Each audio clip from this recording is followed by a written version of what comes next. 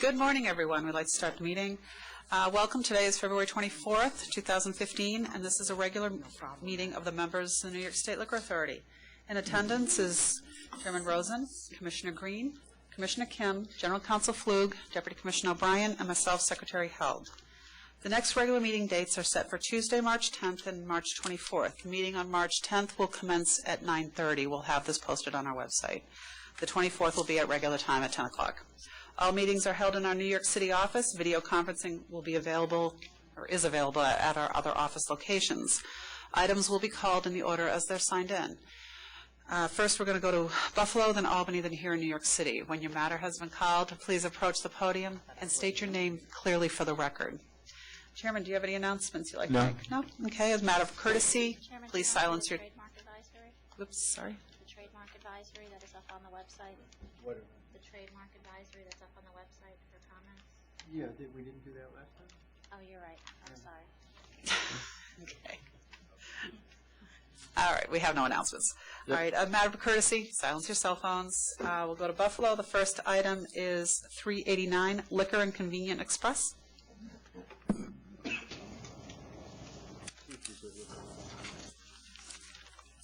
morning, Chairman and Commissioners. My name is Chet. Can we turn up the microphone? We're barely hearing you.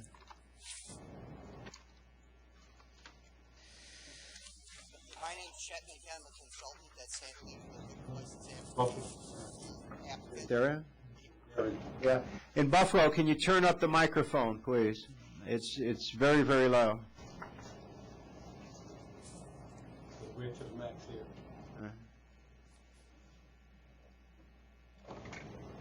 Hello?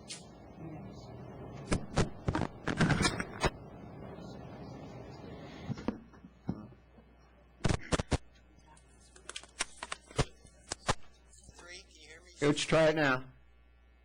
Chairman, my name is Chet McKenna, I'm a consultant that handled the liquor license application for the applicant Liquor and Convenient Express. We can hear you, but just barely, so please speak up as loudly as you can, because there's something wrong with the microphone.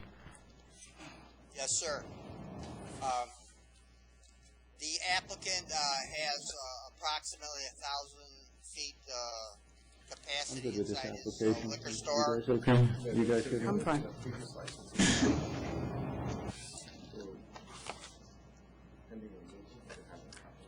Yeah. No, he has a grocery store that's right next door. He still has it. No, we'll get that. Yeah. Okay, I think we're ready to vote then. I approve. Yeah, there are substantial distances between the nearest stores, and they have strong sales, so we approve. Good luck. Thank you. 390 Cunningham Creek Distributors.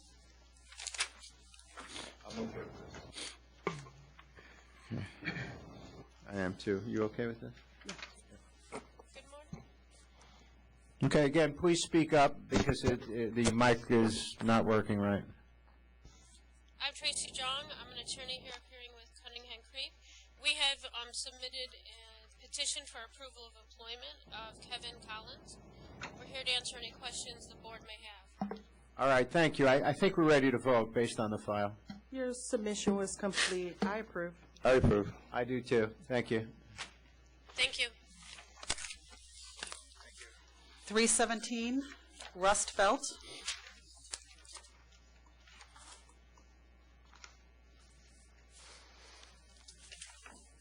Good morning. My name is Jacob Kierkowski. Good morning. My name is Jacob Kierkowski. I'm the attorney for Rust Belt LLC, and we submitted paperwork regarding a mitigation of any fines based on a hearing that we had, and I won't repeat everything that's in there, but we are asking for leniency based on my client's honesty and ability to move forthright in some mistakes that were made in reporting management and unauthorized purchase. All right. Anything? I had a question as it relates to your client's the actual licensee, is he currently here in New York? Yes, he's. Is that the gentleman with you? Yes.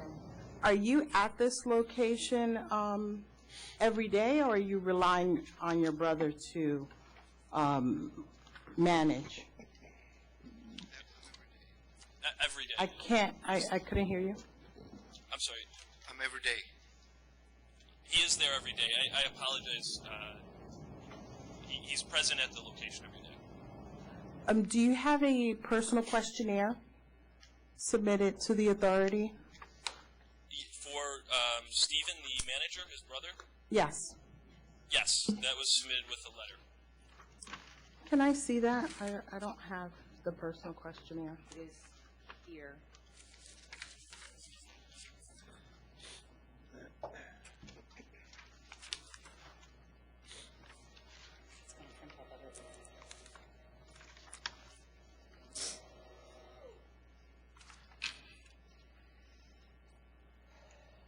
Until I see that, I understand your brother is not on the license. Is he getting a salary as a manager? Or is he getting any benefit from the profits that you're making there? He has not received wages. Now that he's a manager, he will be a W-2 salaried employee. Or hourly, I guess. I don't know if he's been determined yet. So he was working there for free? He was that's correct. The original intent was not that he would be part of the business. He helped Stephen, the brother, who's not present, who's the proposed manager, has been in the United States for 20 years. Both him and Anthony are American citizens. They were born here, but Anthony's spent most of his I life read that Greece. in your submission that the licensee was not here in New York on a regular basis until he applied for a license. One of the charges specifically relates to the availing issue, where the brother is actually running the establishment. He's actually there most of the time. Did the licensee travel outside of the country during the time that he's been licensed here at this location? No, he's been living in Buffalo since then. Him and his brother actually are roommates.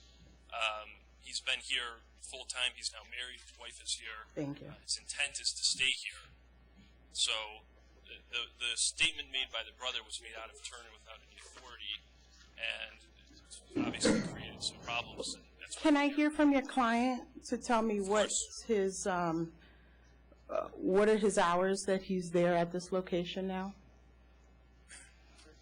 I'm every day at the premises from almost 4 in the afternoon to closing. When do you open? For lunch around 12:30. My brother opens, and then he goes for supper. You said your brother opens? So what time is he there? When does the place open? Around 12:30. So 12:30 p.m. until what's your closing time? Usually it's around 11:30, sometimes 12 midnight. Okay, and your brother has been there pretty much since you've been licensed, since 2013? Yes, that's correct. And how does he get paid? He's not getting paid. He's assisting me. Now Does he that have he's a another manager- job? Oh, let me take a look at the questionnaire. It was actually handed. Oh, so Commissioner Green, so based on the questionnaire, it seems your brother has a misdemeanor for DWI, but there's no certificate of disposition. But is that one of the reasons why he's not on the application? And did he use your name to get the application because he doesn't have a certificate of disposition on this? No, we can submit a certificate of disposition if the board. And is it in fact a misdemeanor DWI charge? I believe that it is. I do not know for sure, but I believe that it is. I mean, I think you understand where our concern is. We have one brother who's spending most of his time in Greece, his other brother who's been here for 20 years, who's basically managing and running the bar, who does have a prior conviction, which we don't know exactly the extent to because we haven't seen any paperwork on it, and we're just trying to get to the bottom of it. And if Stephen is going to be, if your brother is going to be the one primarily managing, and if you're going to be spending your time in Greece, then it should be the other way around with the questionnaire. But I just want to be very clear that Anthony, who's with me, who's the licensee, has been here before the license was applied for and through current, and will remain here. His intent is not to go back to Greece. He has not spent time in Greece at all in the last 2 years? I went last summer for 3 weeks. So for 3 weeks in the last 2 years, he's been in Greece. Otherwise, he's been here in Buffalo. And you have no interest of putting your brother on the license? We certainly could. At this point, we thought a management position was best. The intent was really from the beginning for him never to be involved as much as he has been. But the business has grown and become successful, and he's been a useful resource to Anthony.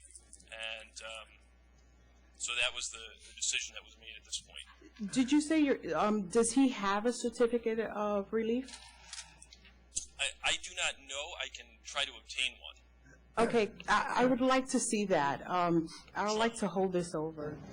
I'd like to see the certificate, and because I don't know the specifics of the charge. Commissioner Green, you mean a certificate of disposition, right? Not the Oh, disposition, because we don't know if it's a felony, right? Okay. Certificate of disposition. Of disposition, and because according to your knowledge, do you know if it was a felony? I don't. I believe that it was a misdemeanor from my conversation with him, but I don't want to say that for sure because I don't know. Okay. I'd like to see that before I render a decision on the penalty. Absolutely. To the next board meeting. Okay, 3:10? Thank you. Thank you. Is there anyone else in Buffalo? Thanks, Michelle. 3:37 in Albany, Uncle Willie's. The Progresso. And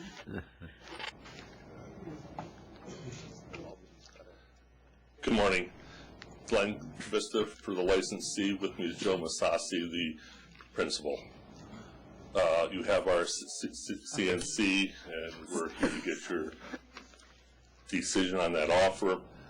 Before you make a decision, I would like to interject a personal note. I have known this gentleman and his family for a long time. Joe is not very savvy on dealing with paperwork and contracts and leases, and he tends to rely very strongly on people that represent him. As far as him doing anything knowingly wrong, he's not that type of individual.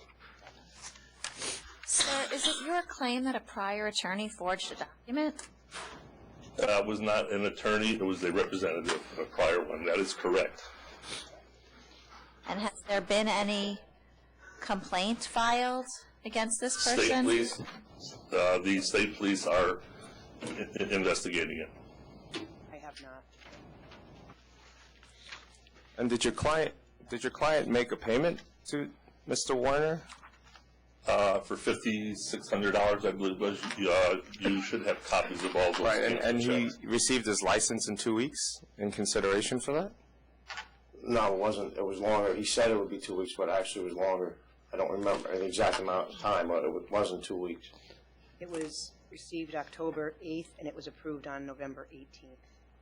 So normal. 6 weeks. Yeah, normal.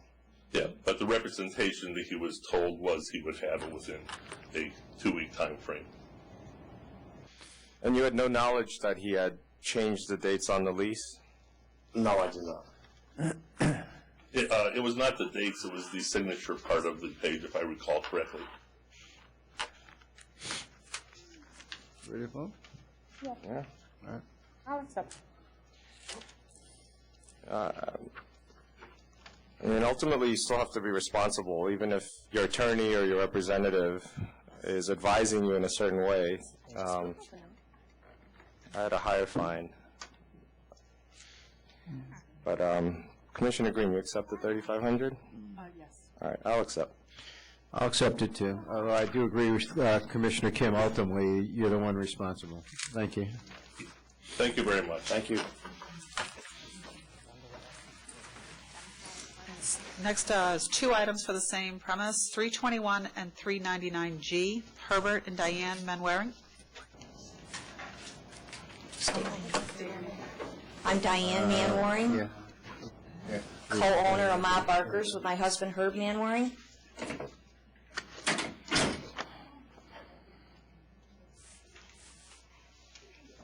Have a statement. I have a small statement I would like to make. All right, go ahead. We've been in business for 37 years and haven't had any trouble until now when we find out that we've been drinking outside the premise of the bar. We haven't been serving anything outside, but we have found out that it's not legal to go outside and sit at the picnic table with our drinks. We are now in compliance with the regulations that you've set on us, and we're just a small little bar. We can only set 30 or 40 people. We've applied for an extension of premise. I don't know what else to say. And do you understand the gambling charge as well? The what? Gambling charge? We don't have a gambling charge. We do?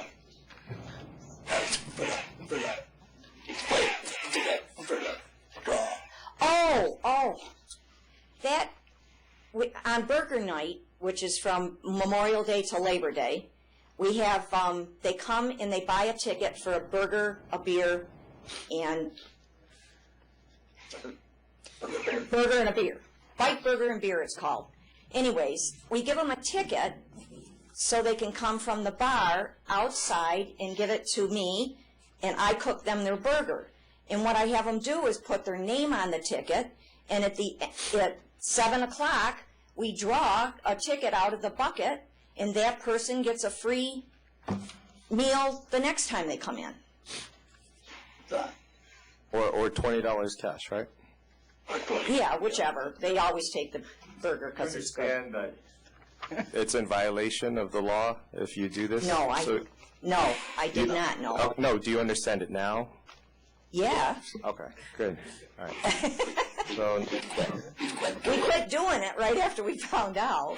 You spoke about the people taking their drinks off the premises as a surprise to you, but you had a similar case in 2012, and you paid a fine for it in 2013 for consumption off the premises, which was, in effect, what happened here. So you did have prior history. You didn't have a spotless record, and now you've committed the same violation.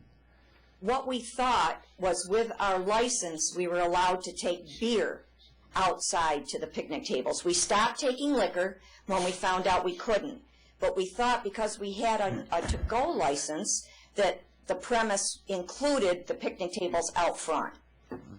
And that's where we got the other violation. It was our stupidity.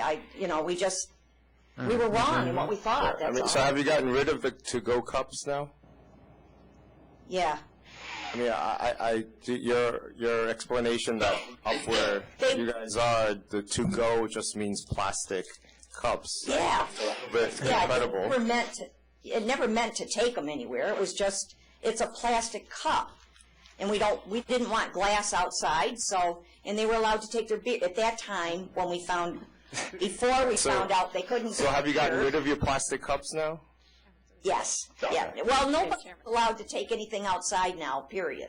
All right. So we still have the plastic cups, but they use them inside instead of a glass. Some people prefer them. I see on 399G, they offer $3,500, and for 321, I'll make it $5,000 for both cases. For both combined? Yes. Okay.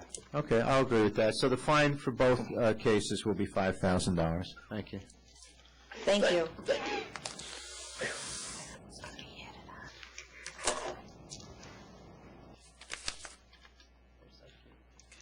Is there anyone else in Albany? I think we didn't. No, we're all set, thank you. Rose? It's the sense I get. 325, The Joy of Wine.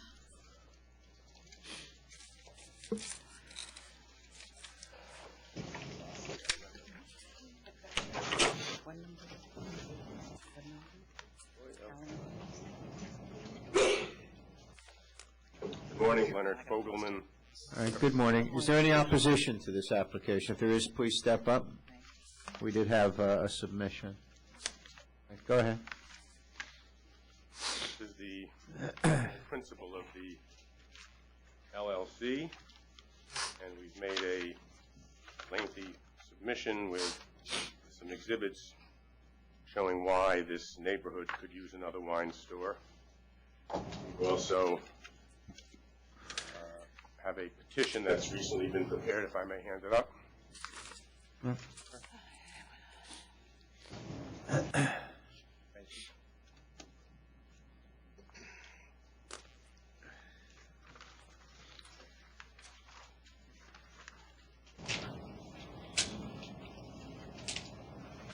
the one store that did write a letter in protest, my clients have made a copy from their website of their wine inventory, and also have given us a given me a copy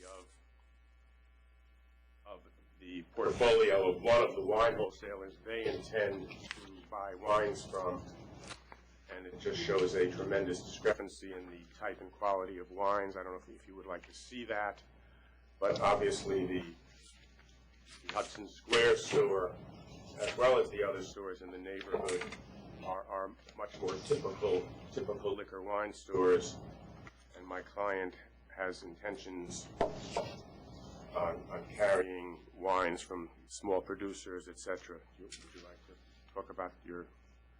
Mr. Fogelman, can you discuss the internet sales as well? Pardon? Can you discuss the internet sales your client intends to do as well? I'll look at the application, see if we said yes or no to that. You did say yes. Maybe in the future. In the future. So we mentioned yes. I don't think she intends on having Right internet now. sales initially. It will take a while for us to prepare. And we were going to work on it with a small. Please speak into the microphone. It's hard to hear you. We were going to work with a small viticultures and biodynamic, organic, this kind of wines. They usually make kind of 4 barrels of wine a year, 4,000 barrels of wine a year, and very, very, very good.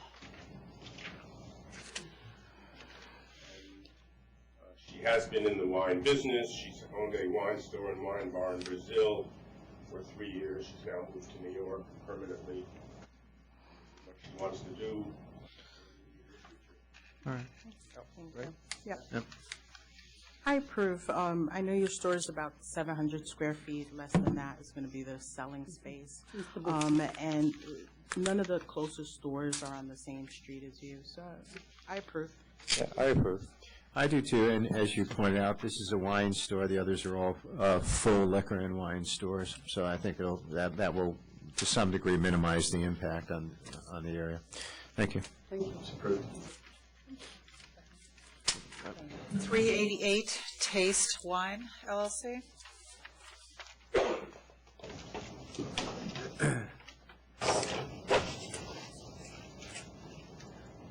Gary Landsman, who is the sole principal of Taste Wine LLC, which is applying for a license at 53rd Avenue in the East Village. Mr. Landsman also has recently taken a petition of about 200. All right. Is there anyone who's opposing this application who's present? Step up, please, if you are. We'll hear from you now.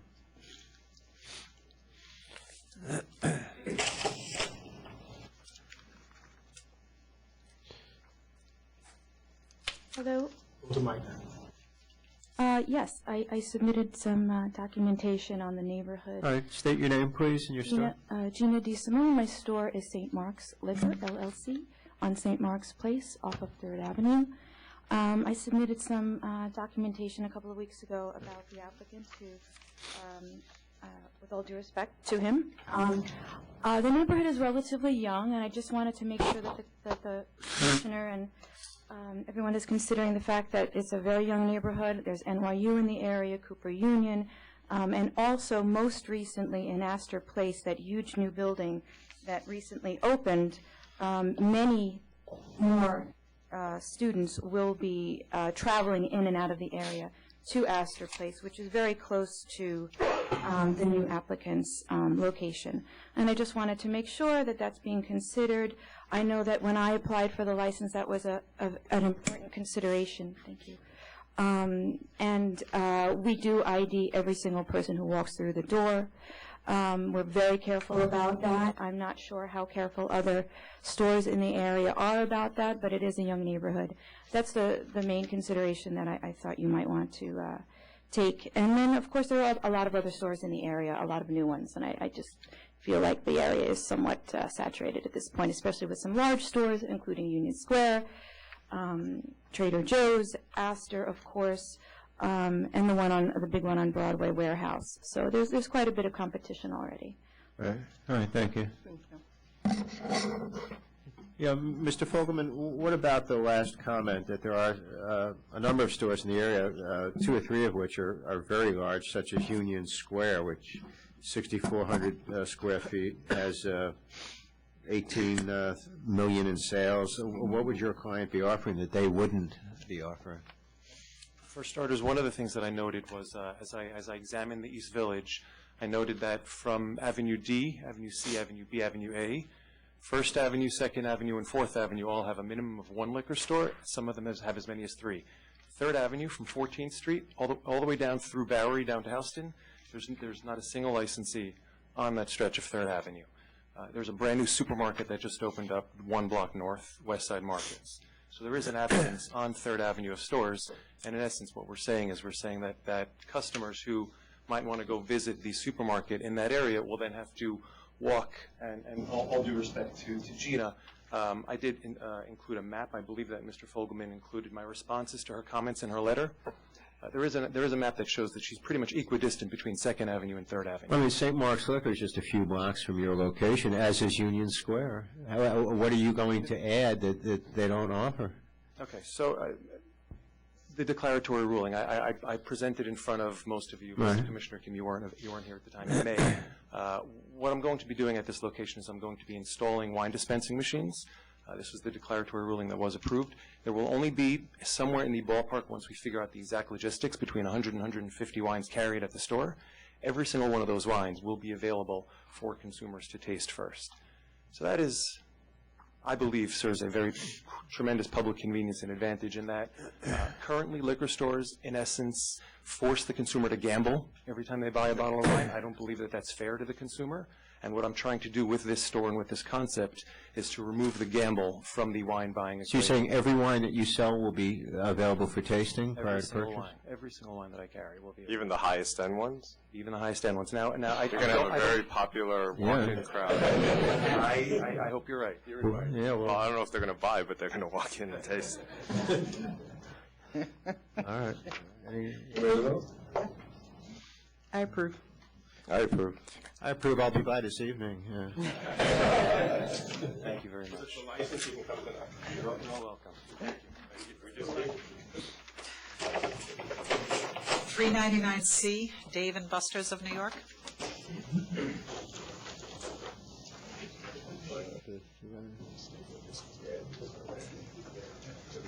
Good morning, Chairman and Commissioners. Teresa Russo on behalf of Dave & Buster's. I'm joined by Jill Valkovich from Dave & Buster's and also Rob Romano and Rob Stewart from Pyramid Corporation. We submitted some supplemental documentation that demonstrates that the percentage rent could never be more than 9.3%, and we respectfully request that the landlord not be required to be a co-licensee on this application. We're all available for any questions that you may have. So I just have actually 2 questions. One, in another location you had a sale to minor. Can you address that? Which location was that? We actually had this conversation earlier today. Rockland County? Rockland County, sale to minors, July 2005, October 2005, and February 2006. My client's not specifically aware of that, but she'd be happy to tell you about the different layers of supervision that they have at the different locations to make sure that this doesn't happen. Sure. Right. In 2006, Dave & Buster's implemented company-wide ServSafe with all employees that touch alcohol. And since then, and like I said, we've had this conversation. I started in November of 2006 and was not aware of those violations. But every employee that touches alcohol in there is ServSafe certified, and every person that is in the front of the house that approaches guests are ServSafe trained. And every 6 months, or excuse me, every month that they do an in-house training questionnaire to make sure that they stay compliant. We also have the BARS program, which is a secret shopper program. So twice a month, we have got folks that come in and make sure that we're IDing where we should. Okay, my only other thought was that this capacity of this place is 1,562. It is a Dave & Buster's, not a nightclub, but the capacity. What is the closing time going to be? Generally at Dave & Buster's, I'm not exactly sure. We have another location in Buffalo that will be closing. I believe they close at midnight, Sunday to Thursday, and 2 a.m. on Friday and Saturday nights. I mean, theoretically, you can rent this place out, right? For parties, private parties? Yes. And it's surrounded by a very large parking lot with no neighbors. It's a huge hall. It's like a big complex. There's no residences there. Okay. All right. Let's vote. I know that mall. I'll be by later. Calm down and just vote. The wine store. I might go to the wine store. All right, ready to vote? Yep. Yeah, that's I approve. I approve. It's approved. Good luck. Thank you.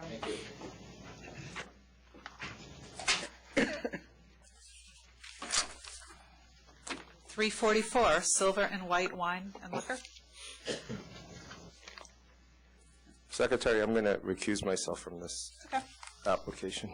I had a whole presentation based on, you probably know this area better than anybody.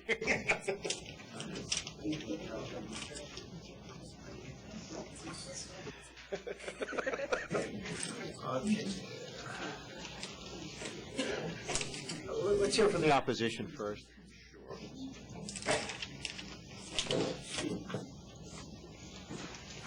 Good morning, Chairman. Good morning, Commissioners. My name is Howard Levine, and I represent Objectants Gramercy Wine Country, Inc. and Gramercy Village Wine and Spirits, Inc. I apologize, I have a little bit of a cold. I submitted written opposition which contains a lot of information, statistical information about the nature and the character of the area. One of them is that there is a decrease in the population of the Gramercy Park area. There's also an issue of a church being within 176 feet, but having discussed the issue with counsel for applicant, I understand that there's been a declaratory ruling. I just would like to confirm that the inspector has acknowledged that there's a furniture store in the basement. That being said, the applicant Gramercy Wine Country, Inc. is 2 blocks from the current applicant, about 500 feet. And the other applicant, Gramercy Village Wine, is also just a couple of blocks away. The area is saturated with liquor stores. I submitted a Google map which shows the board just how many stores there are in this immediate area. The sales of the 2 objectants and the other 2 4 nearest stores are all flat. The rent in the area is astronomical, and basically what would be happening here is one store would be licensed and it would extinguish the other. If the board would permit, I would like the 2 objectants to speak so you could hear about their flat sales and the impact of a new store just 500 feet away would have. All right, just briefly, please. You've already made the point, so very brief. Sure. Thank you, members of the board, for allowing me to speak. My name is also Kevin Kim. And, by the way, that's not why I'm recusing myself, but just to make it clear. I just wanted to make 2 points real quickly. The first is that our store sales have basically flatlined, and it has in no part due to any shortcoming of our store. We offer tastings. We offer education during the tastings. We have a nice store. We have 2,000 SKUs. it's a generally very nice store that our community likes, and I think we've reached a sort of equilibrium between the number of people in the community and number of stores. So that allows for 4 full-time staff plus myself to earn an honest living. The second point is that a store the size of 270 Park Avenue South would have a devastating impact on us. You'd essentially be replacing one store with another, because that would put us out of business, and I don't think that's in the interest of the community. So, thank you. And this is Dan Cho. Good morning. Just want to implement on what Mr. Levin and Mr. Kim mentioned. My name is Dan Namgyu Cho. I represent my family who operates a Gramercy Village Wines in 22nd Street and 3rd Avenue, which is approximately about 1,000 feet from the proposed location.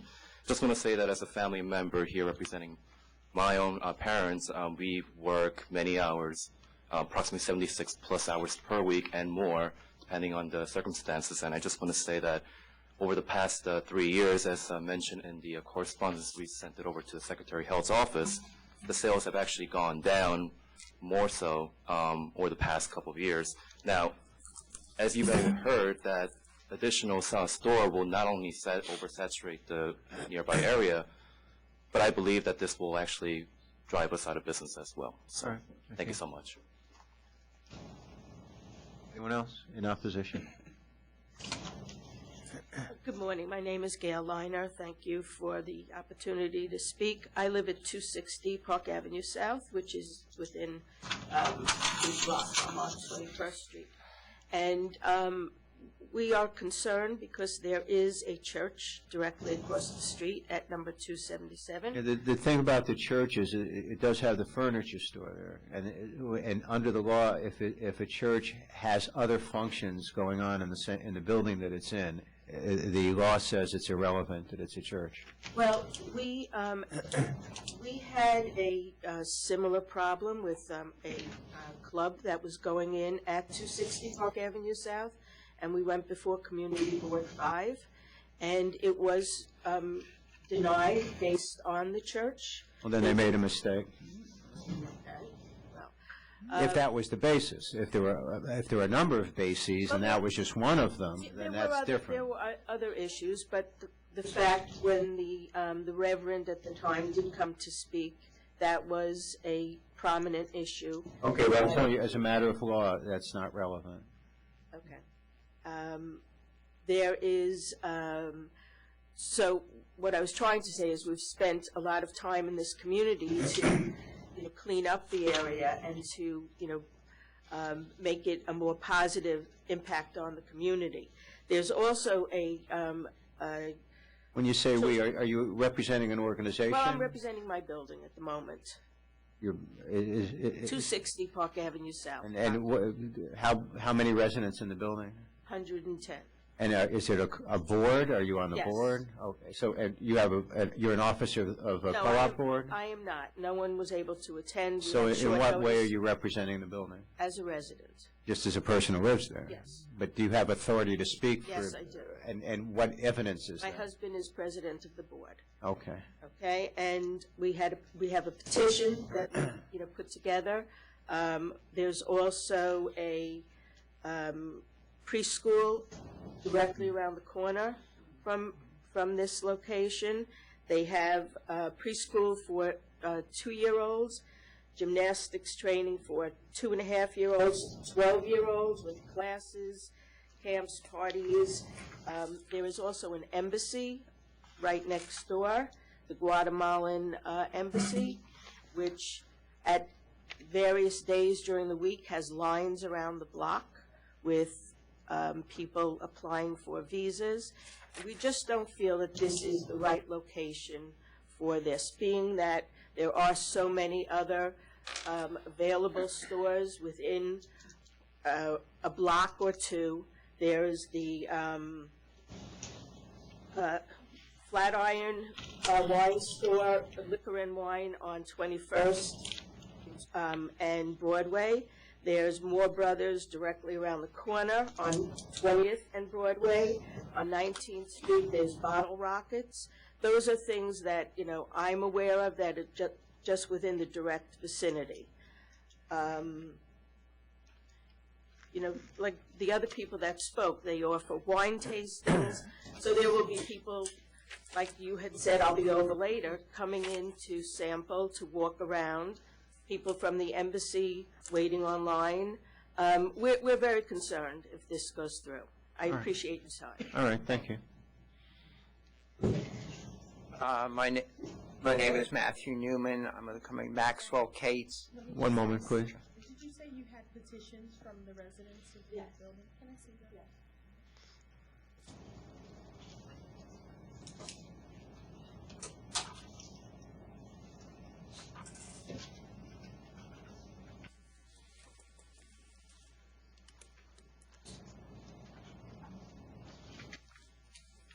Hey, you can just, yeah, no. Thank you.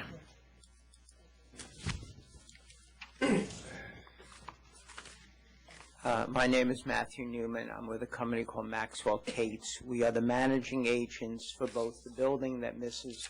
Liner represents, 260 Park Avenue South, and the building across the street, 49 East 21st Street. Both are residential condominiums. The second building has about 75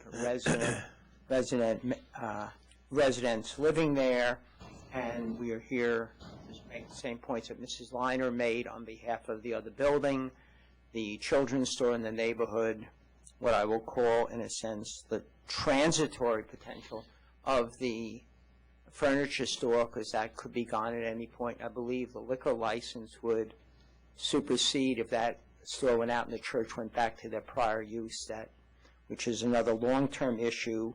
The fact that the neighborhood has spent a great deal of time cleaning up, eliminating other nuisances on the street, including, I believe it was 10, the particular store, and this is now becoming more and more of a residential neighborhood. There are other liquor stores and venues in the neighborhood, and both buildings object strenuously to this. And thank you for your time. All right, thank you. All right, we'll hear from the applicant now.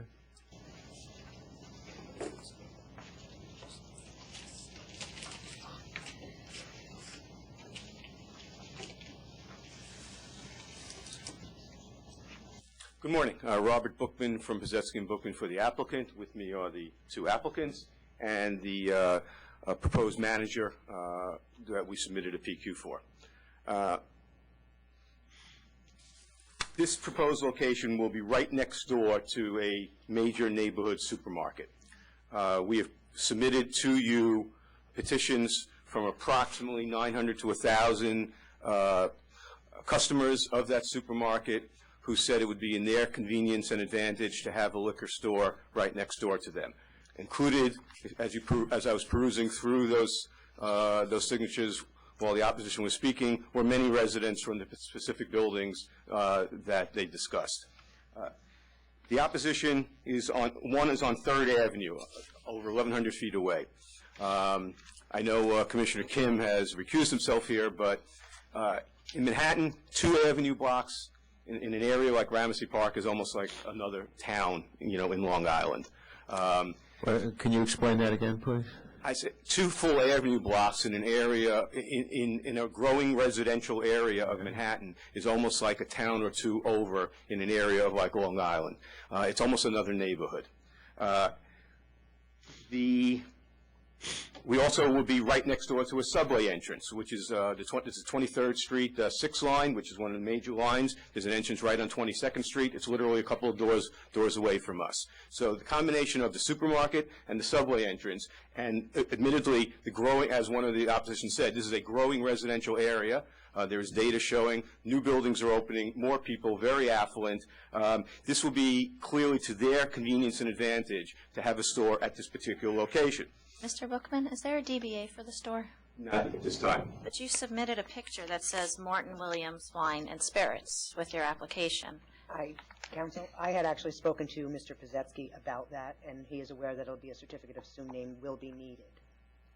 Yeah. Is there an agreement with the other Morton Williams Wines and Spirits to use this name for the store? Is there It's a working trademark name. agreement? Well, it wouldn't be difficult to obtain an agreement as the two applicants are related with family relations with the other one. So And they would properly display that it's the sign that says it's an independent store pursuant to our rules? absolutely, absolutely. Should we even choose to use that name, but they kind of like silver and white right now, as a matter of fact, as both a corporate name and as a DBA. They think it's kind of classy, and it's going to be a very high-end, classy package store.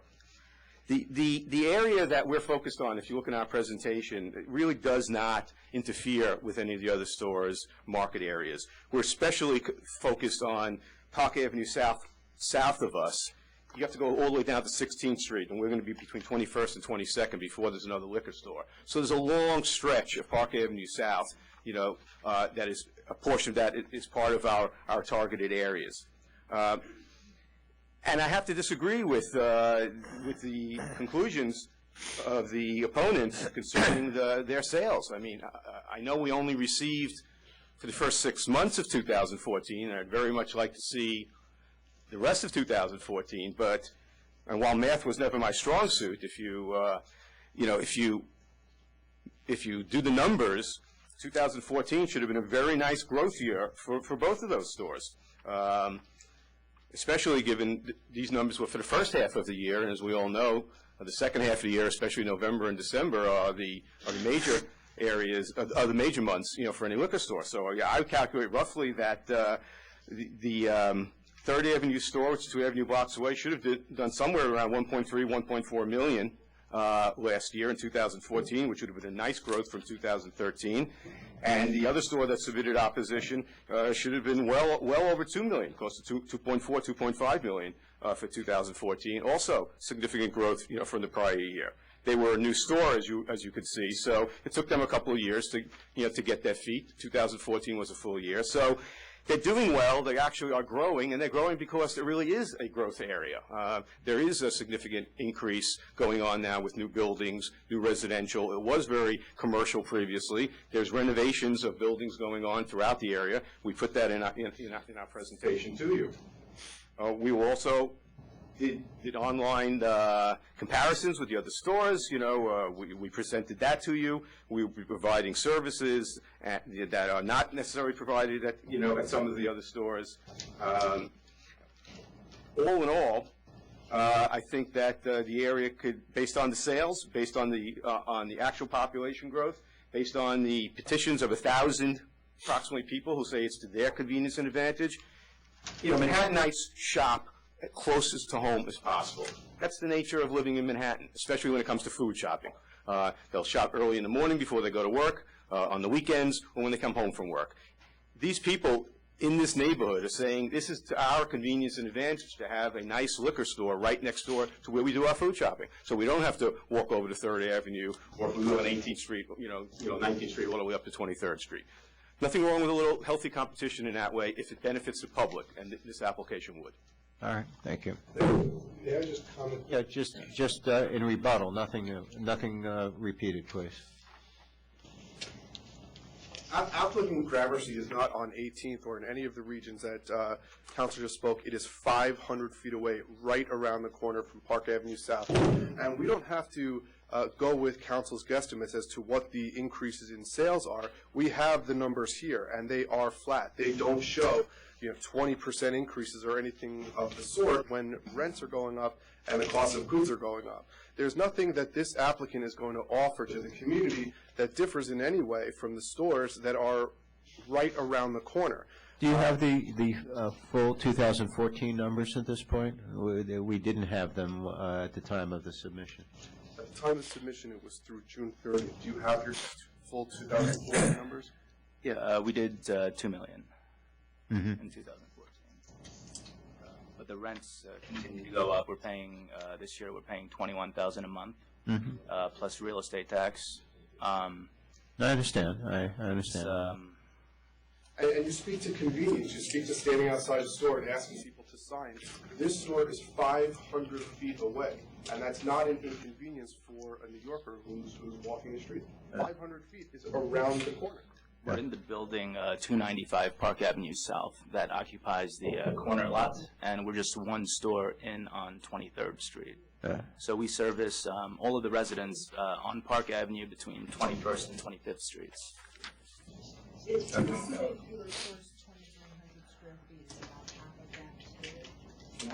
About half of that is storage, and we have a 10-foot storefront.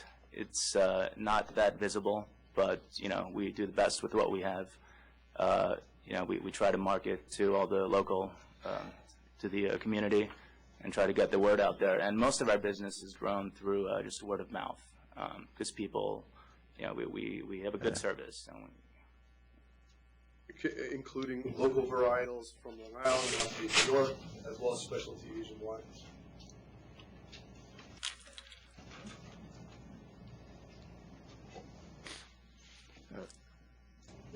Anything else? His $2 million number off the top of the head is growth. That's certainly not flat. That's a couple $100,000 more than the year before, if that's accurate. Probably even a little higher than that. And if you look at our presentation, we do provide we hope to provide, should you approve us, a number of items that he does not sell in his store. Just look.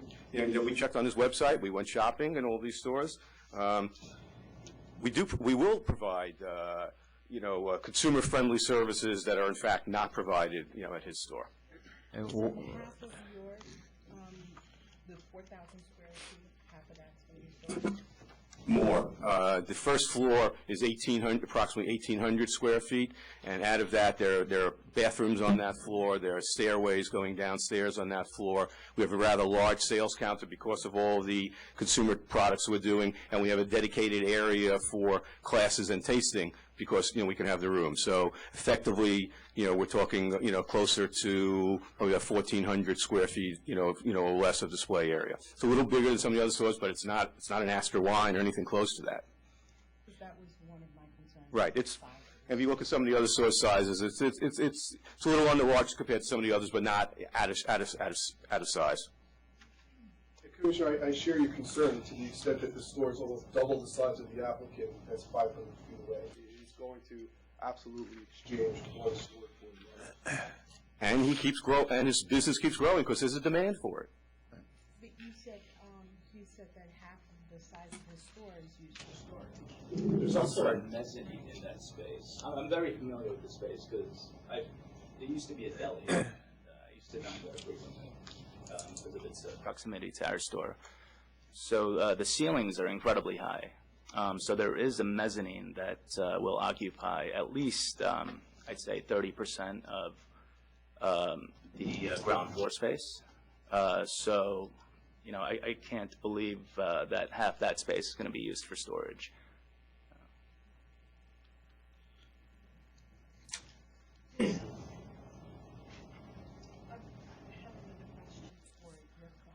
Her husband has a liquor store as well. Yes. Okay. The funding for this store Came in her personal money, absolutely. As a matter of fact, because of that, it's how she got interested in this in the first place. Her son, it's not her husband, her son and her nephew, her husband, opened up the store a couple of years ago, and they've been there, they like it, and she has her own funds, and she chose. I think there's a good business to get into. They have a little bit of experience now, but we felt it was important to hire an on-site manager who is here, who's been in the industry for 30-some-odd years, both from the retail, having managed Astor Wines at one point in his life, on the wholesale end. He's a real expert on operating wine stores. He's going to be the day-to-day manager, while they learn the business, even further. But it's completely independent. Has he had any affiliation with the current Morton Williams No. store? No. Other than before he retired for Southern, they were a client, as most liquor stores were. He sold to them. That's how the connection was made. He had mentioned he's retiring. They said, "Oh, you should speak to my wife. She's looking to open a liquor store. They need a good manager, good experienced manager." I think we provide the full package here for you. Just one brief comment from the objective. I'm very familiar with Morton Wines, and I believe they're also associated with K&D Uptown. And based on the products that those two stores carry, we at Gramercy Wine and Spirits, we carry most of those things, ranging from just, splits of Woodbridge Chardonnay to I don't know, nice Scotch whiskeys, Lagavulin 16. We work with local, Long Island wineries,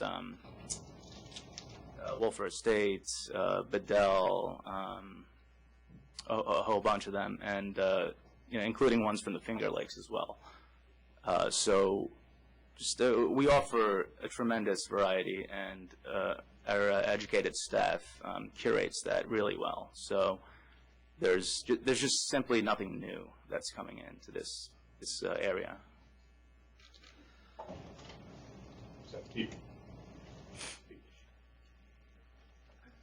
Okay. I think the concern I had was the size of the store. I think it's on par with what's located there. And I think it serves public convenience and advantage. I know the store with a supermarket. Thank you. I agree with Commissioner Green. Thank you.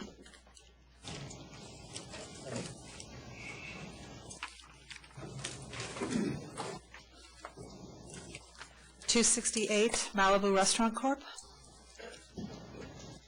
Licensee, Robbie Race, my belief. Sorry. Good morning, Commissioners. This is on for a default, and we're asking for it to be vacated. Mr. Race did put in a not guilty plea and a notice of appearance on December 17th. He faxed it to Alan. We have the fax confirmation. So I guess you want to default on it? Yeah, I have the fax confirmation. Mr. Race's fax machine. It's faxed to the authority. All right, so we'll send it back to council, sorry. No, they are.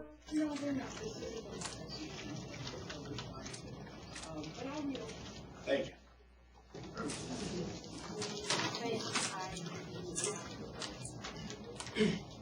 We never received any of that.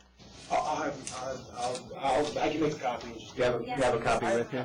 I have Mr. Race's copies. I'll make copies quickly. Because I think this is your second appearance saying Mr. Race sent something that we didn't receive.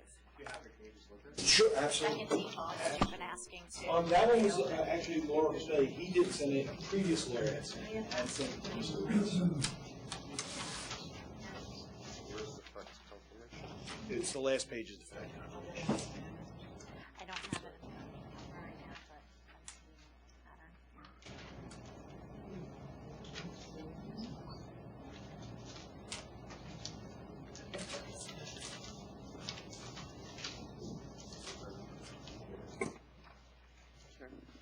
Jackie, is 8316 the password? Yes, it is.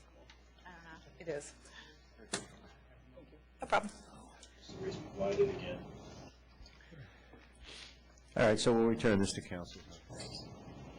372 and 373. It's Baja Lounge. Baja Lounge. Yep. Again, same appearance. Good morning, Commissioners. I'm sorry, John. In mitigation for the sustained charges for Baja Lounge, I'd like to inform the Commissioners that they've actually ceased doing business as a lounge altogether and have become a restaurant. It's now Baja Restaurant. I do have the DBA that was filed with the state. It just that has been filed yet until these charges were resolved with the commission. I believe Mr. Race provided a copy of the DBA to the commission in his letter of controversion. Furthermore, I brought the menus, and they have changed their hours. They are now only open 9 in the morning till 10 p.m. at night. It's no longer a lounge whatsoever. It's a full-service restaurant. So there's no DJ? No DJ, no anything that would be associated with a lounge. It's a full-service restaurant. I'd like to hand up the menus and from the grand opening that shows they've changed their hours. We'll take them. We should get an updated method of operation. Yes, Mr. Race was waiting for this to be resolved before he filed that all with the commission. We also have the DBA filing from the state if the commissioners would like it. You have it, okay. And you state the hours again, because I want to make sure that they're Sure, the hours are from 9 a.m. to 10 p.m. at night. every day, 7 days a week. Yes, 7 days a week.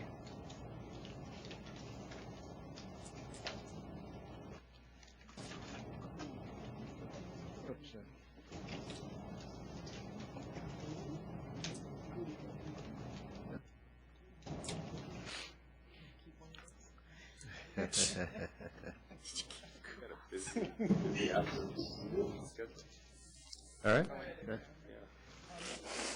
For the second proceeding, those charges were not sustained. I'll dismiss 1 and 2. And for the first proceeding, 3,000. I'm sorry, 3,000? I agree. I agree. Thank you.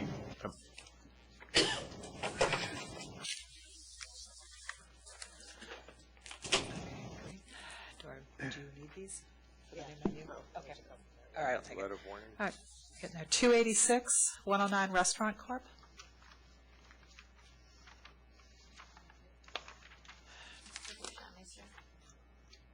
We're good.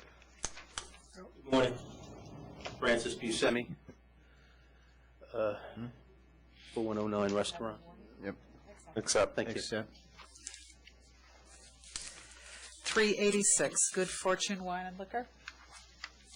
Once again, Francis Buscemi for the applicant. With me today is Ms. Wu. All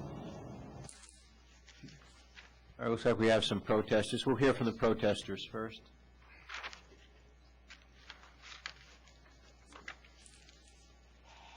Good morning, Robert Strutnick for Palace. You also have representatives here from local liquors, First KBG, Corcho, and RNS. This store is in Washington Heights, which is an area which is going through gentrification, but it's not growing. It's the same building, same population size. You have 4 stores which are within 1,000 feet of this applicant. This applicant's going to have to draw his business from those stores because there's basically nothing to the east of him. The bigger problem I see is that you gave, of the closest licensees, you gave 3 of the approvals in 2013. 2 of them have only been open for 1 year. One of them's been open for about 1.5 years. Both those guys have only been open for 1 holiday season so far, and they're struggling. First KBG, who I don't represent, who is the second closest store, saw his sales since he gave these licenses drop over 20%. Basically, the only thing what he was planning on doing, he is the only what I'll call closed store, bulletproof store. He was planning on opening his store up this spring to try to increase his business again so he could survive. Obviously, if you're going to give another license, I'll say it's a death toll for him whether he opens it or not. I don't see that there's a need in the community for an additional liquor store. Again, it's a community which is not growing, and you already have 4 stores within 1,000 feet of this applicant, 3 new stores that have 2 of them have been open for just 1 year, and the 3rd one has been open slightly over a year. Thank you. I don't know if they want to speak or not. Yes. Morning. Carlos Rivera, representing Corcho Wine and Liquors. Our store has been open only for a year now. And as many experts says, it usually takes about 5 years in order to see the fruits of your investment. But with this economy now, it's making it real tough. And it seems that in each block there's another liquor store. The area is very saturated. And now with another proposed liquor store, I believe we will have to close. Now our store is an open floor plan. We adequately serve the neighborhood. We have different types of wine and spirits. We also deliver. We made a delivery service, which we get a lot of our clients from the proposed area also. Those are our clients. If there's a license is granted, we're definitely going to lose those clients. Our sales right now is very, very poor because, as everybody knows, the economy is not doing well. I oppose strongly about this license. I understand everybody has to make a living. They're trying to make an investment. They're also trying to make a living, but the location that they chose is not the right location. Because it's going to affect us. It is also going to affect themselves also, because now we have to split the customer in that area. Thank you. Good morning. My name is Carlos Valenzuela. I'm representing R&S Liquor Store, 188 Audubon Avenue, New York, New York. Basically, this is my 2nd year in business, and this is basically also my 2nd trip to in front of you, discussing the possibility of another licensee coming in. Before, it used to be a location that was trying to open 500 feet from me. Now, basically, this location will be 1,000 feet to be exact. Basically, even though this is a business that we're talking about here today, but the truth is that behind every business is a family. and I'm pretty sure that the licensee also has a family as well. So we're just basically trying to survive in this business, and the sales from us from last year to now is basically flat. It hasn't increased at all. So we're just asking you to take in consideration that we basically been in business a couple of months, say, and this is another applicant coming, basically 4 blocks from our location. Thank you.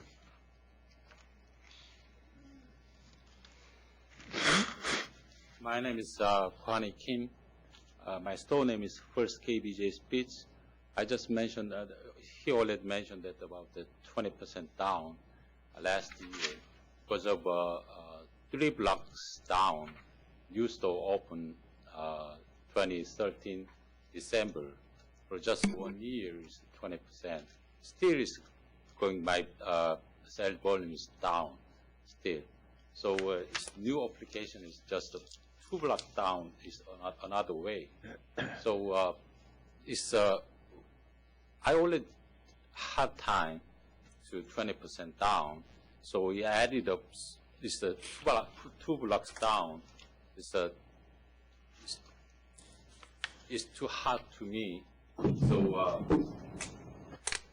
that's the point in Thank you. All right, we'll hear from the applicant. All right, again, I mean, to cut to the quick here, just to start off, I believe that this location is a good location, is better than the other locations as far as serving public convenience and advantage. It's located on St. Nicholas Avenue between 177th and 178th Street. I submitted to you, it was submitted with the application, but I also submitted you with my letter in support and the map. And I would ask you to take a look at the map to give you a realistic view of the location of the 4 closest liquor stores in relation to the applicant. First of all, I do not have Palace as one of the 4 closest stores. I did measurement via the closest, not the Lamp straight line distances, but the closest walking or driving distances. So I have Palace comes in as the 5th store. None of the 4 closest liquor stores are located on the same avenue. St. Nicholas Avenue is a main thoroughfare having 2 driving lanes in 2 in each direction. You've got the closest liquor store, which is First KBJ Spirits, which is 900 feet away, 898 feet away, located on Broadway, and that's a bulletproof store. You also have 188 Audubon Avenue store, which is also a bulletproof store. The closest stores located on St. Nicholas Avenue are a substantial distance away. You have Columbia Wines Company store located, and that's where St. Nicholas intersects with Broadway. And then the other store going in the other direction is located over on 185th Street. So they're a good distance away. Now, right where we are is a main shopping hub, food shopping hub for the neighborhood. And we are surrounded by 4 large 32-story residential apartment buildings. It's a complex. Right on 177th, I believe it's 177th Street or 178th Street, right off St. Nicholas Avenue, running on both sides. 2, I believe, are on one side of St. Nicholas Avenue, 2 on the other side. We also have, directly across the street from us on the same block, we have a retail fish market store, as well as another store which is a retail meat market grocery store. Right on our side of the block, we have another grocery store and a pharmacy right on our block. Right on the corner that would be the corner of 177th Street and St. Nicholas, so right on the corner diagonal to us, is another grocery store. You go to 176th Street and you have a Bravo supermarket, and you go to 175th Street in St. Nicholas and you have a Seatown supermarket. 2 large supermarkets. I gave you the photographs of them as well as the residential apartments that we are surrounded by. So St. Nicholas is a main shopping thoroughfare. It's lined by retail, where we are is lined by retail stores with residential apartments above them. The closest liquor, the KBJ store, I'm sorry, it's been in existence for, like, I think their opposition letter indicates 14 years, and it's doing $1.2 million. I disagree with the fact that the area isn't growing. It is gentrifying, and there has been a population increase in both population and households and I presented you that information, which goes within a quarter-mile radius of the applicant. You've got the median age in the area of 36 years old. Over 95% of housing is retail units, which shows that it's a densely populated area. We will be giving wine tastings. Would be wine tastings if approved on Fridays and Saturdays. Would be held every week, as well as a point reward program for shoppers. And again, we intend to draw. It's a large residential population right there. We will be an open store, as opposed to the two of the four closest stores, which are bulletproof stores. We just feel that we will better serve the public in this particular area, and there's a need right along St. Nicholas Avenue where no liquor store exists. Mr. Buscemi, your client commutes from Queens to the Poconos every day? I don't know that it's every day. She's a dealer, card dealer. Yes, she's a card dealer. And that's who she'd like to give that up. It is. Well, how many days a week will she be doing that? She doesn't want to do that. She wants to leave. She works at a Poconos casino. She wants to leave that for this venture, so to she would open up quit this that. business. And she'll be the full-time manager at this location. Okay. Yeah, Mr. Levine.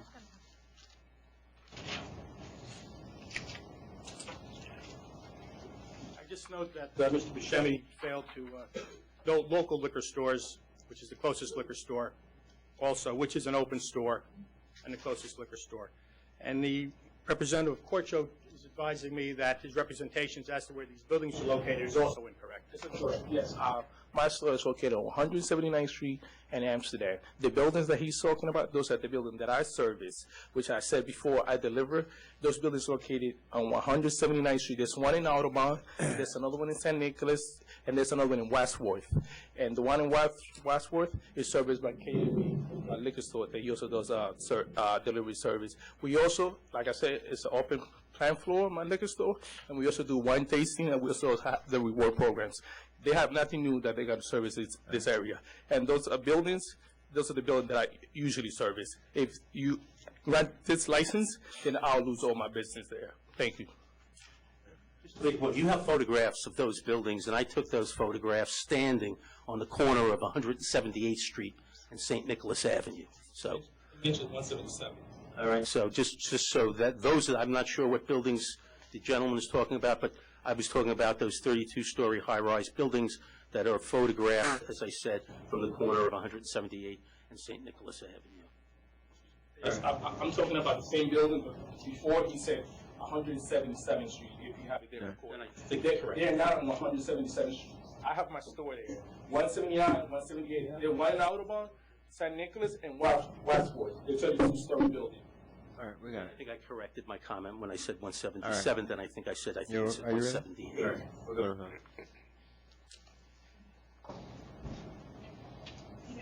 In this area, since we have 5 of the closest liquor stores. And out of those 3, they've been, I believe 3 of the 5 were licensed in 2013. And they were licensed December of 2013. And one was August. I agree, they've been operating for a year, maybe like 14 months. And it's really, at this time, to approve another liquor store without knowing the extent of the operation that's actually existing, if there's a market for it. I know that the area is growing. They've been including a lot of restaurants, a lot of businesses have come to the area. But at this moment, to approve another liquor store, saturated. Commissioner, just on your comment, I mean, I have the closest liquor store, which has been in existence for many years. That's at 4189. That's a Bulletproof store. Correct. Then I have Global Liquors, that's 432 Broadway. That's been licensed since like 2010. Yes, Pork Chat has been licensed December 9th, 2013. That's 2402 Amsterdam. Right. Palace Wines and Liquors licensed December 18th, 2013, 4131 Broadway. R&S Liquors licensed August 2013. And that was A&T. Right, 188 Audubon was a liquor store prior to that.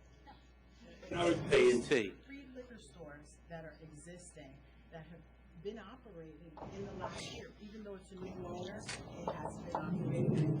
Right. And Palace is not even one of the 4 closest. Yes, it is. They're not bringing anything new. These are open stores. The other 2 you did mention are Bulletproof. Right. But they actually have a store that, 3 stores that are existing that are not Bulletproof stores. This applicant would have such a bigger, almost double size of the existing stores. The only one that's large is almost comparable is the Butcher, which is 1,000. Which is 1,000, we're 1,080. Total. Double the size of the other one. Well, it's also to serve the public in an open, in a nice open environment where the neighborhood can shop. I agree with Commissioner Green. I agree too. Thank you. It's denied. Have a good day.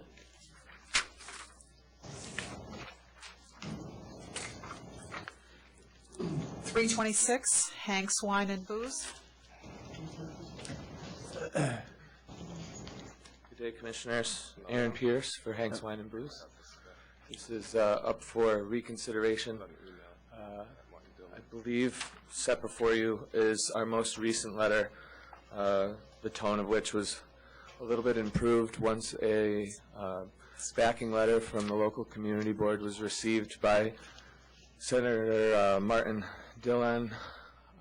He rewrote his initial recommendation to reword it a little bit more strongly, saying that Hank's Wine and Booze, after careful deliberation and great consideration, whether the establishment fits the surrounding community, would be a welcome change located in a very viable destination.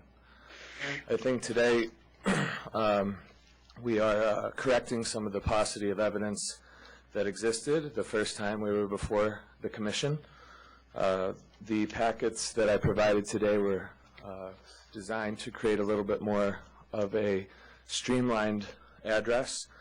The first 2 pages are community and 18th District's senatorial letters of recommendation.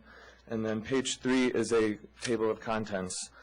The way that it was organized was to basically address each point from the initial denial letter. And I think we've managed to do that with some success. If I may, the first point was lack of experience with the proprietors who are here with me today. They've been part of the community for a decade. They have gone proactively, been certified by the ATAP program for alcohol awareness. Their business acumen is unarguable. They've been entrepreneurs and business people in the area for many years. As far as proximity report exists, the proximity report, as mentioned in our package here, does not reflect actual walking distances. The actual walking distances show that there are only 3, not 5 locations within a half a mile of Hank's Wine and Booze, or the intended store, 1101 Broadway. Other comparable neighbors have a far higher density of liquor stores. In Bed-Stuy, 8 stores exist within less than 1,500 feet of each other, and in Crown Heights, 5 within under 1,300 square feet. And then as far as the demographics, that was really an issue the first time that we came before the board.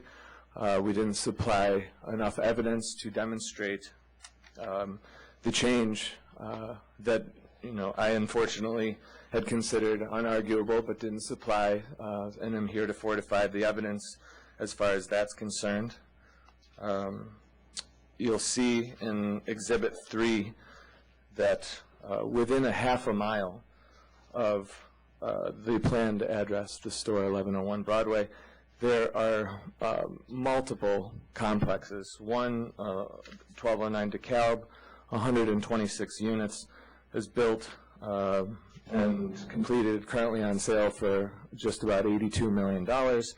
And in general, to spare the time and energy of the board, of the commission, there's over 1,000 new units under construction currently within just a half mile of this store. The senator of the 18th district and Community Board 4 are fully behind this. Also, very importantly, the store offers an enormous advantage and convenience to the neighborhood. It will be the only area open store. The others listed within any real proximity of 1101 Broadway are all bulletproof. We've supplied additional photography demonstrating the same. And as far as the products being offered, it's not slightly different. It's in a wholesale category of difference as far as the product supply. We're dealing with literally dozens and dozens of local distilleries, state breweries, local and state wineries. The vast majority, I would argue 95% or more, that are not offered in the neighborhood as it stands. I believe as far as uniqueness, it's an extensive selection. Just specifically locally, there's 3 brands from Brooklyn, 12 from Long Island, 13 from the Finger Lakes. 10 as far as liquor, 10 brands from Brooklyn, 3 from upstate New York, 16 small batch distilleries in the United States. And also today we've approached the commission with support from the locals. We have signatures, over 200 signatures. Granted, it's a little bit difficult to stand out in the cold given the brutal weather of the past month or two, but nonetheless, I think given both the Community Board 4, if anyone is familiar with both Senator Martin Dillon and the head of Community Board 4, Nadine Whitted, they do not advocate for alcohol unless it's really, truly to the advantage of the community around them. They don't like to put their names on this sort of thing unless they really feel that it is a welcome change and a true advantage. I understand that there are some opponents to the application, and they can address what they may, but based on the evidence before you, and we obviously submitted an almost unwieldy package of evidence that I wanted to streamline with this today, but given the location, the change in demographic, the uniqueness of the store, and the approval of the authorities of the local community and the backing, I would argue that this is very much to the advantage and convenience of the community. All right, thank you. We'll hear from the applicant. Good morning. I'm Glenn Wright. With me is the owner of Second Liquors and his daughter. I would submit that, as admirable it is that they cleaned up their application and, corrected a lot of the inaccuracies in the original application, that they're back. But I still submit that there's no additional information. I know this is an extremely unusual request, but to piggyback on what counsel for the applicant just indicated, this is an unwieldy package.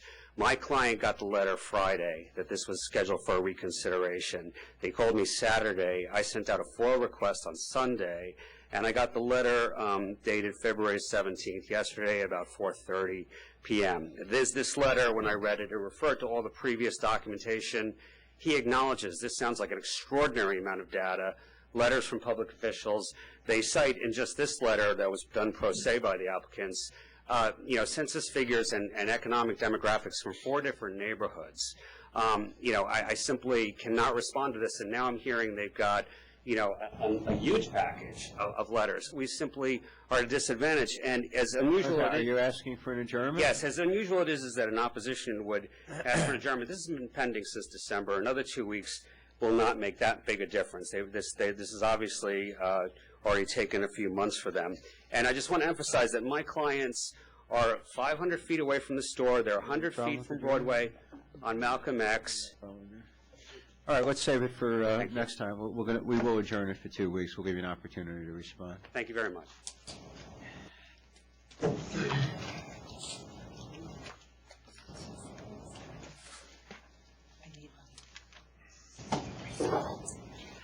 $385, KSN Discount Liquor. We not have that one? I never want to see that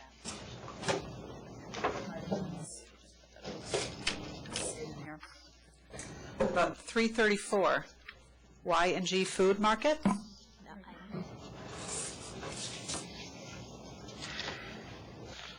Good morning. Good morning. My name is Raul Gisbert. I'm the son of Raul Gisbert, the owner of Y&G Food Market, who couldn't make it due to other events he had to attend to. It's an 80-year-old parent. We pleaded a no contest to this. We were guilty of having the sign with a different name. We've been in business for 40 years. We did this 35 years ago. Letter of warning. So have you fixed it? You were going to file We're gonna take care of that within the next 30 days. I really didn't know how to go about it, but I was instructed today on how to go about this. Does he know how to do it now? Yeah. Okay, that's fine. It'll be a letter of warning if you get it in within the next 30 days. Okay, thank you so much. $387, Aura Bar and Lounge. 387? $387.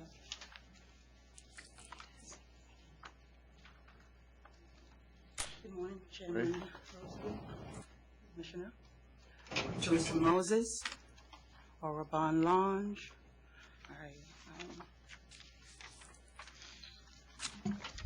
Come before you. So you ended up purchasing this business Yes. without knowing anything about the prior history? No, I did not. It seemed like a great opportunity, and I had a vision, and my vision was to have a lounge, have a place where I can have brunch, service the community, have an intimate place. It's a small place, and it was presented to me as clean. Invested a lot of money in, put in state-of-the-art security, remodeling, put in beautiful furniture, TVs, the bar, the whole bit. And in research, when we went to do the transfer, is when this came out, because it was presented as a clean license. And then we went to the community board, but I didn't get to speak to them because the night they were supposed to start at 8, and we were waiting an hour earlier, so there was a miss. And when I called to find out, they said that they had voted no, based on the prior history of the prior business, and didn't give me an opportunity to sort of demonstrate my. And you understand the concerns with the prior history? Sometimes a venue gets a reputation and will attract similar crowds. Yeah, so what I did was engage the community. I sent out on Valentine's Day a meet and greet, inviting them to meet me, see the, sample the menu, have something free to drink, and just sort of get to know me and hear what my goal and proposal is for the place, because since finding out their concern. I also have plans on going to their third meeting tonight, scheduled, and being able to meet the community board once a month, and also attend precinct meetings once a month, just to make sure that I sort of engage them and show them that I am going to do everything I can, including security, that I would look to hire. And have you reached out to the residences that are right next to you?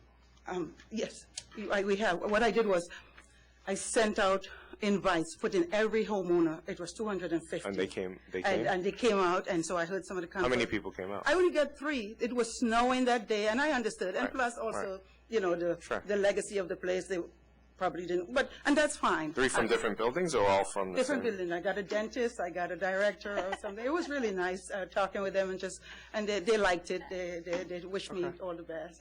Yeah. Yeah. I plan to operate on the weekends because I want to, Friday into Saturday, Sunday, because I want to offer brunch as well to folks that go to church until, so closing at 4 is the mandatory, and the weekends, and then in night during the week, 2 o'clock. You didn't submit a brunch menu. The Oh, menu yeah, that you the menu- submitted is wings and fish Yeah. cakes and chicken I'm still tenders. working on gathering that, because that's the idea I have once I've gotten past it. So I was a little Do you have a crestfallen. chef? Yes, I do. I have a chef. That's why I give them a tasting when they came on. And they So ordered was it what they- tasting of the brunch foods, or? The tasting was listed, was wings and fries. I give them, and then we want to come up with something. So I took, feedback from the folks who were there. It was good, positive feedback. And they explained to me, based on the previous history, a lot of folks made, and I said, okay, I want to come to the meeting, I want to introduce myself, and so they get to see I'm a woman of a certain age. So it's not going to be, the audience I'm going for is they have a place that they can come and socialize, have something to eat, they watch TV, sit at a bar, maybe mingle with someone. It's a small intimate. And how did you get to meet the previous owner?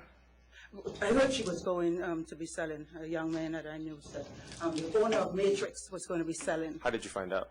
Yeah, mutual friend. I'm in the business. So I said, okay, can I, Did you say you're going to the community board this evening? Oh, no, the civic group, they don't have I heard about it, so I want to go in there and introduce myself. I know I'm going into the Lions Den, but I'm all right with that, just to talk with them and introduce myself. The one time you just stated that you went to the community board and you did not. I didn't get an opportunity to speak, yeah. But have you had any correspondence with them about what you're planning to have there? Because what we received was a letter complaining Yeah, I got it. the prior licensee, and there was noise, there Yeah, was, yeah. underage sales that took place yeah. there. They've been alleged to some shootings that have taken place. So they're really concerned about their quality of life. Yeah, and I understand that. And so my plan is to get back to them. In the meantime, I was just, focused on getting this appeal, getting this to the next meeting on their board. I'll be there. I didn't get to talk to them. No, I didn't. I know it's monthly. I don't know. I plan on going online and finding out. All I have to do is Google Community Board 18 and find out the date and go introduce myself. That's where my concern is, because the community board already said they weren't in favor of this license, and I think you should present to them what your plans are. Because it's very similar to the method of operation of what was there. It's a bar. It's going to be a bar. I mean, you plan to have a lounge with brunch, Yeah. but the hours concern me as well. Yeah, we can So already. I think if you can curtail your hours. I can. And maybe, they would be a little more in favor, maybe. I'm looking for win-win situations, so I absolutely plan on attending their meetings and getting them to know what my plan is. Yeah, I'd like to do that. She's looked good. I'm trying to see if I can find it on the website.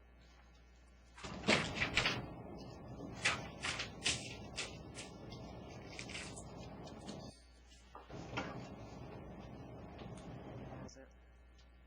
Do we have it listed as to when the next meeting is?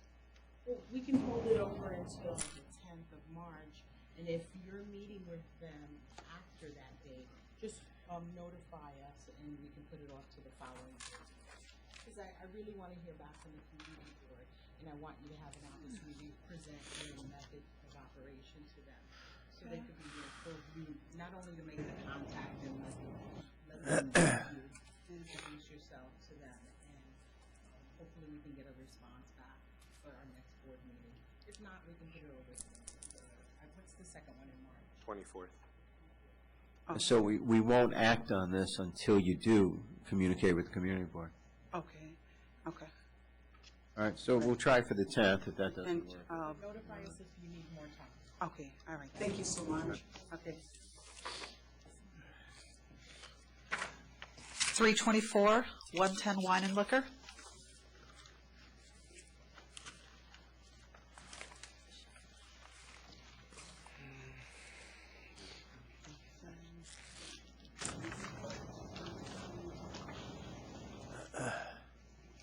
Good morning, everybody. Morning. My name is Narinder Kaur. I am the president of the 110 and Wine and Liquor. I would like to apply the license, which I had been done, and today I'm here because I have a court date. So, All right, and who's with you? and my representative. My name is Mario Kushveda. I'm the authorized rep right here. Let me speak here. Should we get that position first, or? No, we'll ask for the opposition. I just want to know who's here.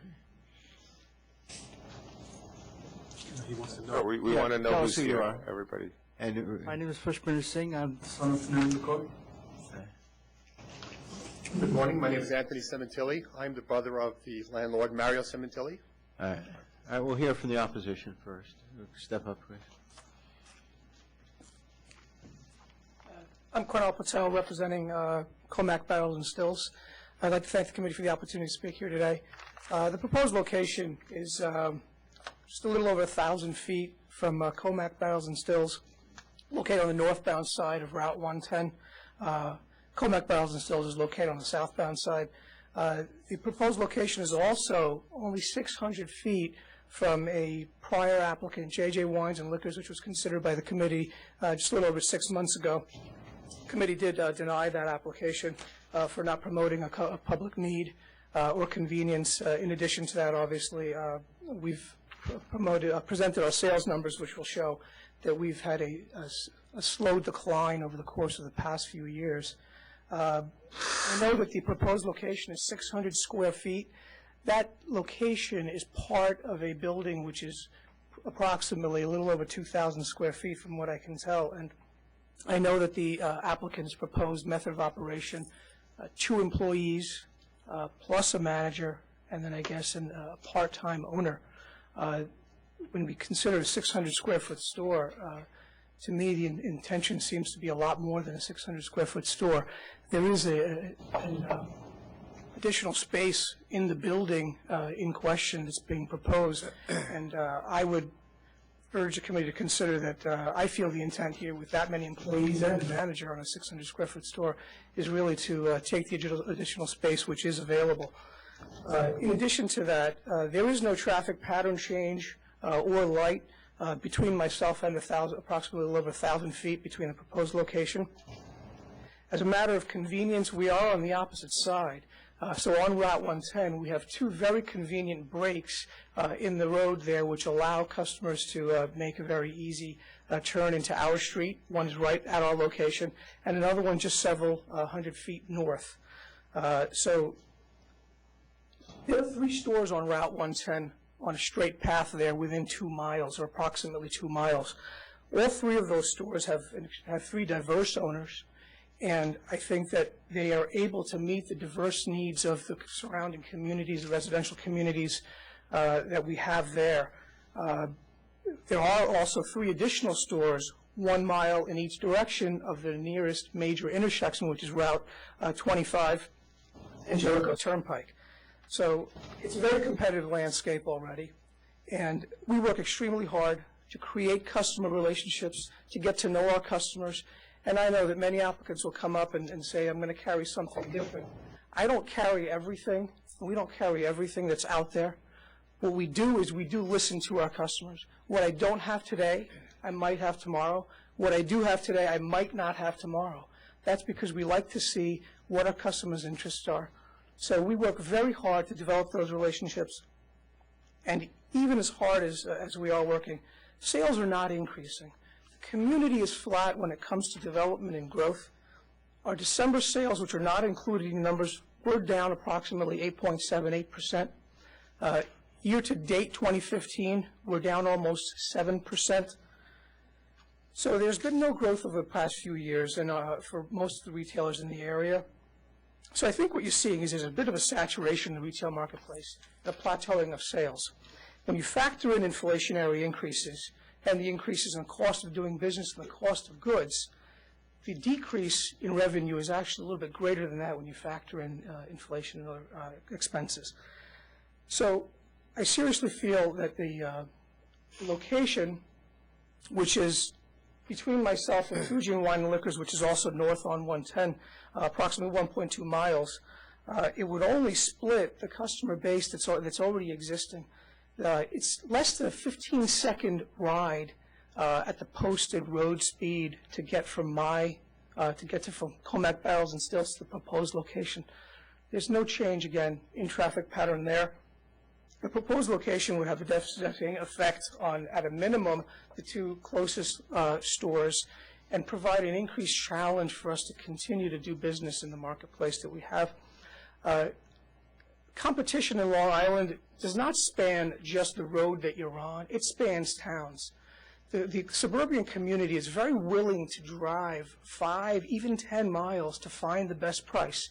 That said, there are several large liquor stores which we find the need to, and we do a very good job, at least I can speak for Comac Barrels and Stills, of being very, very competitive. So we're already competing with not just liquor stores in our area, but also liquor stores that are in towns adjacent to us.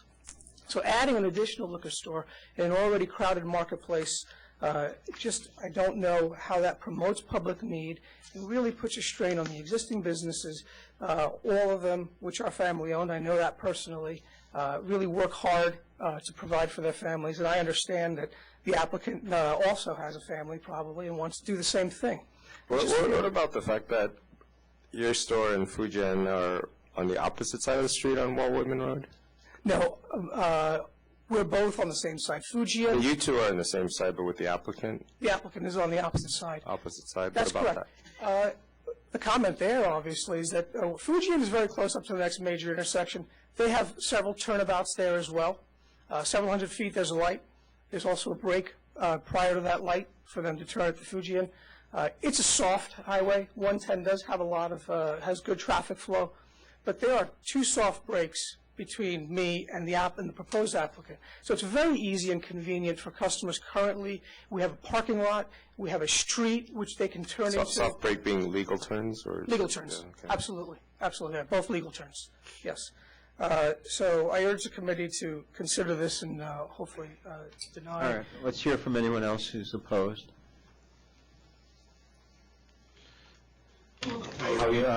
My store is Fujian Liquor Plaza. My store is second close. So right now we don't need any new store in this area. We just need more business to cover everything because everything in the increase. Thank you. All right. Anyone else?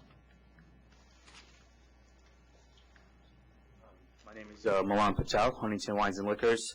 My store is about 2 miles on Jericho Turnpike, and as Cornell said, from Comac Barrels and Stills, we have about, in 3.5 miles, about 15 stores, existing stores. On my opposite side, 2 new stores within the last year and a half that were granted licenses as well. So I think there's plenty of stores to cover everybody's needs. Not sure if there's anything new in the market that the proposed applicant could bring to the area. Thank you. Anyone else? Good morning. Ken Babby, West Hills Wines and Liquors. I'm the 5th closest store. I'm approximately 1.5 miles on the same side of the street, on the same road, where the road turns. The road goes from Route 110, turns into New York Avenue. What's the name of your store? West Hills Wines and Liquors. I don't have it. Can you give us the address? I'd like to, if you can see how far our show us. No, about 1.5 miles, I believe. What's your address? What's your 1720 New York Avenue, 1720 York Avenue? Huntington Station. What's the zip code? 11746. I'd like to. 1720 York Avenue. 2.1 miles. Go ahead. Oh, I'm sorry. I'm here to say this community has not grown. It's actually been shrinking. My sales since 2010 have gone down every year through no fault of my own, I hope. Yeah. And there's a saturation of liquor stores in the area. As the town of Huntington has, I believe, sent a letter indicated. Thank you. I know that earlier one of the New York City Manhattan applicants had suggested that 2 city blocks is equal to 2 towns in Long Island. If that's the case, then we're looking at just over 1,000 feet. That would be like me being in Manhattan and someone opening up directly next door. All right. Chairman, just so you know, the one that was.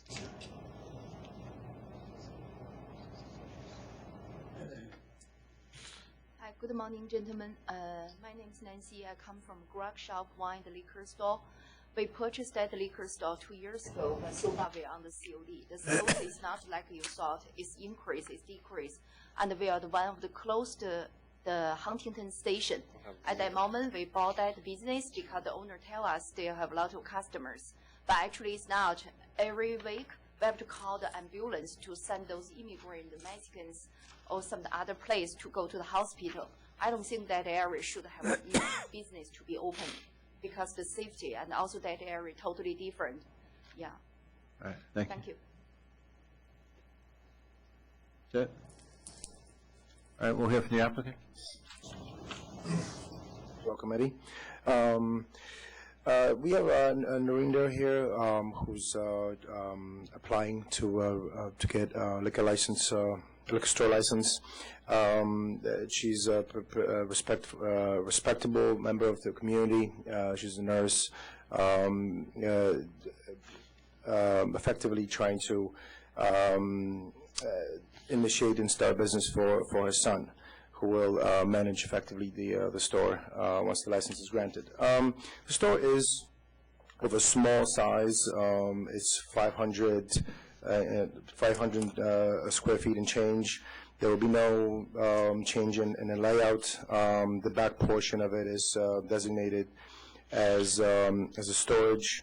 In addition to the comments made by opposition, the store is located on the northbound side of the Route 110. There is reported more than 100,000 vehicles traveling on that side of the highway. In addition to that, the building was vacant for, it has been mostly vacant for about 5 years now, with the exception of the store that's going in there right now. There was a deli that also went out of business, was there for a year. I have 80 signatures in the support from the media community that the applicant managed to gather.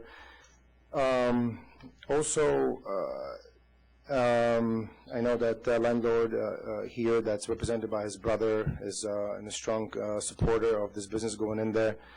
There is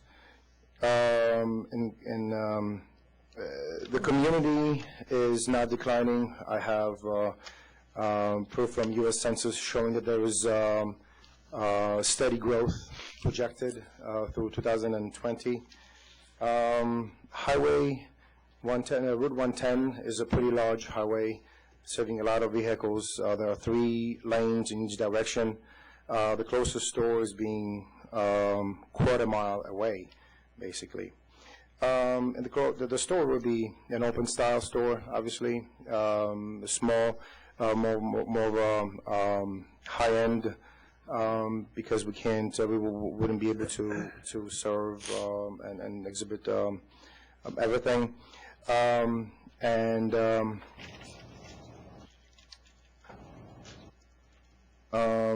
last thing is that I know that Narinder is definitely would try to promote New York State brands over here. There was also a mention about 1 manager and 2 employees. I think this is a bare minimum to really staff any business such a small size, really. Would you like to speak? Please. It's the landlord brother who's authorized here to be here. Do you want to let him have his say? Good morning.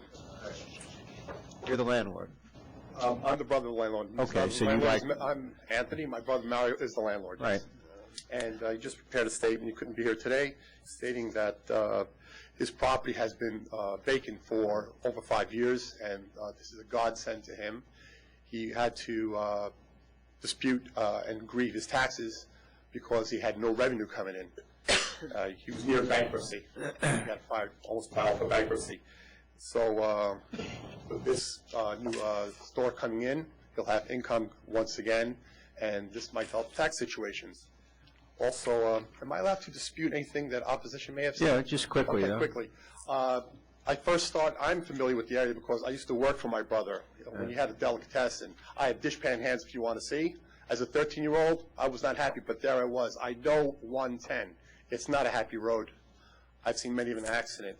So with the liquor store on the northbound side, people looking to go there can conveniently just pull over. It's a nice in and out, no problem. If they happen to miss those nice pretty little turnoffs further south down the road, they're going to have to go further up and make a U-turn, which is going to add to problems. This will this will alleviate some of the problems in the traffic, I believe. All right. That concludes my statement. Thank you. All right, thank you. All right, well, that's fine. The signatures. You can hand them up. We're not going to go back and forth all afternoon on this. Absolutely not. Although others did it before me, I'm going to just one more point, though. It is not a 3-lane road. It is only 2. And I understand that the landlord might be struggling and hasn't had a tenant in there. We can evaluate that At the ourselves. expense of my business. Yeah, we got that. We can figure that out ourselves. Let's vote. My liquor store is about 1,700 square feet, and we cannot afford to hire actual labor. My husband worked there is like every single day. Yeah. Okay, so thank we you. have so many people to be hired, and they have actual land. You can know why. All right. So, This would be the third store on Walt Whitman Road. The Comac, I know, is located about 0.4 mile, and Fuji is 1.3 on the same road. The stores that are existing service that area. What you presented hasn't demonstrated anything new that you're adding other than a new store. I think the area is adequately serviced at the new location. The previous application, which also had all of the same closest stores, was denied, and nothing's been presented today that's changed anything from that case as well as the previous denial of this case, so I vote to deny.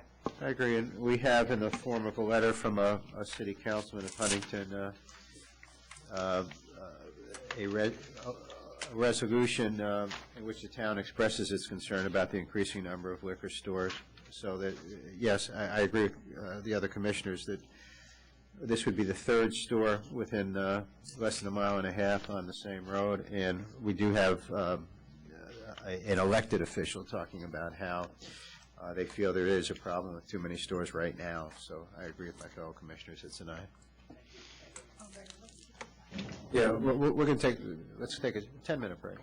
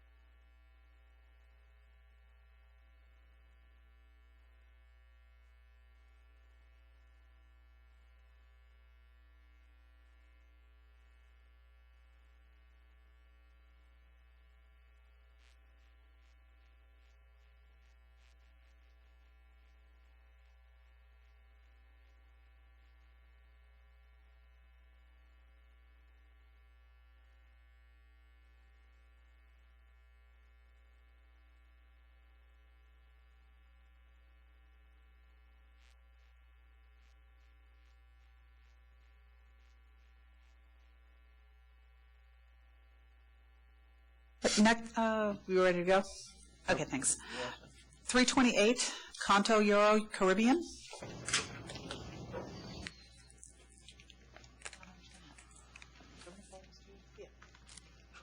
Good afternoon, Chairman, Commissioners. My name is Guy Parisi. I represent the applicant.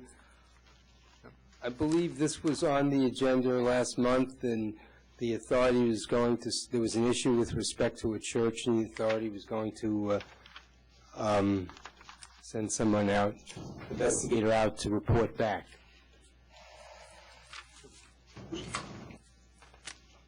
I provided both Mr. Parisi and the opposition with a copy. Yeah. All right. All right, is there, we'll hear anyone who wants to comment.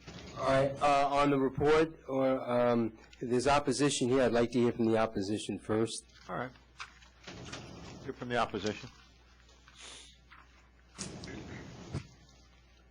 My name is Brian Davis. I speak as a parishioner, not as a representative of the church at 18 Riverside. My family, along with many other families with young children, enter the church via the rear entrance door on Sundays and Friday nights when we have youth activities. Nothing I have read so far talks about what can or can't surround a walkway. And I and other families with young children consider the entire area between the street sidewalk and the rear church door a walkway. I don't know what the report says or what you've determined where the 200-foot starts. The inspector mentioned that it usually starts where the sidewalk meets the walkway. I don't know what you say in regards to that. And then in addition to the 500-foot rule, as a parent, my greatest concern is the safety of my children. Because of the 9 on-premise liquor licenses within 500 feet of our church, the nightclub La Marina that feeds all of these liquor licenses, and the nightclub Sal, which you recently put across the street from our church, I now fear for the safety of my own children's safety, but my own safety. This summer, I was personally threatened by patrons of these establishments, and the church on several occasions this summer had a 100-foot sign for a strip club projected onto our church building. Our neighborhood has become a nightclub destination. I request that you deny the applicant's application. All right.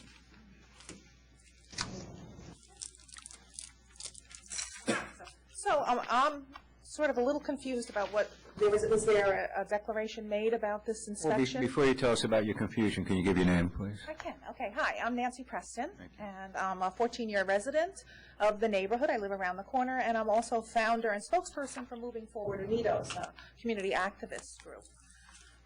So now and good afternoon, everyone. Okay, so we're finally here.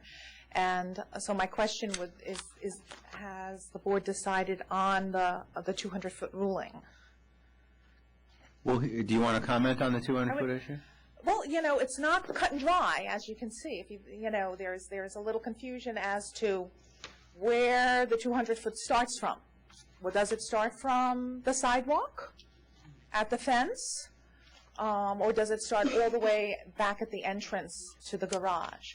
But whether it's 200 feet or whether it's 241 feet, which is the longest distance measured, it is still a very active use of church and use of community, use for cars, for pedestrians, people going in and out. Many people come that way. As Brian has said, there are 9 full liquor licenses within 500 feet, and an additional 3 other licenses within that same 500 feet.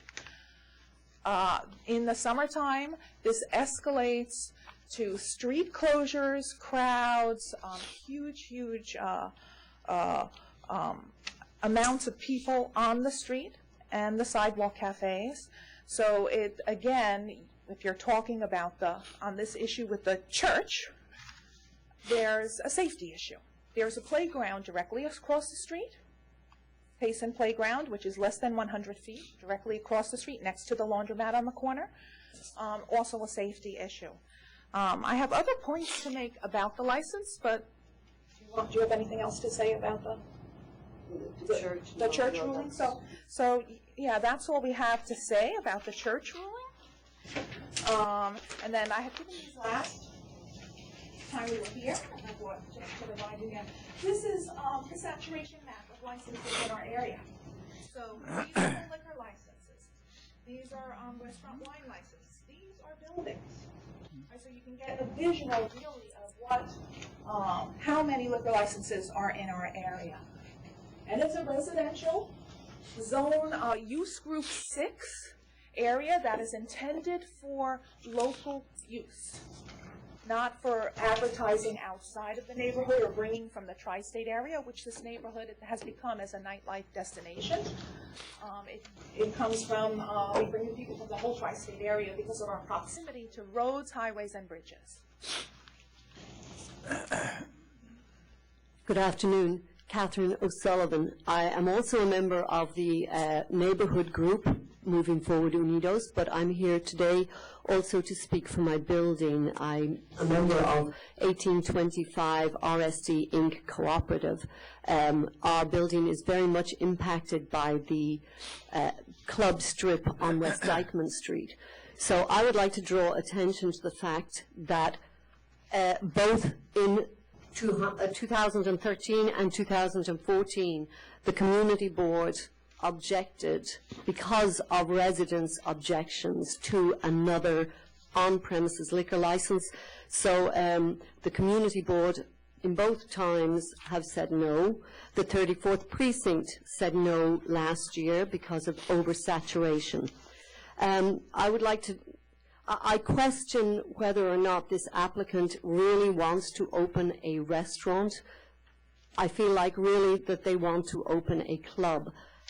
They have had their lease, they've been incorporated at that address since 2012, and yet they have not opened as a restaurant. You know, they won't open without a full liquor license, which says something to me. They say that they want to do healthy foods and concentrate on delivery so that there won't be congestion with traffic. But that just says, well, why would you need an on-premises liquor license to do that? So I feel like that they're not really presenting what they intend. Also, they, as well as the community board resolutions, they supplied a letter from our council member, Udanis Rodriguez, Council District Number 10. Now, he had given his approval, but it was subject to the applicants getting signatures of support from residents, which I have yet to see. I don't believe they have. And again, I think this is because residents are not interested in another bar, lounge, club. The applicants have another establishment in Riverdale, and I did submit some posters that indicate the type of establishment it is. If you need to see them again, I can show you. There are these sort of, you know, women-free, DJs, shout-outs, lots of loudness, lots of noise, lots of music. Nothing against music, just the loudness. So yeah, I just don't see that any public interest will be served by granting yet another on-premises liquor license at this location. What is the address of your building? My building is 1825 Riverside Drive. Okay. It abuts the gas station, and it is directly opposite Mamawana Cafe and Sal. So we are, and that nexus there, that the intersection of Dykeman and Seaman Avenue and Riverside Drive are the ones that come to a complete halt on Sunday evenings. There's always heavy traffic on Sunday, but when La Marina is operating, you can't move. So we do not need another club in our neighborhood. We really don't. Thank you. Thank you. Ms. Parisi, we'll hear from you. And I'd like to get clear, what are the hours they're proposing? In the 500-foot hearing, they talked about 1 o'clock, but in the so-called business agreement with Councilman Rodriguez, it talks about 2 o'clock. What is the closing they're proposing? Well, this is the manager. The applicant is here. Yeah. Could you answer the chairman's question? Good afternoon, everyone. My name is Natasha Collado. First and foremost, I'd like to say that I have a bachelor's degrees in hotel management. I have over 20 years of experience managing food and beverage outlets. And one thing that I like to emphasize, we're not a club. There's no way that a club is gonna have a capacity of 40 people. We're a restaurant, and most important, we're not trying to be in addition to the problem that the community is already having. Therefore, being said that we are a restaurant, our tables are going to be stationary. We're not going to move them. And once again, it's a 40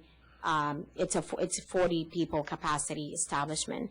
No, ma'am, no DJ. We're going to have background music, which is going to be controlled by our governor.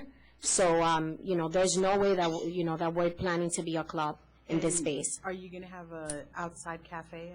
No, it's going to be all enclosed. All right, to get back to my question, what are the hours? Initially, what we wanted to do is to get the full liquor license, to maybe 4 a.m. But once again, we understand the needs of the community. We understand and we sympathize with whatever with whatever's happening in the area. So we wanted to stay open till 2 a.m. Fridays, Saturdays, and Sundays. Once again, we're not going to have a DJ, and we're not going to move any tables. So there's closing 2 a.m. only on the weekends. And then what's your closing? I'm sorry? What hour do you close the rest of the week? Maybe midnight, most likely. And were you present at the 500-foot hearing? Yes, I was there. And was there a representation of the 500-foot hearing that the closing would be at 1 o'clock? Not to my recollection. According to the ALJ's summary, Ms. Parisi, you were there. I was present as well. There was discussion about it, and I believe the question was posed, and I think it was framed in such a way, would you agree? I'm not sure to 1 o'clock. Who's Mr. Collado?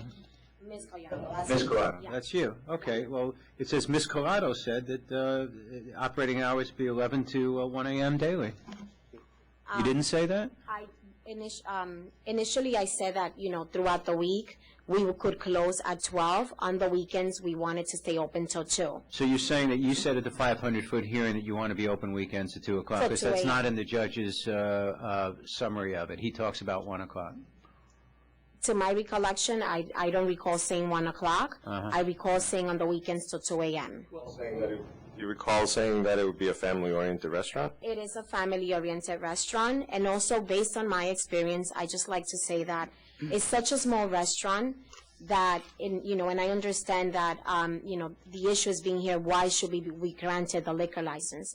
It's such a small restaurant that you need a lot of turnovers in order to be able to, generate revenue. In small spaces like Contra European Cuisine, we're not going to have too many turnovers, which meaning that if the restaurant was 200, 300, 400 seats, the turnovers will be greater, and then you will be able to make revenue. When you have such a small space, it's really difficult to have too many turnovers in order to make your revenue based on food only. But I do agree to 1 o'clock. Yes.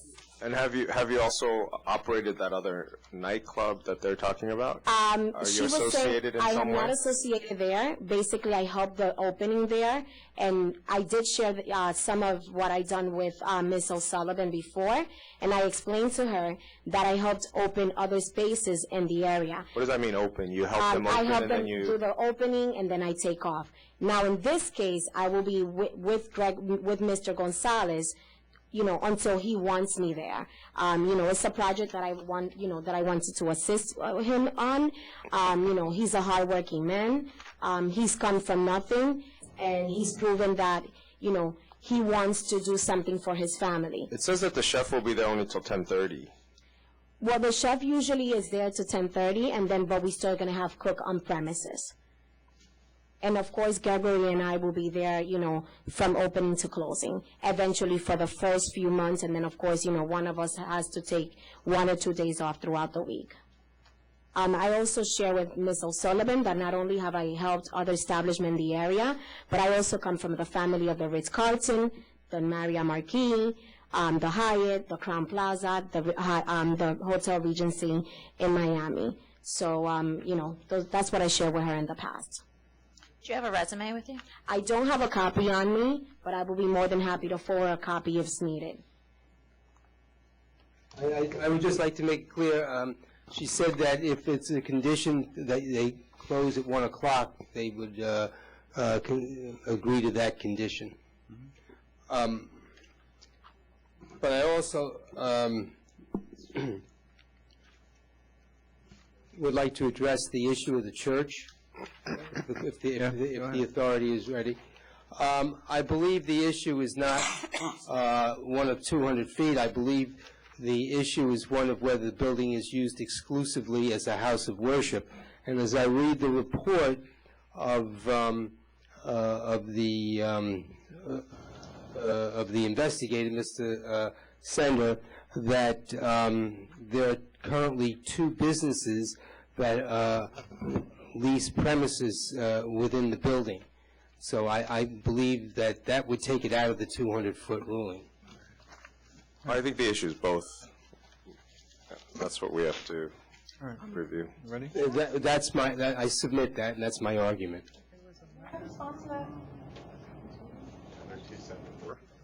Just Rodriguez. Can you go to the mic, please? Yeah, Rodriguez is on. It's actually 2 separate buildings with separate entrances. The commercial rental. 50 years apart. Yeah.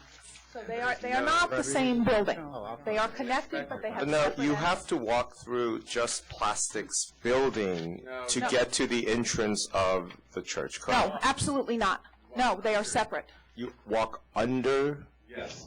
Just Plastics is on that picture there, where that crosses where the L shape happens and it butts up to the back of the church. Just Plastic has its offices on the 2nd floor. But the only way to access those offices is from the Dyckman entrance on Dyckman Street. There's no way to access that top floor. So when you walk through the parking lot, you're walking under the walkway of the Just Plastics building, so you're outdoors still. So when we walk, as you see that picture, I've got a picture I can show you. Sure. Let me see. So you've got the picture on the last report page that was on the documents. Just show me your picture. Okay.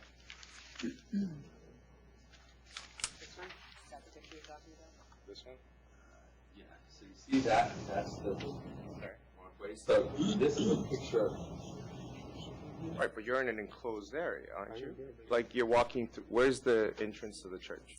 Oh, inside here, right? This is a door right there, that's a door to the church. Okay, but you need to walk through this building though, is Just Plastics is right here, correct? Right. So you're walking through the Just Plastics building to get to that. So Just Plastics has no access to that door. They cannot enter this garage door right here.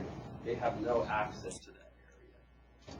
The only people that have the key to that are the church members, the authorized church members have access to open that, and that door is only open whenever the church is open.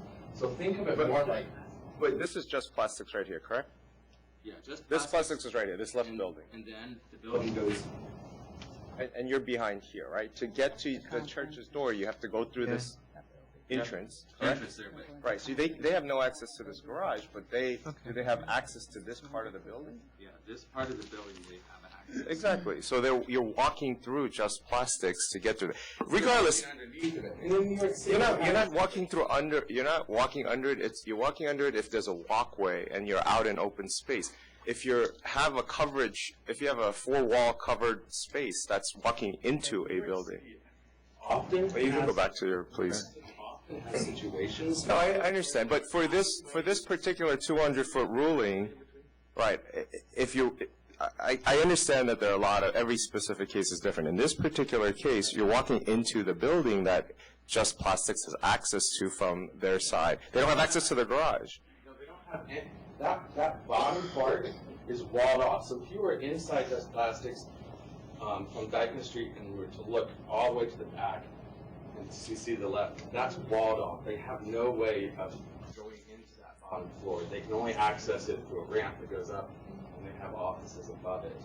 But the bottom portion of it is just a walkway. It's a way for cars to drive through the other portion, and that's just the church should have done it differently, I guess.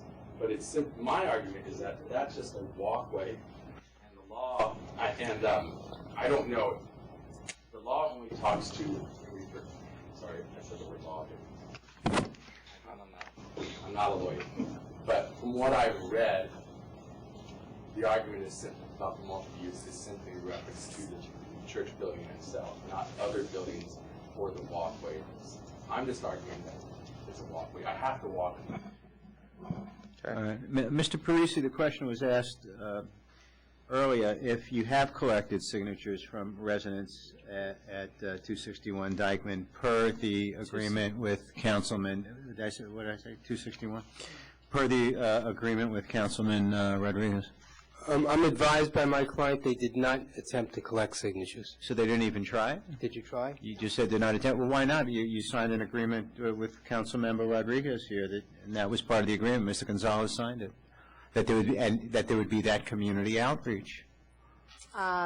We signed an agreement, but we were never explained that we needed to go out and collect furniture. It says we'll collect signatures from residents of the above premise that states that they support such application. The petitions must be submitted before the general meeting for the month of May 2014 of Community Board 12. And if you don't, then he's not going to support any future renewals of applications, alterations, corporate change licenses, and/or extension of hours. Yeah, this is a 500-foot case. The presumption in a 500-foot case is against the issuing of a license. The burden is on the applicant to show it's in the public interest. This agreement, by requiring that, I think is giving some deference to the public interest standard, and that's a very important thing to have tried to do, to get some community support. We've got an area that where the issuing of liquor license has become controversial, and there is an issue of saturation. This is a 500-foot case, and I'm very surprised that outreach wasn't made.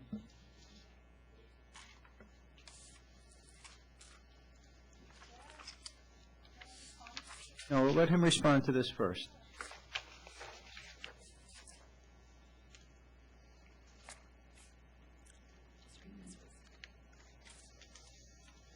The applicant signed that, made that commitment. So if he didn't carry through on that, how do I know that he won't carry through on the other commitments here, that he won't allow dancing and will not do other things in this agreement, or not do other things?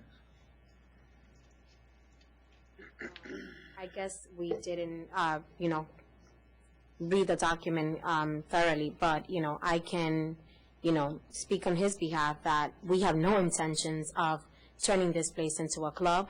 That's not my question. That's not my question. I'd like to hear from Mr. Gonzalez. He signed this. I'd like to hear his response.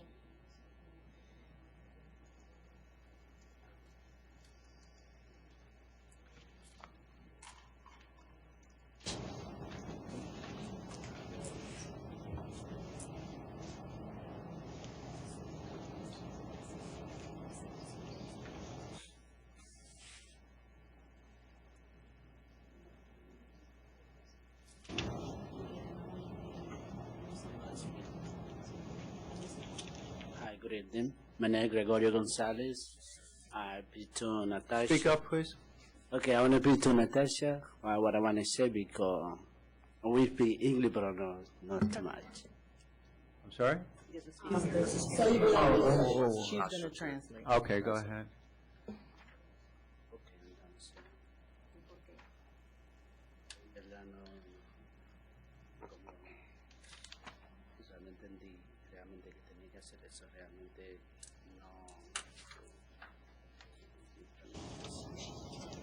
So when he, according to what he's saying, that when he signed the document, he didn't, Idanis did not explain that he was supposed to go and sign, and get petitions from the residents of the area, which it says, which is why he hasn't done it. We went to a meeting also, to the 500 feet rule meeting, and most of the residents there, they were opposed to to agreeing that they would, like a new business to come into the area. All right. All right, we're going to go into executive session for a moment. I would request, since the applicant said he did not understand, he obviously has a problem with the English language, if we could put this over and give him an opportunity to go to the community to get the signatures as required. So how have you been communicating with him all this time? How did he retain you?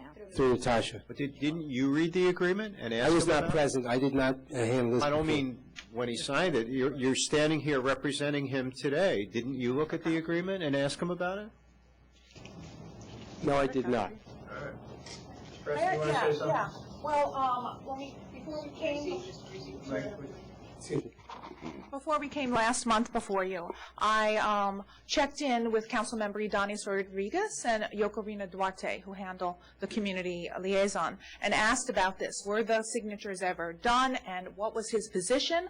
And I was told by the council member himself the signatures were not given. He does not support. It is null and void because they did not follow through on the agreement that they signed. Okay.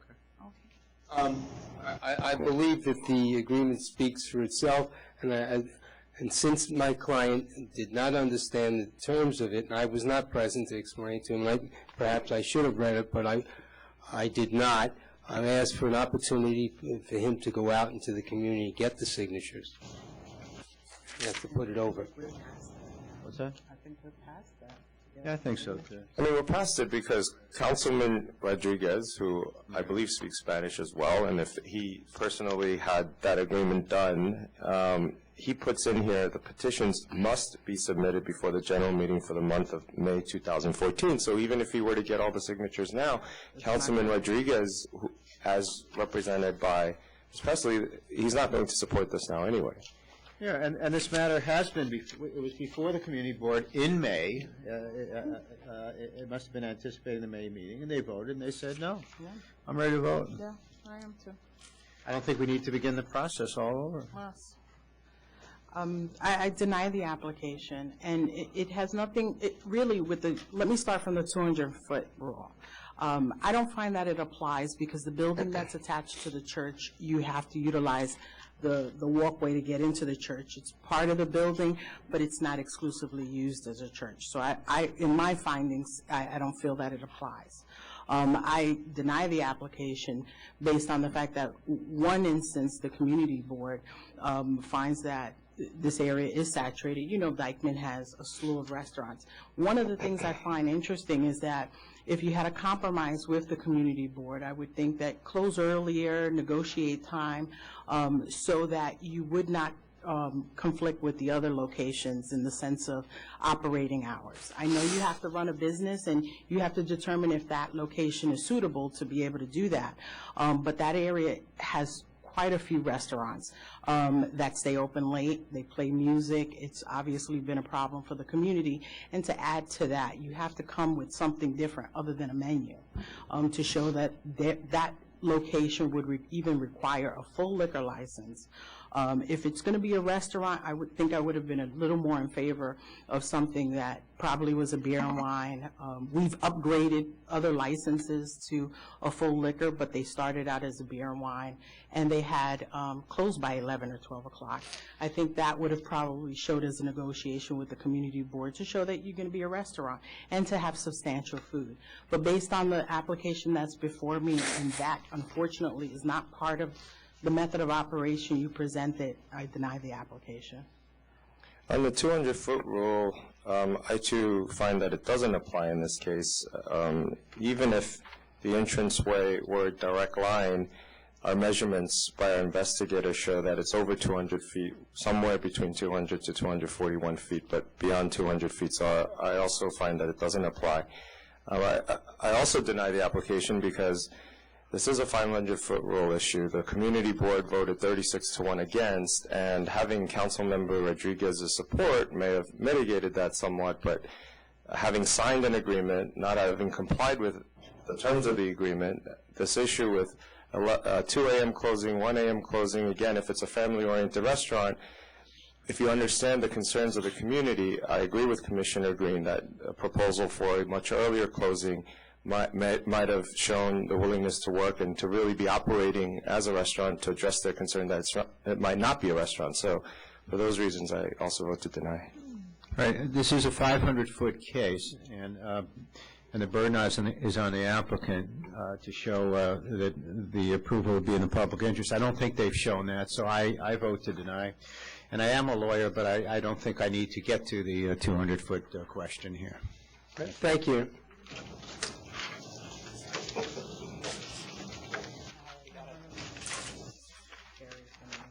$391, Virgil Kane. Is there a request for reconsideration? Council, right? I'm back at 0 now, right?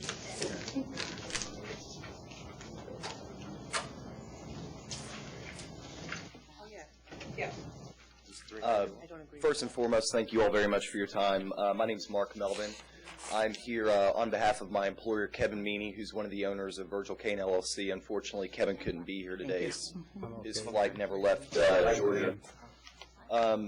As you all know, we're requesting reconsideration of the authority's disapproval of Virgil Kane's application for a New York supplier marketing permit.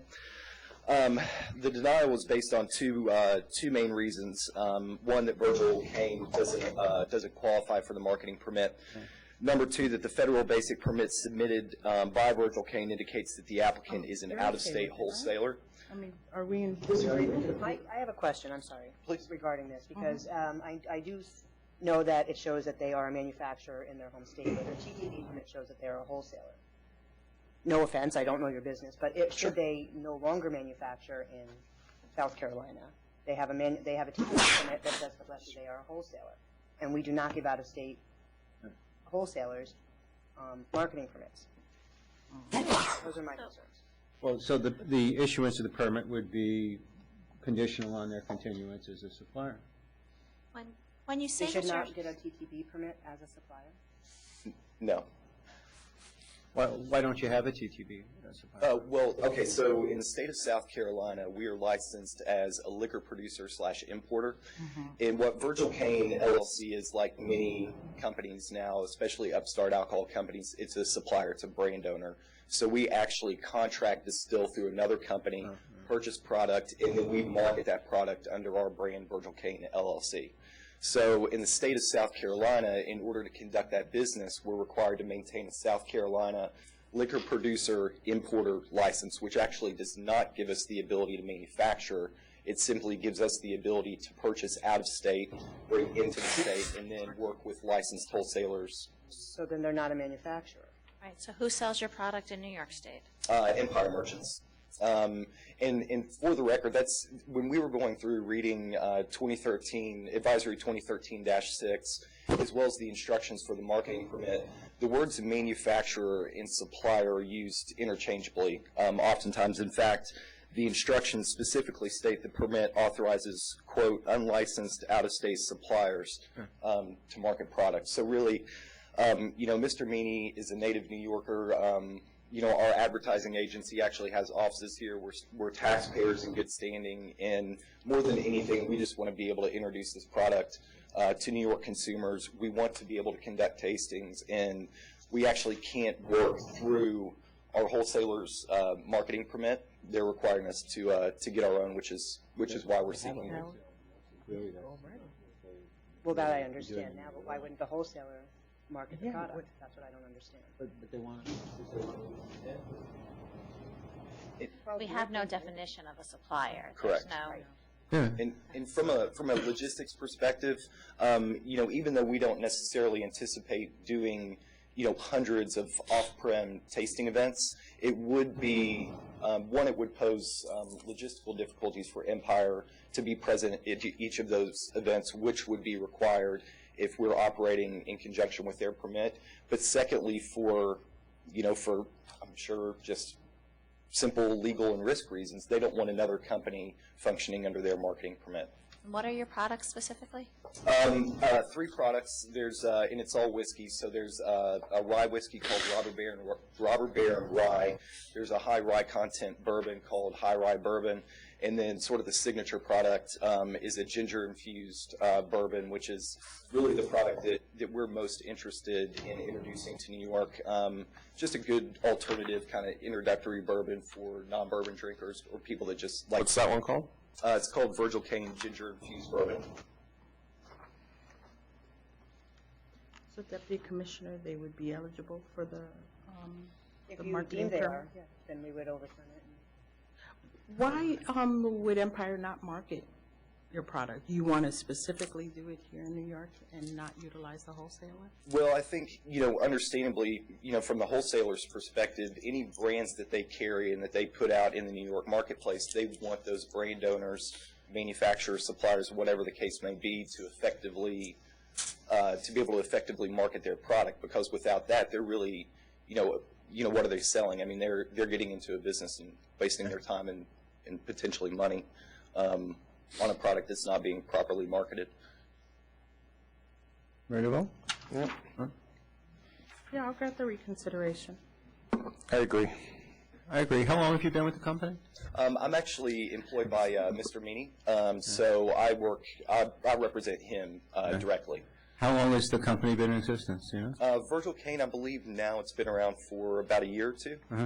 Just South Carolina, Georgia, soon to be North Carolina, and of course. Where'd the name come from? Probably the song. All right, that's what I was wondering. Yeah. All right, thanks. It's approved. Thank you very much. Sorry, it's a silly question. Where do I go now? It will be returned to licensing for them to complete the review. Yeah, I thought I asked the silly question.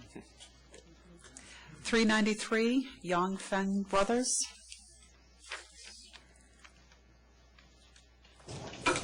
Good afternoon, Chairman and Afternoon. Commissioners. I'm here representing, my name is Eric Lee. I'm an attorney representing my client, Yang Feng Brothers LLC, for the reconsideration.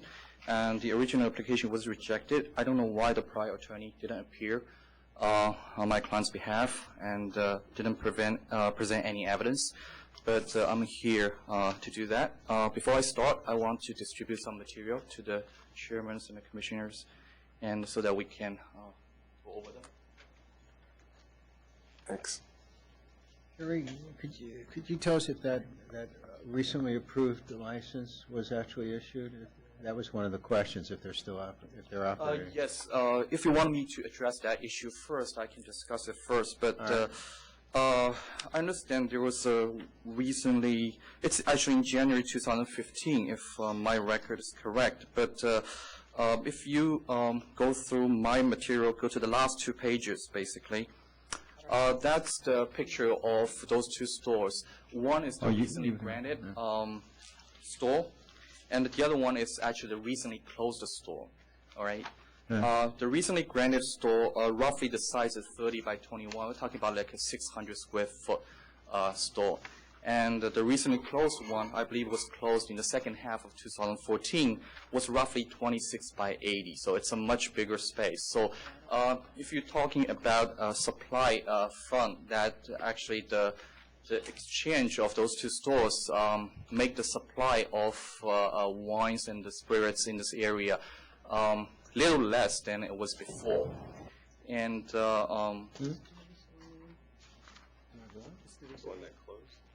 Yeah, I mean, the old store was closed, called JR's Discounts Liquors, was about like 3 miles away from the closed location. Isn't this 804 State Street? Yeah. 2 pictures. One was the closed store, JR Discount Liquors. The other one is the newly granted, which is, I guess the name is 804 State Street LLC. You said the newly granted one was 600 square feet?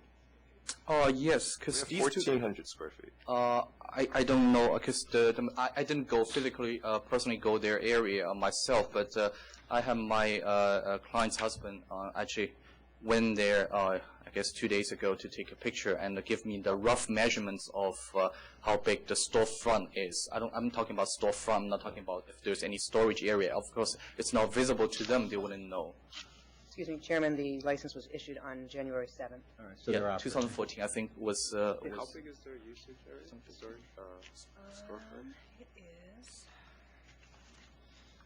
Are you referring to the 804, yes. State Street. Yeah. It is, looks like it's 1,400 square feet, consisting of retail area, storage room, and restaurant. What's the retail area?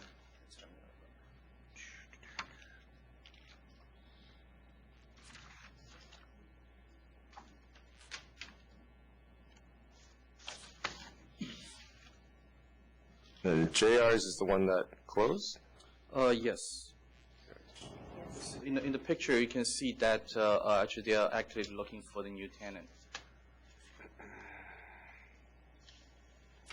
That picture was also taken recently. I believe it was just a few days ago. I can't see the measurements. Small storage and bathroom. No, they only have Most of it. I guess the argument is, oh, this is a 2,500 square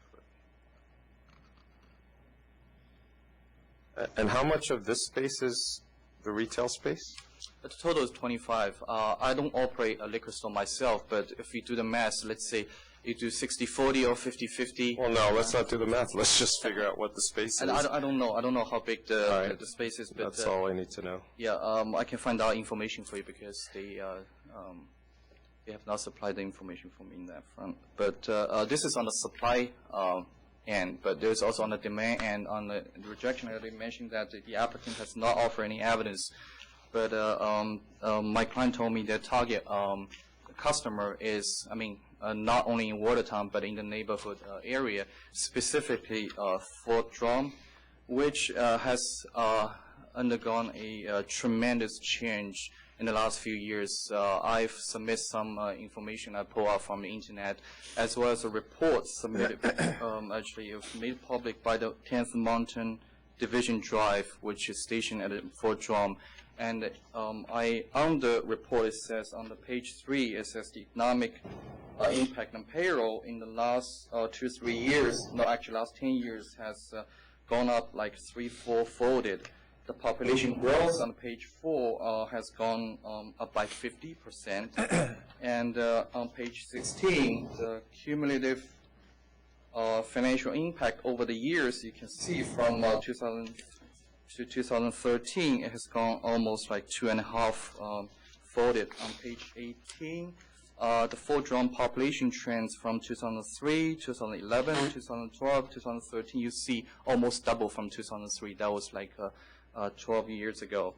And also there's a new highway constructed.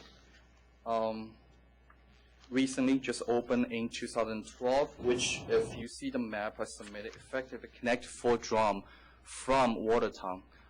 It's only less than 5 miles away anyway. But now, after 2012, when the new highway opens, it makes a lot easier for anybody from Fort Drum goes to Watertown. And actually, the Watertown area is the service station for the Fort Drum personnel. And it is said in the Wikipedia document pulled out from the internet. That's the closest location for the 10th Mountain Division station there. So there's a tremendous change of population going upwards. And as a result, also there's documents submitted that the housing price in the area has gone up like 2 to 3 times in the last 10 years. And there's a lot of such housing projects under construction, expecting a huge population increase. So that's on the demand end that we see more than 50, maybe even more increase in population in the next 2-3 years, comparing to like 10 years ago. How far is this location from Fort Drum? Watertown in the whole, it's less than 5 miles. Isn't there a downsizing of the population at Fort Drum that's occurred? I don't know there's downsizing. What they were saying is the people over there, comparing to 10 years ago, yes, year by year there's a little fluctuation, maybe 5-10%, going up, going down, but the overall trend is going up.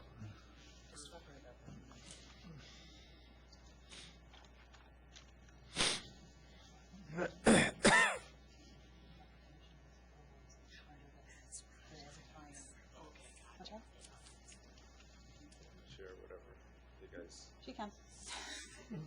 Yeah, you all set? Well,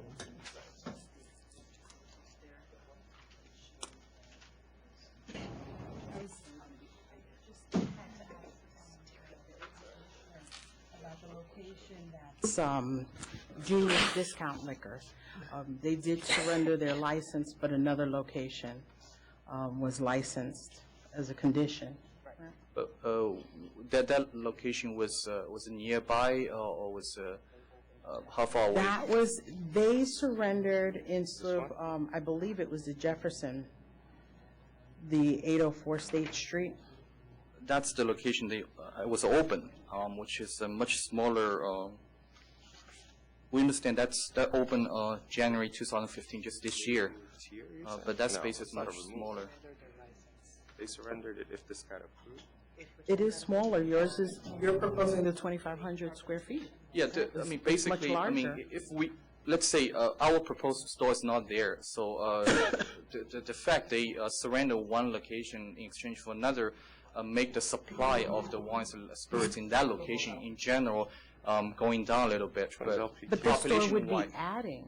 Yeah, but existing population-wise, area. no, that's when I'm talking supply, but also the demand. Population-wise, I think I've submitted some evidence. I'm not sure if it's convincing to me, but it's your decision to make whether it's convincing to you that.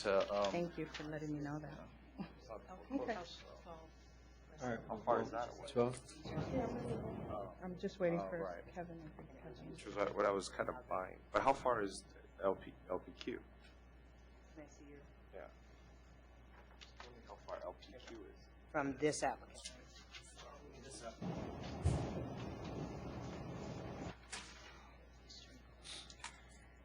I understand they were using, LPQ used that argument that one of them was going out of business, but how far is LPQ from their distance, you know? It's about, it's not far, it's not far. I measure it's about like a mile, around a mile. Oh, I'll find out. A mile from your, I think so, yeah. It's then how come it's not listed as one of the?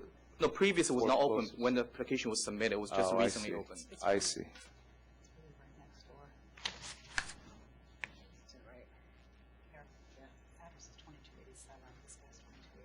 No, this is saying 22087 US Route 11.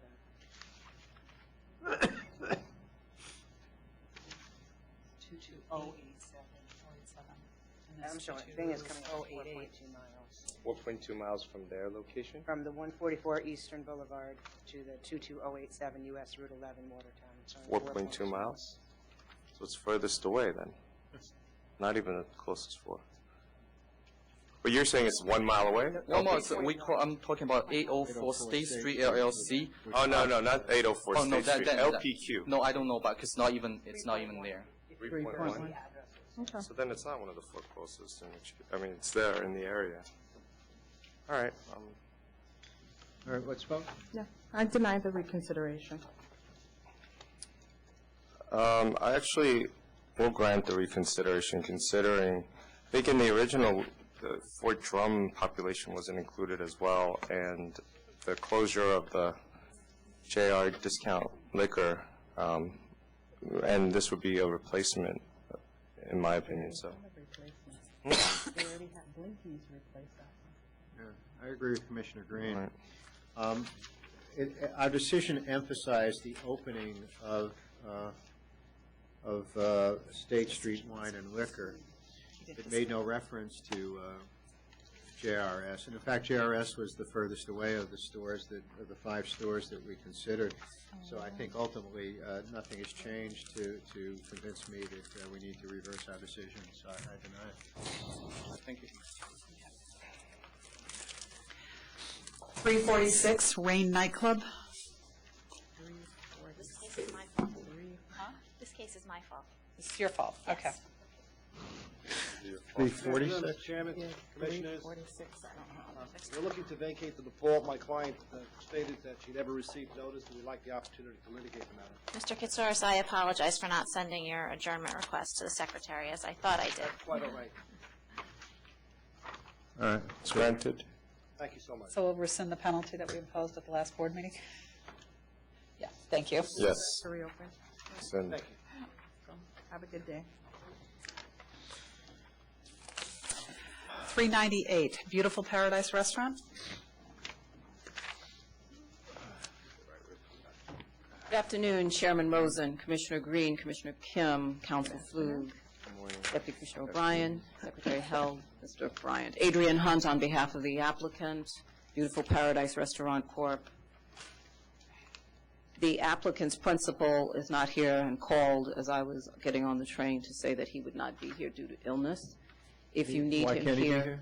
due to illness, Do you know what the illness is? no, I don't just call. I'm ill and I'm here. And, well, you. He was you're specifically asked to be here. Well, I would request then that it be put over. All right, we'll if put you it need over. them. 310, is it? Yes, 310? 310. Thank you. 399, House of Liquors and Wine.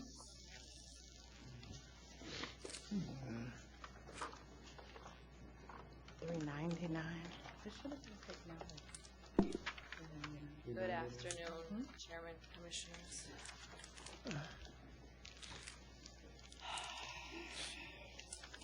I'll step aside for opposition first. All right. Those in opposition, do you want to speak? I am Neeraj Butran, the owners of Midway Wine and Liquors. I was here 2 weeks ago. I stated my opposition then. Would you like me to go over again what I had said before? I'm sorry, can you state, I didn't hear you, state your name and the liquor store you represent? Neeraj Butran, Midway Wine and Liquors. Okay. And I was here 2 weeks ago in opposition. I can go over again what I had stated. Just summarize it. Sure. Wasn't here. The summary, we are 4/10 of a mile away from the store that they're proposing. There's already 3 other stores that are also in opposition, I believe, that are also within a mile. 7/10 of a mile away is Zacky's, which is quite a large store, so we feel the area is adequately served. Second, we are a fairly new licensee, and we feel we haven't been given a chance yet, and we don't feel it's fair for a new store to come in this soon. And lastly, we're still in our ramp-up period, and our revenues from 2013 to early 2014 have been flat. We're working super hard to grow and thrive, but it's still an uphill struggle, and a new store will be tough. Lastly, I believe that you two gentlemen here were close to say no, and the lawyer for the opposition said that made the claim that one of the 3 opposition stores was closing. Yeah, that's essentially why we put it over. Right. Because So I they don't- asked for the adjournment. They asked to for the adjournment establish because that. they were claiming one of the stores in the area was Right. closing. I personally called the 3 other stores in the area, and they also seemed open, so that's kind of Okay, where we thank are. And you're in the ShopRite, right? The Correct. strip mall in the Yes, ShopRite? correct. Because I remember, there was opposition to your store Yes. in that area. Yes, great. Okay. Thank you. Very large store. Yes, 10,000 square feet. Hi, good afternoon. My name is Yun Kini from Central Warehouse, Wine and Liquor. I watched the radio from Liquor Authority online last couple of weeks, and one of the commuters Let me denied interrupt you. What was the address of yours? 2500 Central Park Avenue Oh, okay, yes, in Yonkers. in Yonkers, yeah. And he denied the case, but she says she wants 48 hours to find out who's going to be closed.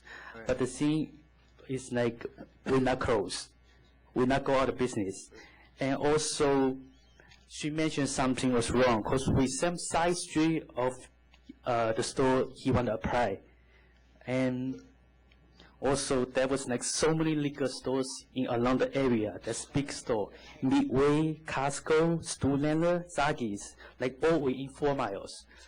So, I just, the owner just took over the store 2013 October. And that's the record for like 2010, 2011, 2013. All sales is increased, like decreased. Like 2010 was 1.6, 2011 1.5. We don't need you to go through each number. Okay, okay, that's it. Thank you. Thank you. Anyone else?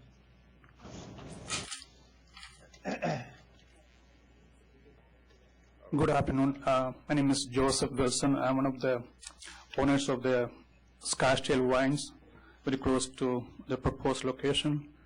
I also heard that the attorney for the applicant mentioned that one of the stores close to this proposed location is closing. I just want to let you guys know that our store is not closing, and also that our sales for the last couple of years are flat. We are just paying our bills, and we haven't made any profit since we opened the store. We opened the store about 8 years ago. That's about it. Thank you. We'll hear from the applicant. You did ask for the adjournment to establish that one of the stores was closing or had closed, and I think we've heard from both of the stores. I did. Good afternoon again. I did request the decision be put over because I had been given the information. It turns out, unfortunately, that was misinformation. I did, in the interim, though, provide. I don't know if it was received. I did email it to the secretary's email to give a statement with some statistics and a petition signed by several people in favor, as well as several businesses in the community. If I could just point out a couple of those items, if you'll grant me that. The proposed liquor store is 1,500 square feet, which is inclusive of restroom and office, so the actual retail floor space is not that significant. That it would be a major competition to the already existing businesses. Central Avenue, which is also known as Route 100, is a prominent commercial corridor in Westchester County. I spoke with New York State DOT. I spoke with the Traffic and Engineering Department for the City of Yonkers, where Central Avenue meets Scarsdale to get numbers. We're talking about cars going up and down Central Avenue, ranging on a low day from 24,000 to, on a busy day, 45,000 vehicles. So there's a lot of traffic. There's a lot of people going up and down, and so that, I think, plays majorly into the need and the advantage to having another store open.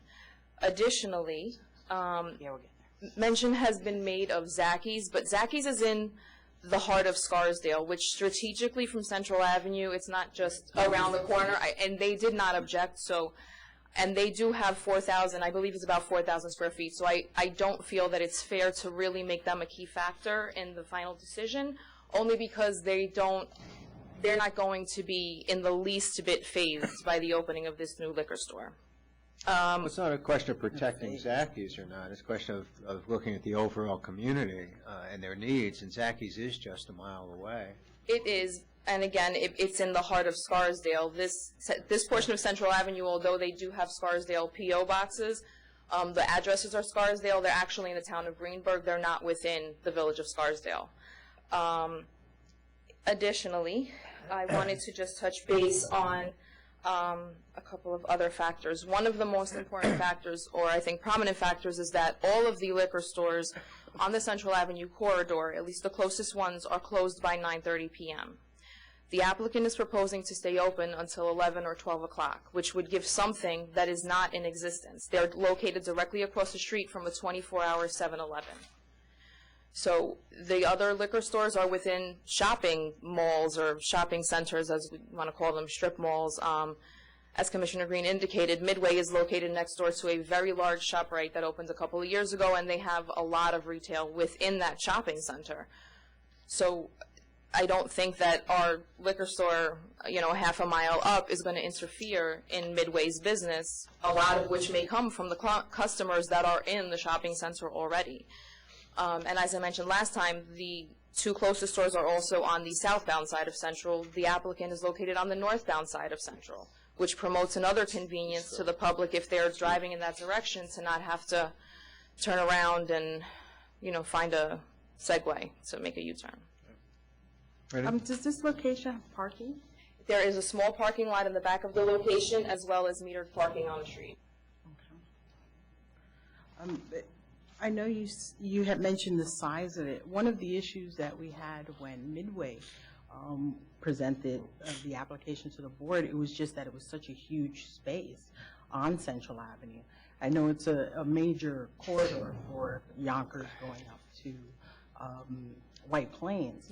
But adding another store, I mean, it adds not too much square footage, but I'm not really concerned about the competition of the other stores, but just, is there a need for it? Are you offering anything that isn't already there? Midway is a 10,000 square foot store. Yes. And I mean, they hold a lot of product there. They do. And Zacky's, even though that's off the beaten path, I do agree with you. That's not really filtering into my decision making. It's really the other stores on Central Avenue that are concerning me. Because you said you have parking too, because I know that street, the meter parking across from the 7-Eleven is very limited. I never get a parking when I'm over there. But if you have the parking behind, that's helpful. How many spaces are there? How many spaces do we have? 12. For how many stores in that strip mall? Yeah, because there's a restaurant, there's 4 stores. 4 stores. 4 stores, but they're all closed by 6. Oh, okay. Is it the that's restaurant? Yogurt place? You're going to be right next. You're right next to the Thai restaurant, right? Yes. If The it's restaurant still closes there. at 7? Yeah, the Thai restaurant is Yeah, it's very early. I don't know if it's 7, but it is early. But yeah, are you bringing anything different? And because what concerns me is really just the need for another store. You're not that far from Midway. The other one is in Yonkers. I know that's in the Best Buy. That's in the back of. Right. That's a little in the- distance. behind that. We're trying to bring to our neighborhood something brand new in terms of wines, in terms of tastings, in terms of what is it that we can offer. When everybody's closed, we are the only one open, and the 7-Eleven has a need also. Even the 7-Eleven landlord give us the heads up, oh yes, we gladly need it, and we show that by collecting signatures of everybody in favor. So in the terms of wines, it is the one we're going to cater for people. What's the ratio of wine to spirits that you're going to have? Are you going to have like 80% or 70 or? More wines than liquors. Would you be only a wine store? No, we would like to have liquors and wines. I mean, if that's the only thing we're going to Well, why do you think the other stores close at 9:30? Well, I believe whatever we studied before we even had the lease, in that area, there is a lot of traffic and everybody drives by. Like Midway, since everybody closes at the same time, they need to close. They don't want to be open just for fun. Central Wines is also inside the mall, and they need to get into the mall in order to find them in there. We are right passing by. We are like southbound, northbound, and southbound on the other side. Like we have the opportunity, so people, oh, we forgot about our wine. Let's just park here and go grab it, because we planning to be. We also did, when in looking for signatures for the petitions to show support, the applicants did also, there's an A&P located right north of the applicant location, right? And they spoke with a lot of customers from the supermarket, because the supermarket doesn't sell wine or liquor, they don't have a license, and they indicated that it would be a convenience to have something Wait, what right do you mean there. they spoke to a lot of customers? They stood outside and Yes. you got petitions? We submitted like close to 200 signatures in favor.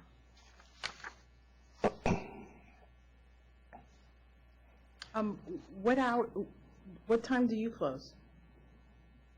Yes. We close Monday through Come to the mic, please.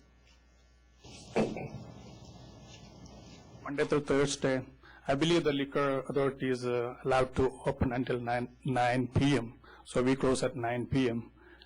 Friday and Saturday we close at 9:30. And Saturday we are open noon to 6. I couldn't remember. Are you in a mall as well? Are you in a Office to Greenberg Nature Center, very close to the AMP they are talking about. address? 455 Central Park Avenue. Okay. So we are north side of the proposed location. We are within half a mile from the proposed location. And our store is about 3,500 square feet on the first floor, and we have as much space on the basements for storage. So it's total 7,000 square feet that we have. And you have parking? In front parking, we have a lot of parking in front of the building. Same meter parking? No, it's the private parking. Just for your store? There's 5 other stores, you know. How many spaces? More than 100. Thank you. Is there a rule then, you're saying in Scarsdale, that you have to be closed by 9:30? If I may, I spoke with the Village of Scarsdale. They said they have no bearing on anything that happens on Central Avenue Off-premise at all. package stores for Westchester County weekdays, they don't have anything. Monday through Thursday, they have to be closed from 9 p.m. to 8 a.m. Friday and Saturdays from 10 p.m. to 8 a.m. I checked the So that I checked the Liquor Authority handbook. It indicated they were allowed to be open until midnight. I wasn't Midnight, aware. 12 midnight. Sundays, they have to be closed from 12 midnight to 12 noon. Right. 9 p.m. and from 9 p.m. to 12 midnight. Wasn't aware. But you said Monday through Thursday. Monday through, this is what the chart says, Monday through Thursday, 9 p.m. to 8 p.m., 8 a.m., they have to be closed. Where is this chart? I'm sorry, located? On our website. On your website. Okay. You So go I- into the different counties and get the county closed. You know, frankly, for me, the most compelling argument for public convenience and advantage was the fact that you guys would be staying open later across from 7-Eleven, which is open 24 hours. But based on this, it negates that. And that's 7 days a week they have to be closed by now? Monday through Thursday. So, but on the weekends, they would still be providing a service. 10 p.m. They have to be closed Friday and Saturday, 10 p.m. to 8 a.m. So they could only stay open till 10 p.m. on Fridays and Saturdays. They would they stay close at open night. as late as possible. That's why I hope you guys follow this rule as well, right? You do. Holidays, yeah, holidays, depends on what day I work, but I'm saying holidays.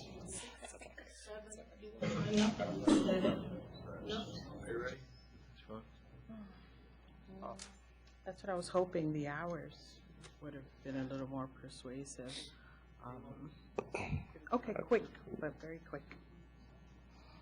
She said there's another traffic, but the thing is like in that side, there's already 2 liquor store in up to White Plain. The one is Central But Warehouse. it's more than a half a mile away from them, and it is a lot of traffic during the day. Evenings, maybe, 11 o'clock at night, you will not get a lot of traffic, but I don't know. Sorry, if I could just make one last statement. They did, prior to leasing this location, they went and spoke to the neighboring businesses, in the immediate area to see if this was something that people would be in support of, because that location has been vacant for, I believe, 2 years? 2 years. For 2 years. So they've basically gutted the inside and have been building it out, investing money in trying to bring new business and new jobs to employees. All right, let's vote. I would just add, at the last hearing, I mean, you yourself, I can't remember which one of you said 22,000 Last year? square. 2 weeks ago. Oh. That 22,000 square feet in that area is plenty to serve that area, I think. That was probably me. You said that.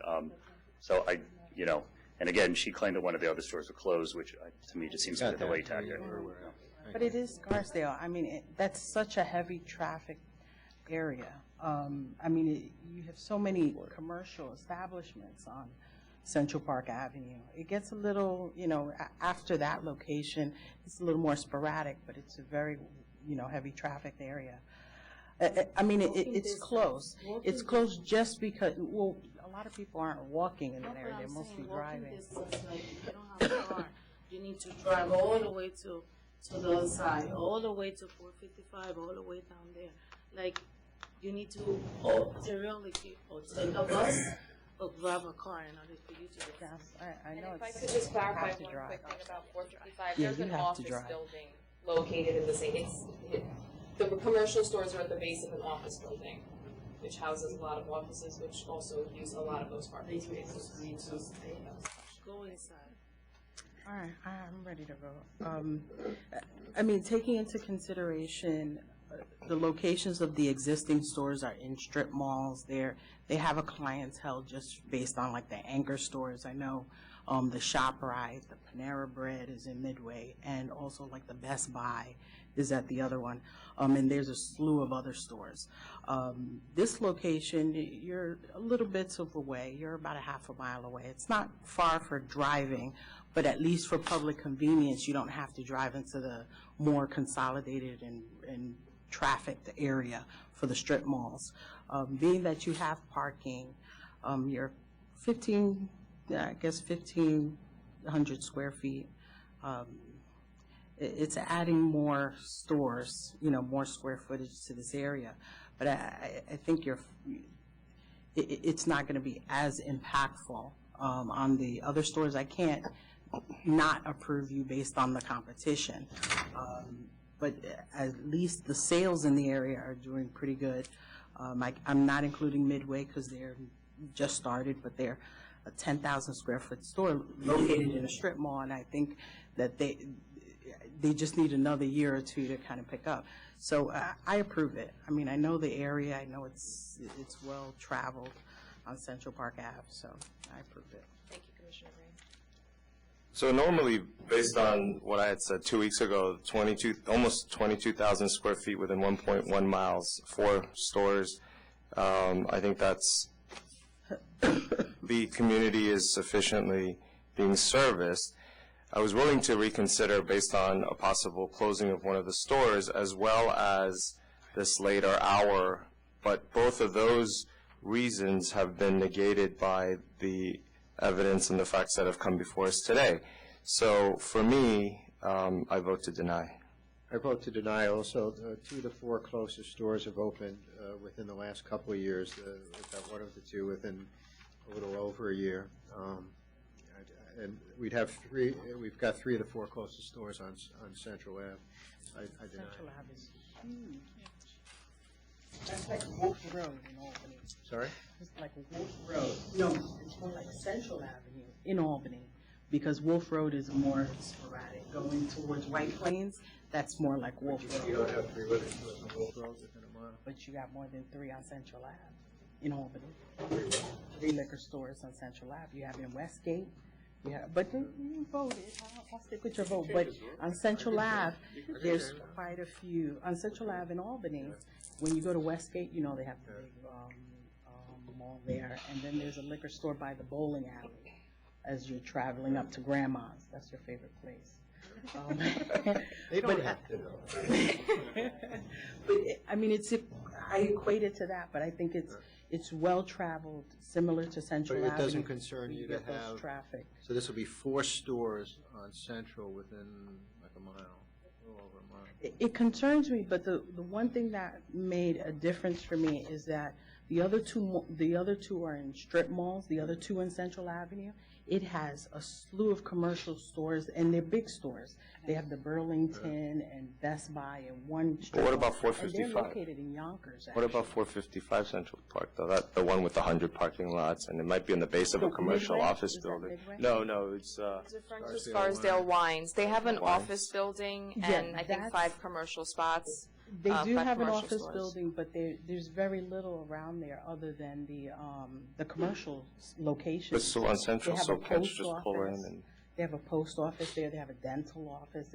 It's not a lot there, so you have to at least travel to go there for a particular reason to frequent that store. And the same here. You would have to either pass it. It's not as if you're going to be taking away from people who are going to the ShopRite or going to. Right, so I'm not worried about those jobs. I mean, 455, I think, is close enough. It's 0.7 miles away.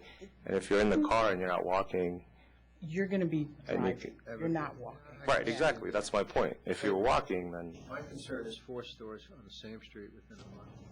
And you're saying that you think it's so commercially built up there that that's not a thing. From there down. You're really talking about 1,000 square feet. But that's on retail top of space. 22,000. But it's compared to a 10,000 square foot store. The 4,500. I'm not worried about the Zachys- competition. That's not our Zachys is factor. not- It's so far off the beaten path. Unless you the train live in that station. area and have a reason to go there, you're not going to drive from Yonkers, Scarsdale, Ardsley, any of those areas to go to Zachys. The public convenience and advantage argument as well. It's convenient because it's by across from the 7-Eleven. There's residential apartment buildings that are low. They're about maybe 5 or 6 stories that are just right across the street and a little further over, maybe not even 500 feet over. And one block And those are off of residential apartments, Central. about Off of seven, like a block 7 off of stories. Central in either direction. And there's a couple of them. And if you're going to That's get in your very few. car, you just drive right across. They That's have very few parking, so I residents. thought I'll that was change my convenient. vote. I'll vote. I'm sticking with my vote. I'll vote to approve. You serve everybody because everybody goes to I'm not ShopRite. going to take anything away from you. The I application. will go to Midway and buy a bottle of wine The right now. application is approved. It's 2-1. Thank you. But don't stay open until midnight. No, Monday we through will not. Thursday. We And I don't want to see any underage sales. Oh, no, they know. I don't want to see any disciplinary. Oh, I can't. Well, see, this is. Ignore it when if you want to look on the computer tomorrow now, because it shows it was disapproved. Okay. Because I'm What is it? proactive. That we're right on top of. I'll fix it. Thank you very much for your time, everyone. Have a great day. We're behind a year on GIS. Every disapproval has Item 351, Chanelos 2 Corp. I'll have the IT fix it.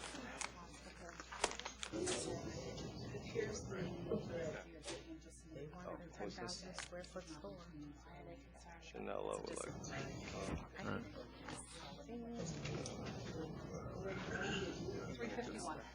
They're going to have a tough time. Lucero Lucero Rodriguez, the principal, my mother, Graciela Vélez, and my sister, Alma Felicias, the manager. 351. So this case a waste of time. 351. Charge 2 sustained. It's failure to post signs. Charge 1 is not sustained. Charge 2 sustained. I would just Oh, do you don't even have to speak. This is a letter of warning. I'm shocked you actually had a hearing on this. Yeah, this is, Yeah. we should not have A had letter of warning. Actually, we should just dismiss the charges. That's We're going to dismiss it act as if it never happened. Thank you very much. You're Thank welcome. you. And Sorry, better. you had to be here all day for that. No, That's that's one okay. thing. It's very interesting to get all these cases. Thank you very much. You're welcome. Good luck. And I need the pack of papers back, please. Okay. You're Yep, 267. Laveras Lounge Corp. 267? 267. Oh, I have 350 on the top. This is the very first item on the calendar.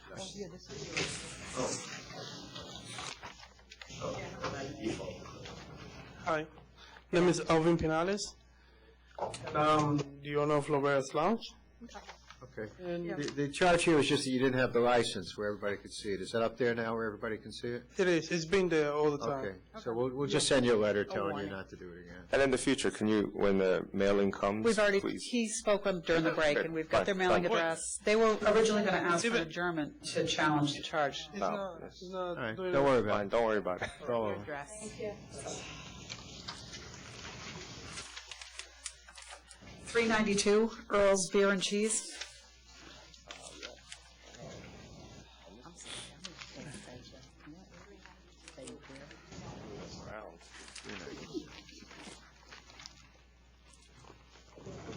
Good afternoon.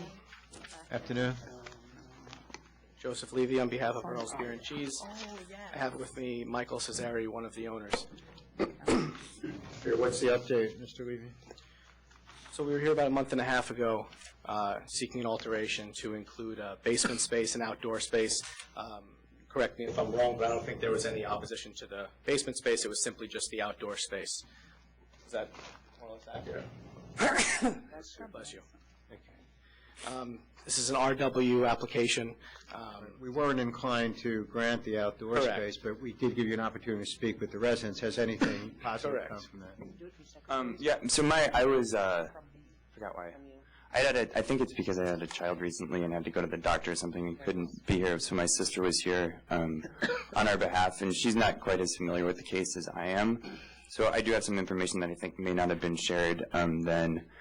I think one of the things that perhaps wasn't presented or conveyed to you guys was that a lot of the people who were originally opposed to us because of our willingness to negotiate with the community board and residents in the community, many of whom I know. I own 5 other businesses in the neighborhood and have lived there for a long time. Some of the people who are opposed to our using the backyard space actually are now don't have a problem with it anymore. One of whom actually, I forget his name unfortunately, but I could get it for you. He has a 7 or 9-year-old daughter, and they directly abut our backyard. And because we reduced our hours to 6 p.m. It's 6. Do we have anything in writing from those people? I could get it, definitely. And then I also, next to him is a single-family home, and there are 2 children who reside with their mother and father, and they're huge fans of ours. They've lived on the block for a long time. They would definitely sign something. Well, that's what the adjournment was for, to come in with something palpable to I show us wasn't community aware of that. support. Well, I mean, the I adjournment. anticipated more, Mr. Levy, than your client saying that people like him. Sure, and Can I interrupt for one moment, please? Mike Smith had received an email, and Cindy O'Brien, from Jules Feynman, is that you? Stating that no one contacted him to do the noise analysis. Which was what you requested and what they agreed to. What you would. Over, they said they would do noise and architectural studies, and you said have them contact people in the block association. No one has reached out to anybody that I know of. I was told that. I'm sorry. Those are architectural studies. By the way, those were promised at the CB license and permit meeting also. The architectural noise study was happening. I got the minutes right here. Sorry. Last time we were granted an adjournment so that we could do some more work to figure out if it was possible to figure out a way to muffle the noise in the backyard, to engage a sound engineer to come in, an acoustical engineer to give us some guidelines on what we can do to help to contain any noise outside, and to see if there was a way that we can get people on board with making this happen. Michael contacted a few different acoustic engineers, and for people to come out to the space and do testing and spec him up something, it was just really cost prohibitive. So what we've done really is there is a plan that we would like to execute to help to muffle the noise outside. As it's already been stated, the deal we made with the community board, which did endorse this, and this is full community board, 30 or 40 voting members, not just one individual, was that the hours would be from 11 a.m. to 6 p.m. just on Saturdays and Sundays, and that we would have umbrellas, we'd have foliage, we'd have a fence, we'd have acoustic paneling on that fence surrounding that space to keep the noise at a minimum. No music outside, just seats outside, 20 seats at picnic tables, not areas to congregate outside. And, I have a chart here breaking down the revenue for the space. You can see what the space is about. It's nearly 50-50 food versus alcohol, so this isn't just a bar. And at the end of the day, this is a legal backyard by New York City Department of Building Standards, and technically they can use the outdoor space to serve food alone. It's worth it for us to make the compromise to close the outdoor space 5 days a week completely and early 2 days a week to be able to. What part of that is different from what we discussed a few months ago? What's new? Well, what's new is that really just that we did try to engage a sound engineer. It became cost prohibitive, and we're trying the best we can to find a way to insulate the space from the sound. I think there were a couple representations to the board that were made last time about the character of the backyard that we wanted to address because they weren't totally accurate. We were painted a picture last time that there were residential windows facing this backyard from all sides, and this was going to vastly negatively impact a number of people. I can show you a photo of the back space here and sort of narrate for you that the back building that has a few windows is vacant. The side building, those windows facing, are commercial only. This side is all commercial, the actual Earl's space, and then you have an open airway compartment that leads to a soccer field that has a ton of action on it 7 days a week. So you're saying there are no residential windows facing this backyard? I'm not. I'm saying there is one building that's totally residential where this gentleman lives whose window faces this backyard. And I see here back of 1259 Park inside of 103 East 97th Street. So which one's the commercial one that you're talking about? So here's an updated photo. This is taken out the back door of the place. Okay. So this gentleman's apartment. Which is what, 103 East 97th? Yeah, this is Jules' thing. Okay. 103 East 97th, right? This is just spec house. Okay, forget that one. This building will be filled probably this spring. What about on the other side? What about on the other side? And this is commercial. 1293, 1259 Park? Second floor, it's not residential. Okay, but it is residential. Not anymore. We have this. It's three buildings, 1257, 1259, 1261. Which he has two businesses. He has another one in 1261. Which is a coffee shop. Coffee shop, which he'll try to like mingle with his customers. Can we get everybody back? So I guess just three adjacent yards. Can I see the photo? One of Can you the leave that? yards actually is not adjacent. 1261 doesn't touch the space. That's what I'm sure. You will have your time to speak, please. And I just think I should add something that my sister probably didn't bring up. Yeah. The real impetus for us, and why we also were willing to make the weekend concession, I think this is going to be great for our brunch and lunch business. So that's really the spirit of the project. Is so like on a nice day, you can go out and have breakfast. We're adding brunch items to our menu, and if you want to have a beer with it, that's fine. If you back our numbers out, on an average night, we do about $1,500 in sales, 50% of which is beer, and we've got about 80 to 90 people in there. The average beer consumption is like 2.1 beers. You know, it's not a loud drinking place. It's loud because it's miniature, so a lot of the noise is trapped. But we're going to have more space with the expansion. All right, let's hear from the.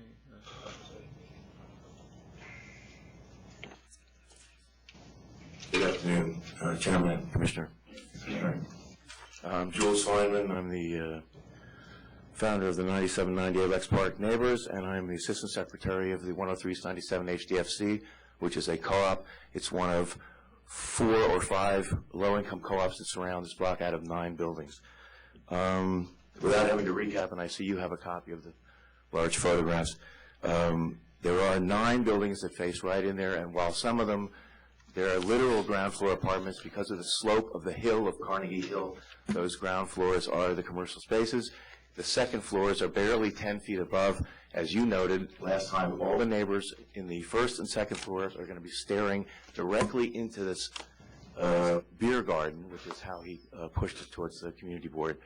In terms of the only 2 days a week, as the chairman noted in our previous hearing, what about the people who work during the week?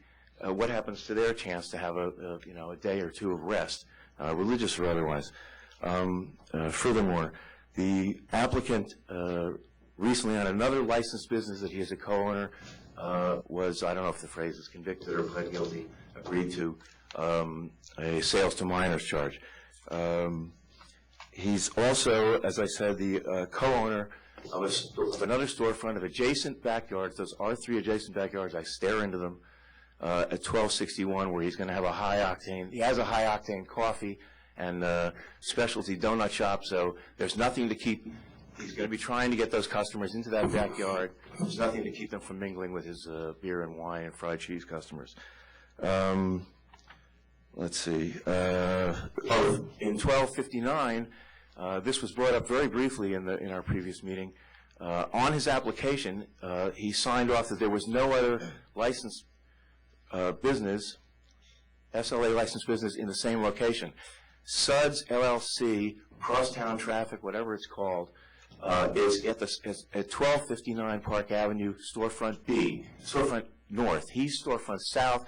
They are the same building, separated only by a shared stairwell. So he misled on the application, and it's a saturation issue.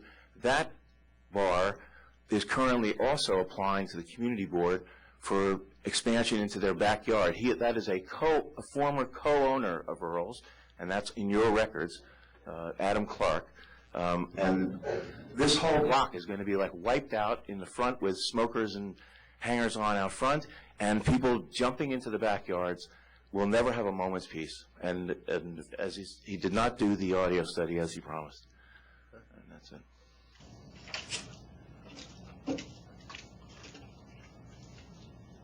Anything you want to add, Mr. Levy? May I respond?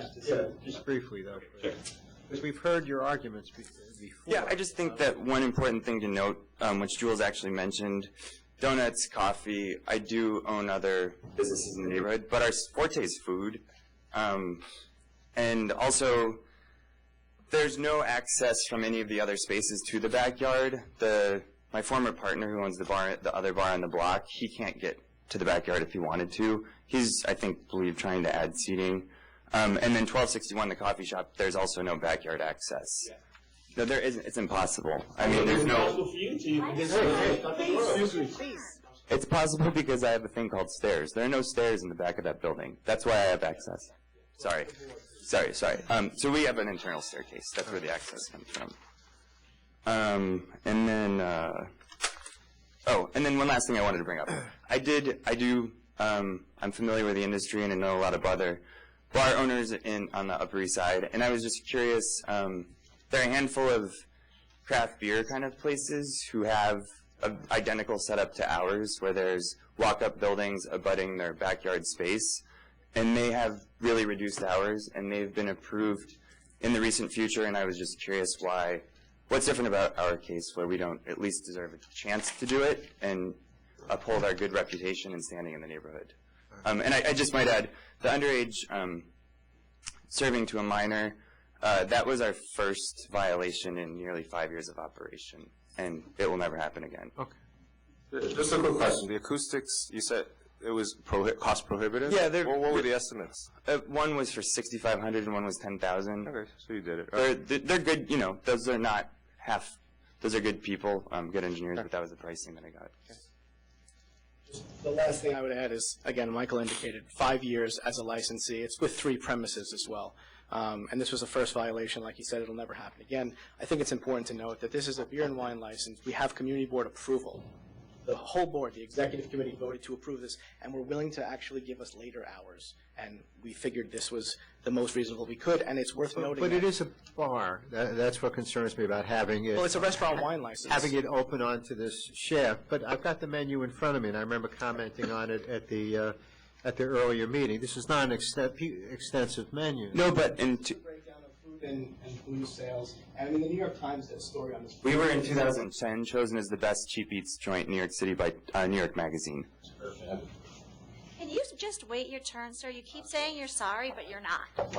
And every award we've won has been for our food. We had a famous chef for a while. We couldn't afford him anymore, so he's off doing his own thing.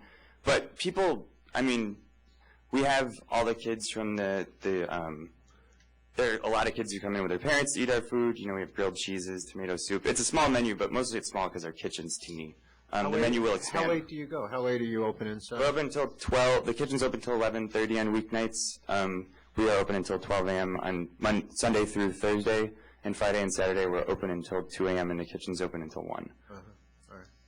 What was the hours of this backyard? It was only Saturday and Sunday. To 6 p.m. Saturdays and Sundays only. And again, they have legal use of this backyard and could theoretically open it for, breakfast, lunch, and But dinner. you just can't serve alcohol. Right, and they'd be willing to make that concession to make sure that the experience is better out there for the people who can go out there in the limited hours we're asking for. If not, I mean, they still have plans for a brunch menu, breakfast, lunch, dinner, and they'd like to do that. So I don't, from a perspective of not disrupting people who live there, we're talking about, like Michael said, it's an average of 2 beers per ticket. So we're not talking about people who are getting drunk and going outside and looking to really. But it's loud. I mean, it's such a small space that. May I just share 1 or 2 photos with you? Sure. Is that okay?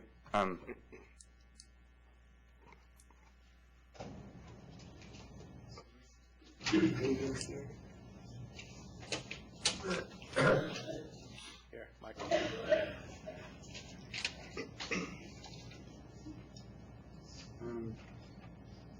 So this is the Jeffrey on 59 and first. It's right by the 59th Street Bridge. And this is Beercraft in a very dense residential neighborhood in Park Slope. I would say Beercraft is almost identical to our concept. It's not dense use of the space, and it's a really casual conversational at this Oh, and yeah, there's a place I on think First. it's very different. It's not a shaft. Ours isn't a shaft either, really. And 59th Street Bridge is like being next to an airport. Well, it's up the street from the 59th Street Bridge. I'm sorry? That's what the space looks like. Look how narrow. But I also think it's important to note that many of these buildings are now up against a soccer field and tennis courts, too. No, I don't think so. Yeah, I mean, these are wider spaces. They're more open. No, I don't think if I could provide measurements, I think that ours is pretty close to that. It's like 26 by 70. send some, contact with the neighbors that live there. We got over 390 signatures of support provided at the community. But not for the know, people but in not that all building that who will live be there. That's affected. gonna be You know, the if I live down the street, yeah, I'll sign a petition. What do I care? It's another place. I mean, I'm to happy go. to gather signatures from people in that building. Yes, this has I wanna- been held over. If you want to do that, be my guest. We'll put it over again, but, we. Okay, I wasn't informed Been of put that over for request. I was only 2 informed of months. I'm sorry that there was this communication breakdown between Joseph and I. I came here this afternoon, only having been informed about the request. You for want to try to get request some, you I want to try to get I people would- in the building to Yeah, I sign can- something saying they support exactly what you're asking for? We'll give you Sure, okay. some time. to No do problem. that. So you want another 2 weeks? You want a month? I can do it in 2 weeks. 2 weeks is good, and I apologize for the miscommunication here. I thought those were pictures. That would be March 10th. Those are your pictures? Oh. Yeah, I think it was just the one set. How many roughly, just so I know? How many people live in the There was building? a black and white. Okay, how many signatures? You want this? Let me see what they are. March 10th. Yeah, those Would you be doing this if I wasn't sick? Or you just I trying know, to? I'm just mad because you're giving me your germs. Thank you. And so, what, the 10th? I have an appointment on that date, I cannot.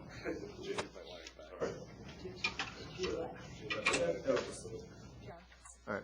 I can't do the 10th, I'm terribly sorry. Sorry? I can't do the 10th, I'm terribly sorry. We'll go, how about March 24th?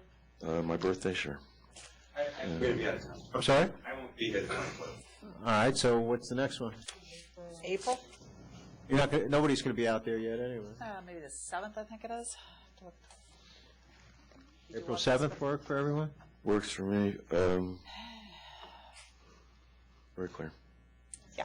Maybe April 7th. First of all, I would like to apologize. I tore my rotator cuff, and I'm on Tylenol with codeine, so if I was a little not paying attention to the What rules is of tearing your decorum, my rotator cuff apologies. have to do? I interrupt people without any injury. I know, but you're allowed. And by the way, congratulations, and will you be here in April?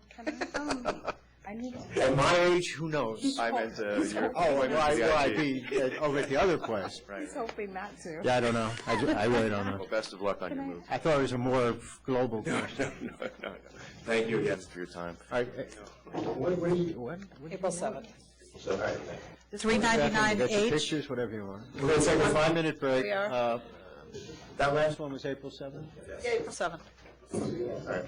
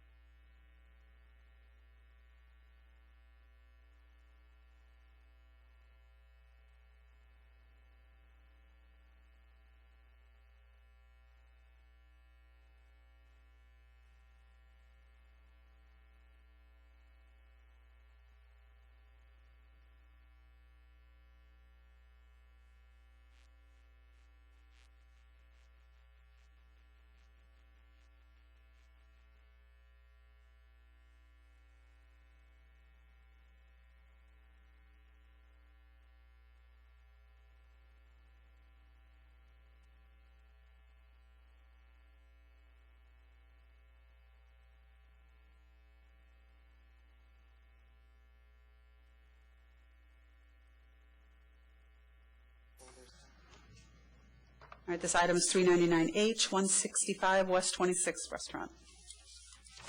Good afternoon, Commissioners, Chairman Rosen. This is Thomas McCallan on behalf of the applicant, 165 West 26th West, Inc., and it's one of the co-principals, applicant co-principals, Paul Devitt.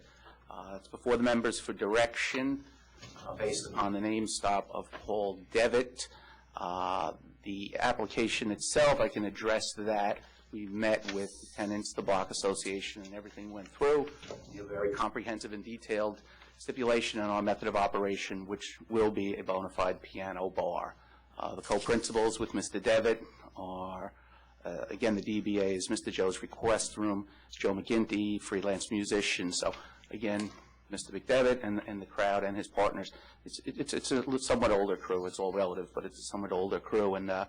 And we were vetted pretty intensely by the community board as to whether or not this was going to be a bait and switch, and it is going to be a piano bar with the request. So anything on licensing that you want to address, I can work with you on that. Answer those questions, Mr. Devitt can. But again, it is up here based upon a. All right, so he's agreed to the stipulations that are set forth in the November 12th of 2014 affidavit? Absolutely. All right. Yeah, I'd like him to address his lousy licensing history. He can, and I will. Let me just give you some introductory remarks on that. Mr. Devitt has been a licensee, whether in New York or in other states, but he's been on 12 different licenses. He's been licensee for about 27 years in totality. The licensed premises, which ultimately led to the name stop, is truly an outlier, and it's an outlier in which I can address in that it was a large club, and to a degree no good deed goes unpunished, but Mr. Devitt was asked by some people that they were looking to move into the nightclub genre, and he had some experience in the industry. It was a friend of his who was opening it, and they did open. They operated for about a year or two, and the agreement with Mr. Devitt was, yeah, I'll be part of the venture just to get you started and organized. And then he slowly, moved away due to, legitimate personal crises and tragedy. He was no longer involved in a day-to-day or an integral level at that nightclub. The nightclub went to roar on. These are violations in 2006 and 2007, and ultimately it was shut down. Mr. Devitt really wasn't involved during those events. He ultimately was responsible because he did sign the lease, and he surrendered the premises back to the landlord. And then as time went on, the place was closed and dark. And when it was dark, the charges were all brought, and the license was canceled with the name stop. And that's really where we are. But again, Mr. Devitt's currently licensed at a premises for over 20 years here in Manhattan. Whether it be in New York and out of state, he's had 12 different licenses. So that whole room was an outlier. He's never been involved in a club scene. That was a club scene with other partners, and he delegated, and it turned out those who did get involved were a bunch of frauds, and he's a victim of that, but ultimately he was not there and, let alone participated, what was really integrally involved in it. The tragedy in his life was his daughter was ill and his wife, and a lot's gone on. So not that I'm looking for the sympathy vote, but he's a quality operator, and he is the linchpin to this venture. All right. What about some of the other minority shareholders? Merle Chomak, Robert Andrew Boost Jr. They have pretty not stellar history as well. Well, they're not the operators. They've been invested as part of the roster members. I mean, Mr. Devitt is here. That was in large part our commitment. They wanted Mr. Devitt here, and he'll be the go-to. Those who will be involved are those, the primaries that we listed would be Adam Schlesinger and Joseph McGinty. But again, they're really bringing, quote, the talent to this operation. The other gentlemen, they're just investors. They're just investors. They think it's going to be a successful venture. I can't speak to their license history because I don't know them, and that's really the first that's been addressed. My sense is they were just investors, passive investors. All right, you ready? Yeah. All right, we'll vote. I approve. I approve. I do too. Thank you very much. Thank you. Appreciate it.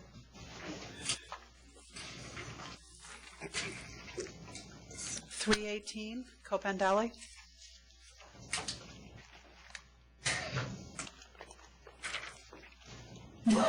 Good afternoon, Chairman, Commissioner Kim, Commissioner Green, Council, Deputy Commissioner.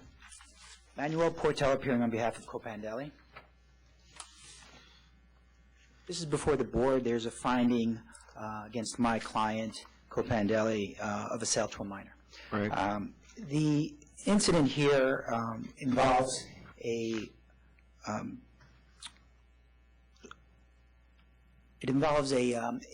stock boy who was Involves a what? A stock boy. On this date, the normally prior to the sale to the minor, normally the management, the owners, this is a family-run operation, usually handles the cash register and makes sure that all the sales are done through management, and they verify the age. If the individual appears under age, they check for ID. But on this specific occasion, there was a stock boy that was covering for the owner or the manager who was receiving a late delivery. And when they received the late delivery, he was away, and the stock boy stepped in. They've taken corrective actions since then.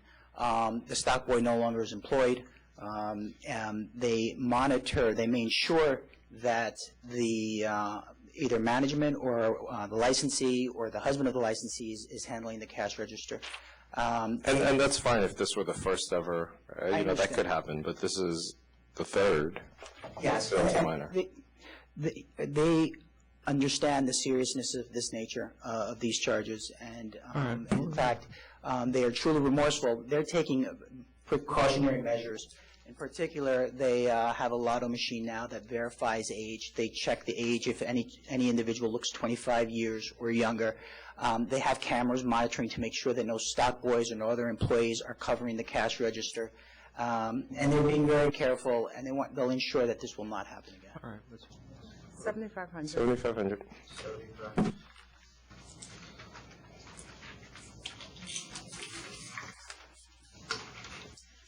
354, Glenn Ramsey.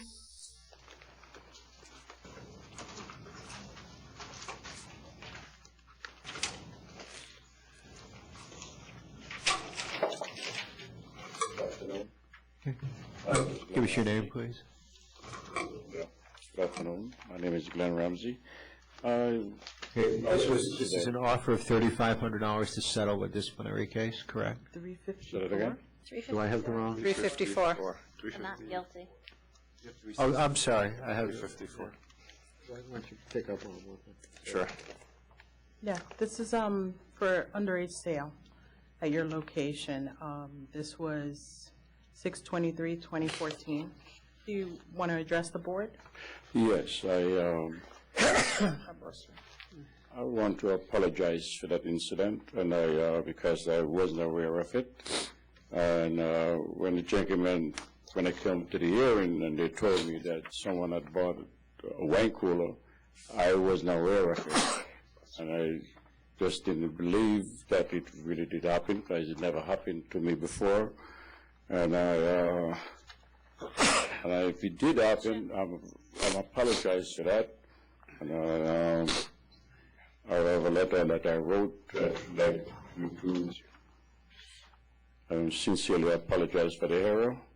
I see that you have not had a violation in the past 15 years, and you've been licensed since 1985. Normally, a penalty of this nature would call for $3,000.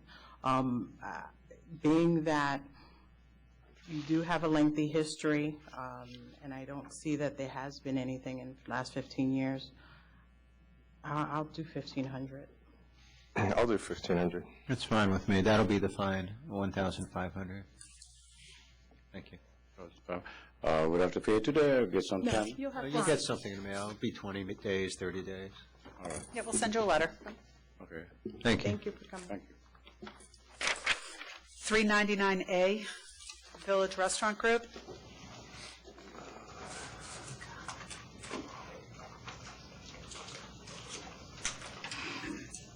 Mr. Chairman, members of the authority, we're here again. Robert Ferrari for the licensee.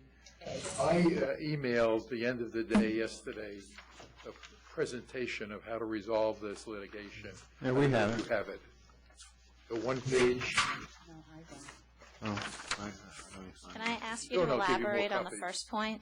You said we will continue to ensure that the garden is used for dining use only, and that operations in the garden will cease at 10 p.m., consistent with the current garden closure time. So does that mean that the Morton door Yes, will it be says it used? further down, in item 3. We will close all doors and windows that open into the garden at 10 p.m., consistent with the current garden closure time. So you intend to use the Morton door until 10 o'clock? Yes.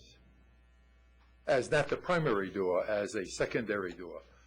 The primary entrance will be Hudson Street, will be open at all times that the restaurant is open. How do you ensure that it's the primary door? Well, that's the door where they're publishing the address of the place on that door. There's the name of the place on the door. Somebody has to go out of their way to find the Morton Street door. We also have a winter vestibule on that door right now that we plan to use in the winter months that help to announce that door as the primary entrance. It's where we post the menus, the letter grade, sign, etc. Would this be acceptable to the people? We didn't who get work to the in monetary portion either. I'm sorry? We didn't get to the monetary Aside portion. from that, though, would the method of operation portion of this be acceptable? I'd have to, the community board's position was that this Morton Street door was never meant to be an entrance. Should not be used at all. That was the original community board position. The community board was asking that the Morton Street door be closed at 10 p.m., which is what we're agreeing to. If we could have an executive Is session. that your, sorry? If we can have an executive session. Yeah. Mr. Chairman, I'm going to object to Ms. Flug appearing with you in that session. I didn't object the last time because She's our general counsel. She's your general counsel, but you're judging, and she has a conflict, or you have a conflict, where the... Why do we have a conflict? Is prosecuting, that's the case law. What's I the didn't case bring law? the name of the case, but... So you're saying the council can't confer with the commissioner? I'm sorry? The council can't confer with the commissioner? The council cannot advise the commission when it's judging as to, she wants to advise you on penalties. What case do you have? Huh? Where's your case? I don't have it with me, but... We're going in executive session. Okay.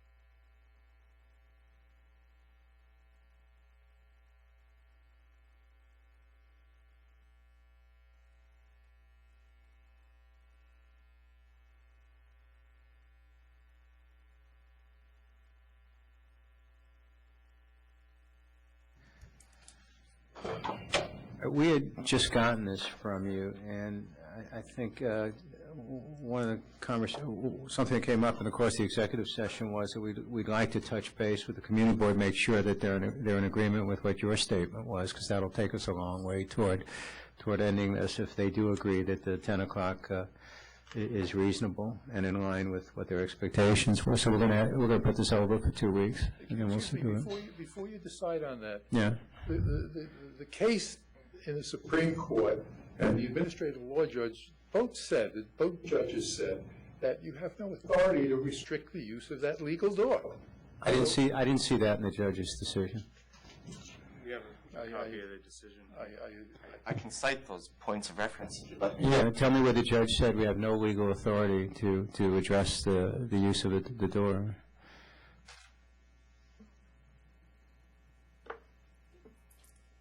On page 14 of the Supreme Court decision, it says the Hudson Street door should have been available and should be available, but that's not to say that the green door can't be used. She never made that finding. Then on page 20, she said... Let me just ask you where you are. You said page 14, right? Correct. Let me just find it.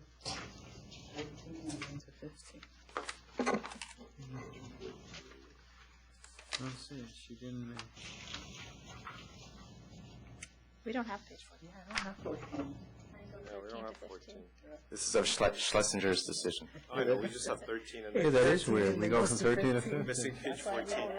I have a copy of it here if you'd like to. Yeah, could you hand it up, please? Did you do that on purpose? 14. Copy or skipped it. I remember reading the original one that was circulated. It had everything. I think it's just this one.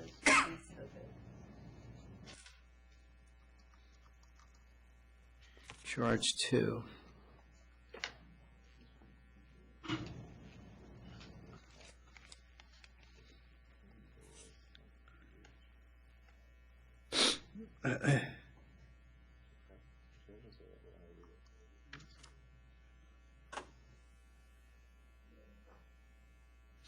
Well, she says, unless I'm wrong, tell me if I'm wrong. Ms. Marcio says... And then she goes on page 20 also. Request the license where everyone was involved. The entrance would be the Hudson Street. And this whole business with the green door is something that evolved after the fact. And what page you want us to look at now? Page 20. Okay. It says, there's no finding that the green door, the Morton Street door, was forbidden to be used. I think that is really the critical issue here. Yeah, that we've got, yeah.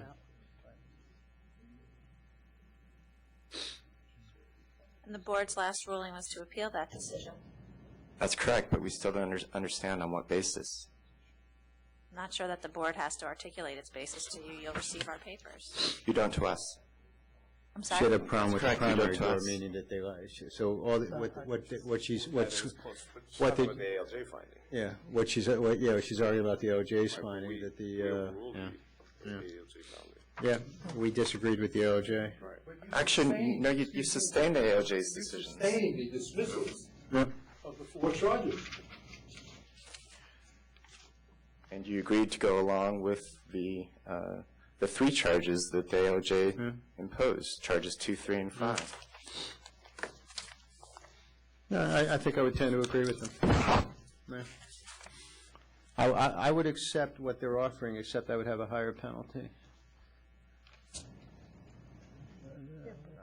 to settle the case.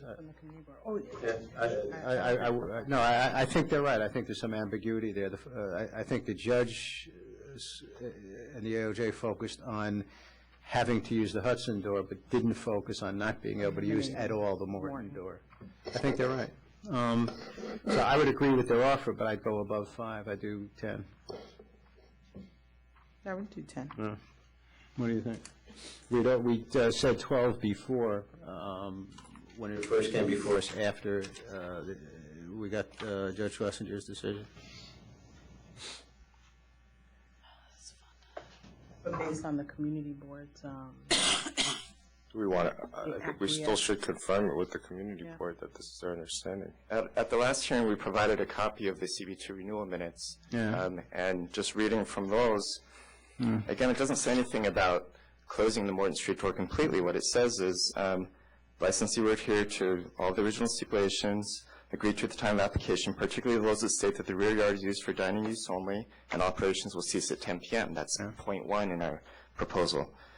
Point 2, it says the licensee will stop using the rear yard side Morton door as a primary ingress and egress into the establishment and will instead use a traditional front door on Hudson Street. That's also what we're offering. Sure. Original steps? You said adhere to the original steps. Use of the rear garden. That's what I'd suggest, that we accept this, but instead of 5, we impose 10. If they don't like it, they can sue us. If they accept it, then I think the matter's been resolved. But you said the community board hasn't, you're not sure if they actually agreed with the 10 o'clock? The 10 o'clock for all ceases. I'm not sure of their position now on it being used as an entrance at all. Mr. Booth said the last time he spoke here that he imagined that his position would not have changed, that it would be consistent with what the last statement that they made was. He also said that he was going to speak to us again after talking to the community board, and he never responded to any of the emails. So, He's in a tough position because he's co-chair of that committee and one of the protagonists in this in all this litigation. He's the one that started it, Mr. Robert Eli. And as a reminder, I have 14 affidavits here from all of the immediate neighbors that are in support of exactly what we're offering. I can provide copies of those affidavits as we have in the past. I don't think they're that hot about it at this point. I would do the 10, I wouldn't do 5. All right, I'm in agreement with that. All right, do you agree with that? I agree with that. All right, so what the penalty we're going to impose is that you operate according to what you proposed, but the fine will be $10,000 and not 5. How about 7,500, Mr. In that, somebody came here with 3 underage violations. That's the most serious charges that could be made in this business, and got a $7,500 fine. The findings of the 3 charges are minor. It didn't have any impact on the neighborhood.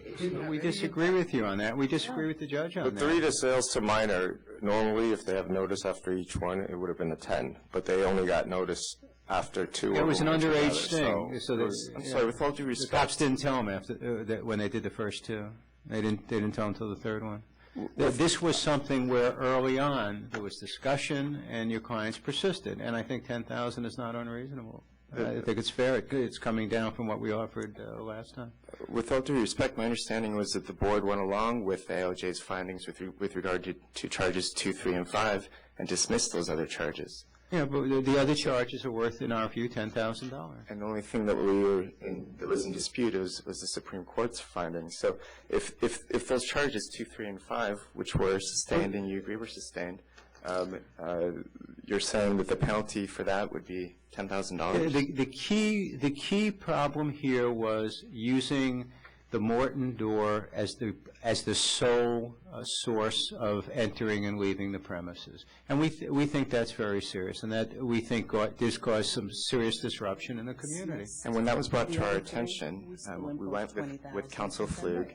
We had a discussion, and we offered the same thing that you just agreed to accept in terms of the change in method of operation. We're accepting it now because you've done very well in the litigation. Which has cost us an absolute fortune, and it has cost taxpayers an absolute fortune. This is not what we would have chosen. We would have chosen another route. We would have chosen a route. We don't agree. With no legal basis. Well, okay, then you can challenge it, but I think we're going to stay with $10,000. Additionally, $10,000 is what Commissioner Green offered in the very beginning.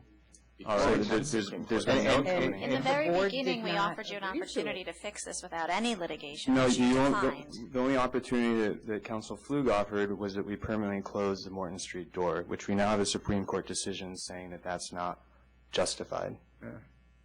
But the decision of the board, even dismissing the charges, was $20,000 and 10-day suspension. Yeah. We've come down from to $15,000, and then again to $12,000. And now we're at 10.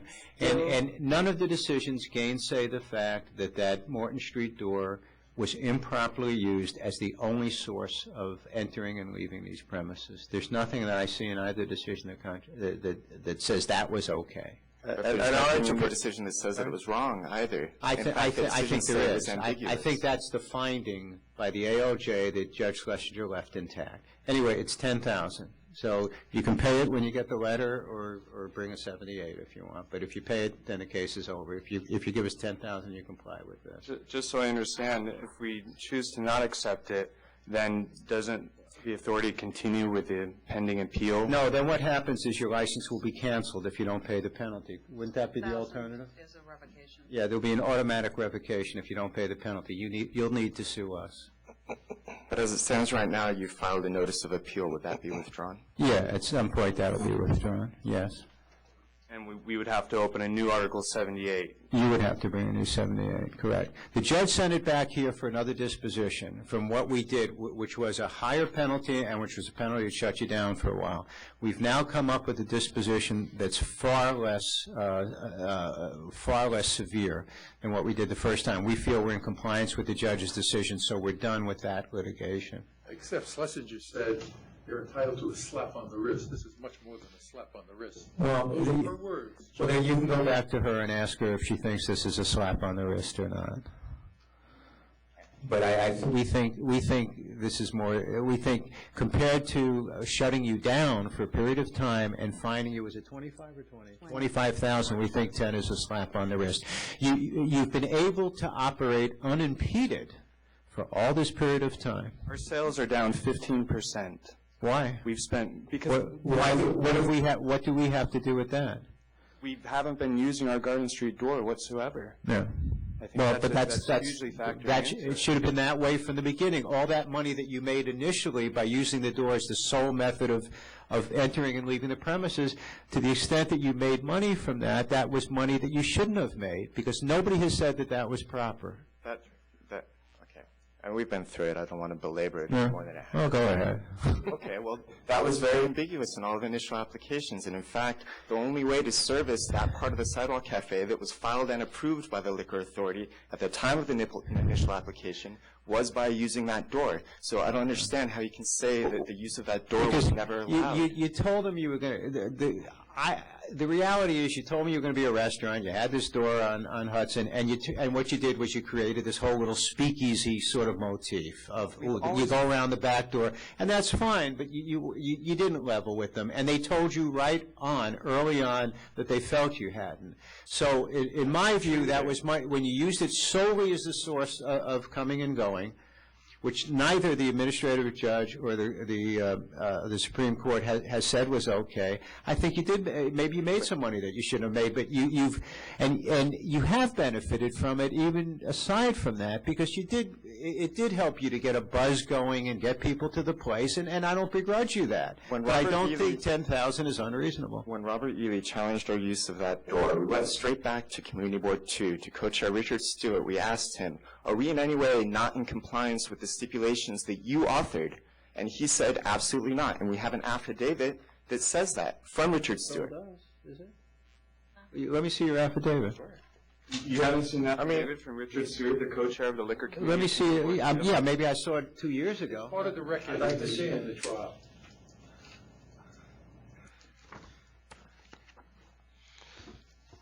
Even when the authority initially investigated our operation, they found no issue. It wasn't until Robert Ely leveraged his position as the new co-chair of the Liquor Committee, sued this authority under Article 78, that all of a sudden this became an issue. I don't think that's inaccurate. When Mr. Ely filed his lawsuit, our investigator's report wasn't complete at that time. Wasn't the major issue, aside from the door, the fact that the cease operations language was being argued over? The interpretation was that even if you were using the back door at 10 p.m., you were supposed to stop, but you continued to use that. That was ingress and egress. And your interpretation of what cease operations meant, your interpretation was no more food, restaurant, whatever. And then from what I heard from the community board was that in their stipulation, when they said cease operations, that meant nobody outside in the yard, whether it's to walk through or to serve. That was the administrative law judge. I was going to say that we probably spent almost 2 days with ALJ, talking specifically about that. And in fact, if you read in Stewart's affidavit right there, he addresses that. He addresses that cease operations phrase specifically. There is, and then Carter Booth testified at the hearing But as this well. is the whole point, is that, This has all been litigated. What did Carter Booth say? Carter Booth testified at the hearing as to what the community board's position was on the stipulations and what it meant. And I think Ms. Marsico's here. She could say how long this. I think there were 19 days of litigation. 17. 17. So how this was is this received?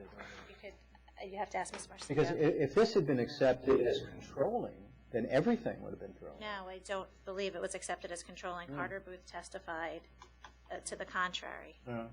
Chairman, the community board did not. You step to the microphone for the record. Mr. Booth testified that the community board did not authorize Mr. Stewart to speak on the community board's behalf. In that affidavit, Mr. Stewart represents that he's speaking on behalf of the community board and he was not authorized. He did this on his own. All right. All right. And he violated the community board's bylaws. All right, but it does add an element, I think, of ambiguity to some degree. I think the testimony. Carter Booth Carter Booth's testimony is what the authority viewed as controlling. If I may make the point, the issue here is that as soon as anyone told us that there was an objection to our use of that door, we went to the community board. I reached out to Raymond Lee. I reached out to Richard Stewart, the chair and co-chair of the liquor committee. We heard back from Richard Stewart that there was no issue. So we didn't know that we had to change anything. The next thing you know, we're being brought, their charges are being brought against us. Now, the next thing you know, you were sitting at a meeting with me and Ms. Marsico and your attorney, and we talked about the issues, and your attorney said that there was no problem with what you were doing and you were going to continue to operate that way. At that meeting, counsel, you told us that we were required to close the Morton Street door. Completely. And we said, well, how can you require that? And now we have a judge that's saying, how can you require that? And this board has voted to appeal that judge's decision. This is going over and over, everything that is said. This is exactly why this has gone on for so long. Counsel, if you had just asked us to close the door at 10 p.m. from day one, which is what we offered from day one, we would have happily obliged. You would have saved all the taxpayer dollars that have been spent in litigating this for 17 sessions and filing an appeal. We would have saved $120,000 in legal fees. That's wiped out all of our profits. I work 80 hours a week, 7 days a week, trying to make a profit in a restaurant. We're not a bar, we're not a nightclub, we're not an illegal speakeasy. We are a restaurant that serves breakfast, lunch, dinner, and brunch. We make very little money. So why didn't you cease operations of the door? Or why didn't you cease it at 10 o'clock? Why Because didn't you get a private label for your wine? The with a only thing picture that you of the would green consider, door? Counsel Flug, was the permanent closure of that door with no basis, and that was absolutely unacceptable to us. You did not accept any of our settlement offers on that day or anything since then, and you are accepting that settlement offer now, so I Your don't settlement understand why offers we're came in discussing the this. middle of the hearing, which at that point, settlements. We've been offering settlement offers from the first time that we sat with you. Mr. Fryer, we'll do the 7,500. You go to 7,500 and the items that you've submitted, and we're done. Thank you very much. On your appointment. Thank you for listening to us. Thank you. Okay.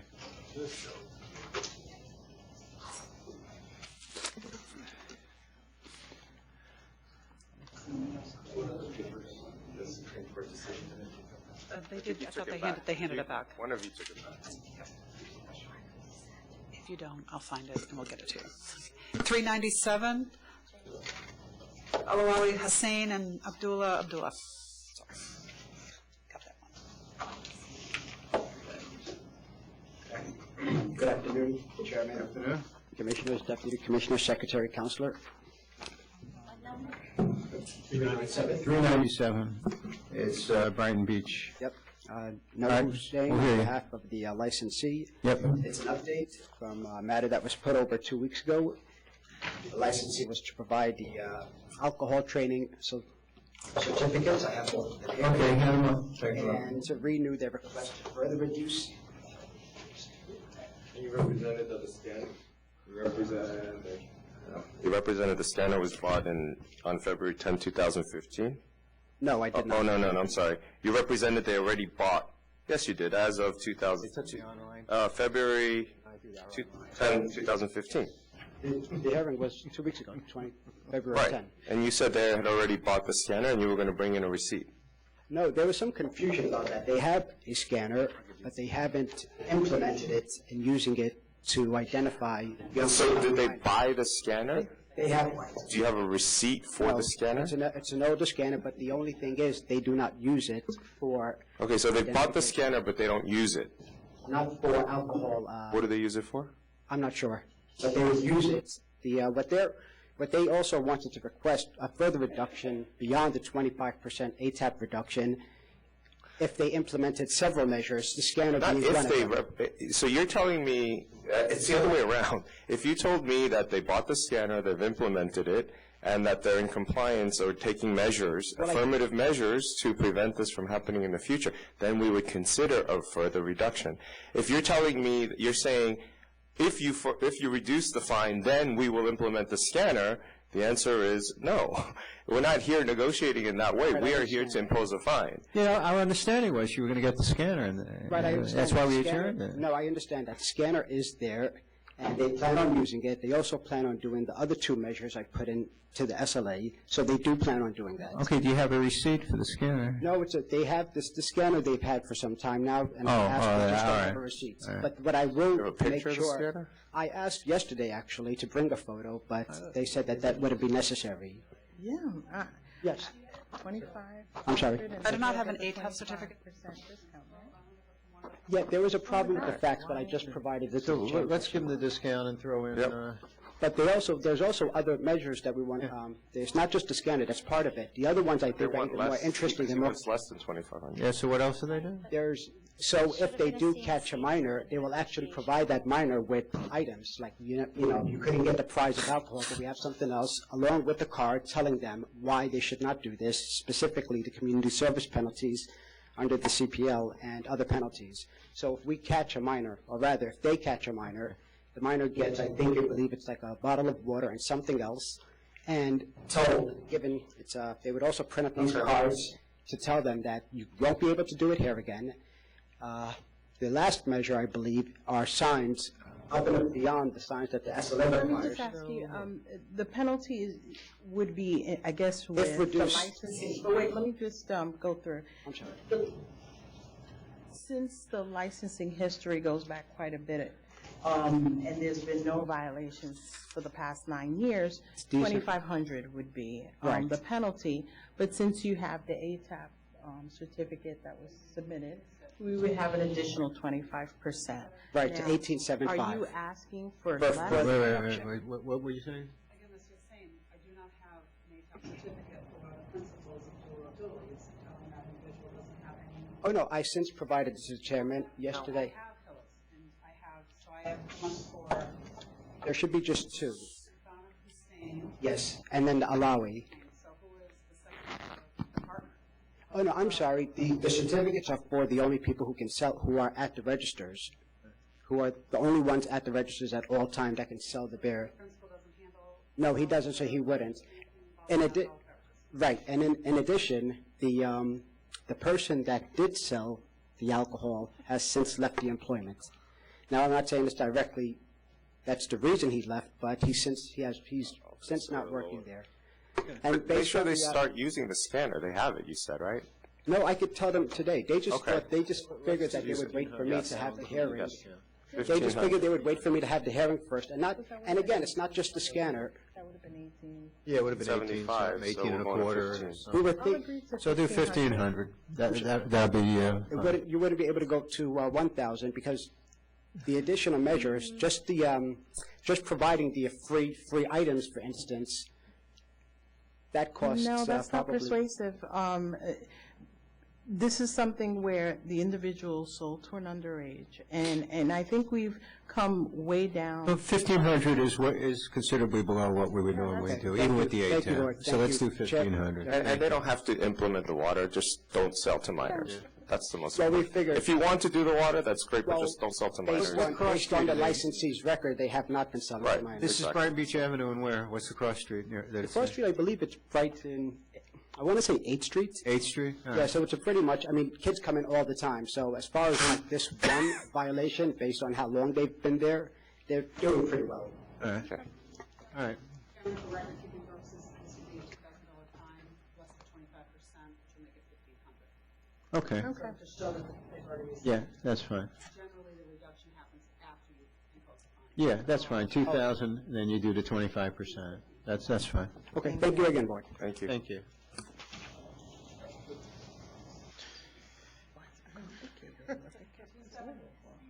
$274 and 399E, MP draw.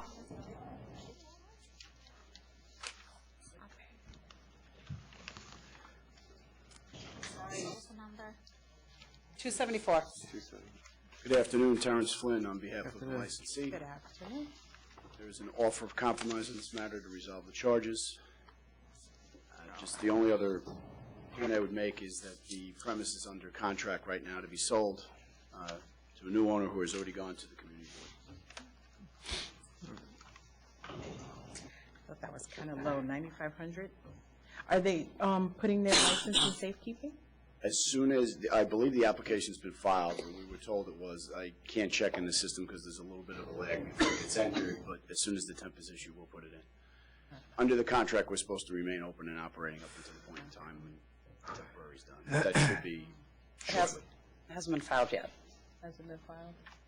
Well, I don't know if it's in the system yet. They told us they sent it to the, Are you involved with the application? no, I am not. No. I thought it was low.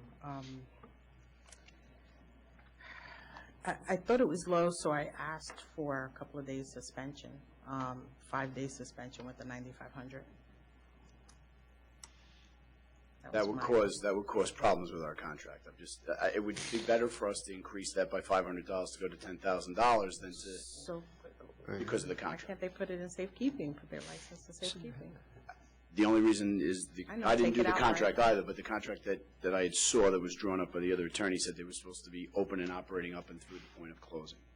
In other words, so I guess the flow of customers doesn't leave. About 12. We'll go up.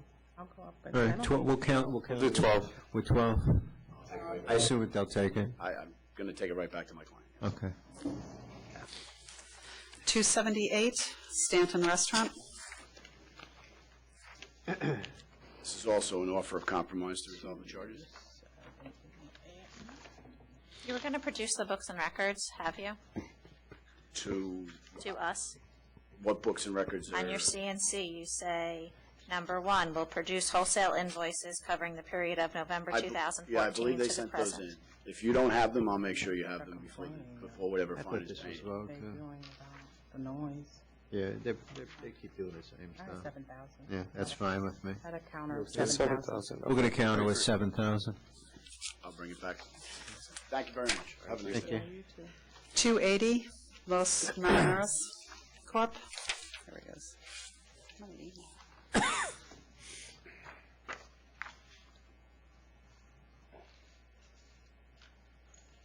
Good afternoon, Chairman Rosen and Commissioners.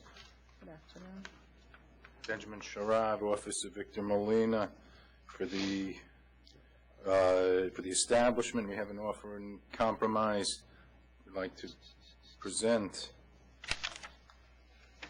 Agree to a fine of, proposal fine of $10,500, and they've agreed not to sell to any intoxicated customers. They're going to educate staff to make sure that's complied with. They'll have posted licensed security guard, and they'll call the police, 911, if there's any disturbance.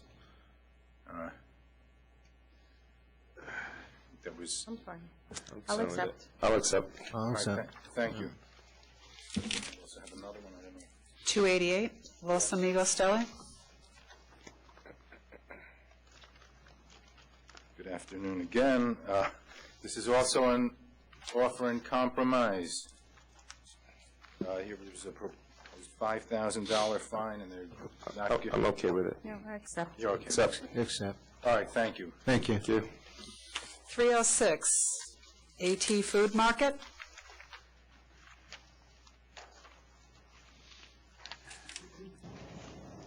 I'm good with this.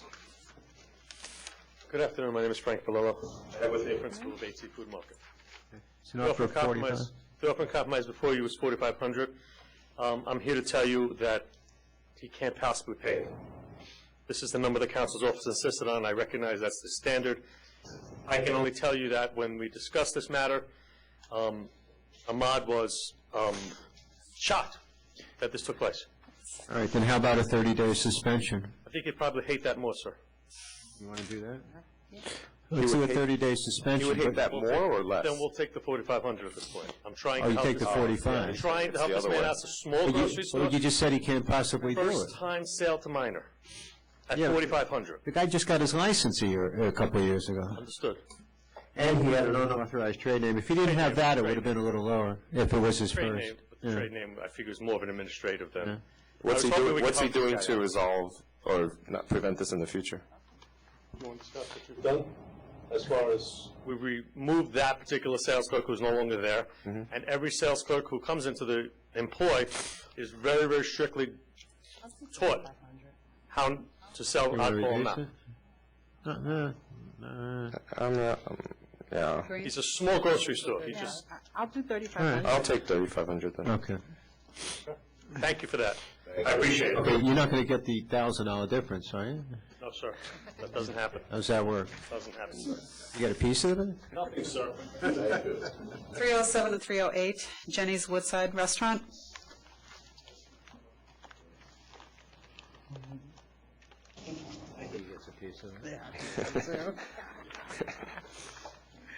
The main issue in this case is that each time they got the sale to an intoxicated person, they were put on notice with a summons issued. Yep. So you have 1, 2, 3, 4, 5, 6 times. Each time they were put on notice. How many times can they get put on notice? Each time I appeared in criminal court and the matter was dismissed. Not only was the matter dismissed, but the ADA recommended that these be dismissed. These were nuisance abatements, though, weren't they? There's certainly a nuisance statement that we have complied with. What'd they pay on that? I don't have it in front of me. I'm not going to lie to you and tell you it was huge. I don't think it was tremendous, maybe 5,000 or so. The point, though, is that these premises have rectified the problem. We don't have any visibly intox in the premises anymore. We're offering a 10-day forthwith and a $5,000 fine. I'll take the 10 days, but I would go to 10 on the fine. Yeah, I thought it was low. I just wanted to know if they had anything else. No, they don't have Nothing anything else. outstanding. And they're selling this? Is that what? That yeah. deal's fallen through. That deal's what? That deal's fallen through. Oh, fallen through. I'll be withdrawing that application, yes. It was denied. Yeah, if I didn't know. I'll do the counter offer of 10 days suspension and 10,000. Yeah, I'll agree to that.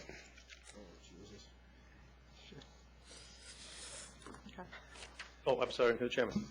Yeah, I agree. Sorry. Thank you. Wiping my tire. 342, 151 Dykeman. What's in the? 342. 342. 342. Ran on my tire. Just a running mess. 342. Where did I get out of here? Still on this side, I hate the way the camera gets my angles. Switch the camera. I have with me Danny Gonzalez, with the principal of 151 Dykeman Street, Dykeman Court, I'm sorry. An application for an on-premises liquor license. I believe it's here because the result of the prior operation. We have no involvement with the prior operation whatsoever. So why is in the affidavit 2E says Mr. Gonzalez is attesting to the fact that there's no history of liquor violations and reported criminal activity at the proposed premises? That's me, that's error. You just made a mistake? That's an error, that's my error. That's your error? That's my error, it's a standard form. Why is there a verbal agreement? Why isn't there a written agreement with the community board? What's that I about? believe this community board, I think, takes your application and considers that your stipulation. This is, as far as a verbal agreement, I'm not sure that would, we have a full-blown out hearing and they basically say, agree to what we ask you to. I think it was 3 o'clock, if I didn't say. Yeah. So 3 closing. They were very nice. This is a 500-foot case. They agreed to 3. There's a verbal agreement. What was going on here? I don't know. Gotta ask the councilman.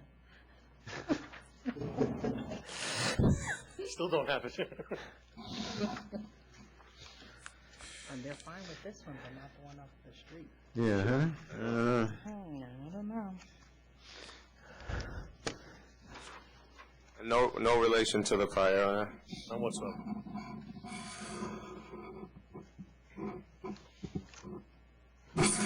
Well, the community board's comfortable with it. All right. Guess we go with it. None of that, the police are also comfortable with it. They attend these community board meetings. And the lieutenant stood up and said, we met this gentleman, we have no problem with this place. All right. Yeah, they usually all agree. They either agree to approve or agree to All disapprove. right, based on the community board recommendation, Verbal recommendation. we're going to approve it. Yeah, So- I'll approve it. Can I just, I'm sorry, I don't mean to interrupt. You keep saying verbal, though. I have an actual written. No, it's, No, I have they the say community in their board, letter but that they, in the letter it says based on the verbal. applicant's verbal. In other words, there were verbal steps. They did send us a letter saying they We support agreed it. verbally to install. Yeah, I didn't even notice that. I don't know what that means. We did agree to. Okay, it's approved. Thank you. Yep.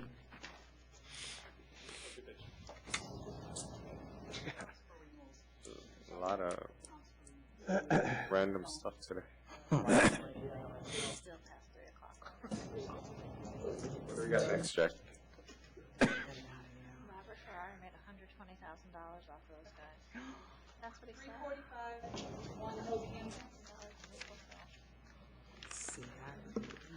I'm sorry, what number? 345. 41? 345. 345.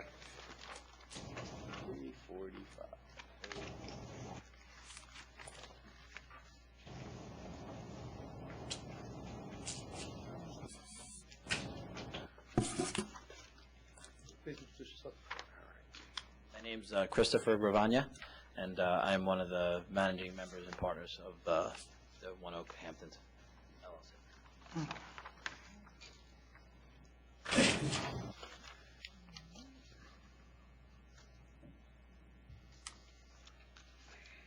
Yeah, I think my biggest concern is that, so you're entering into a licensing agreement out in the Hamptons for something that you're running here, and Running here? for a business that's started in New York City, correct? No. No? Originally, I don't mind.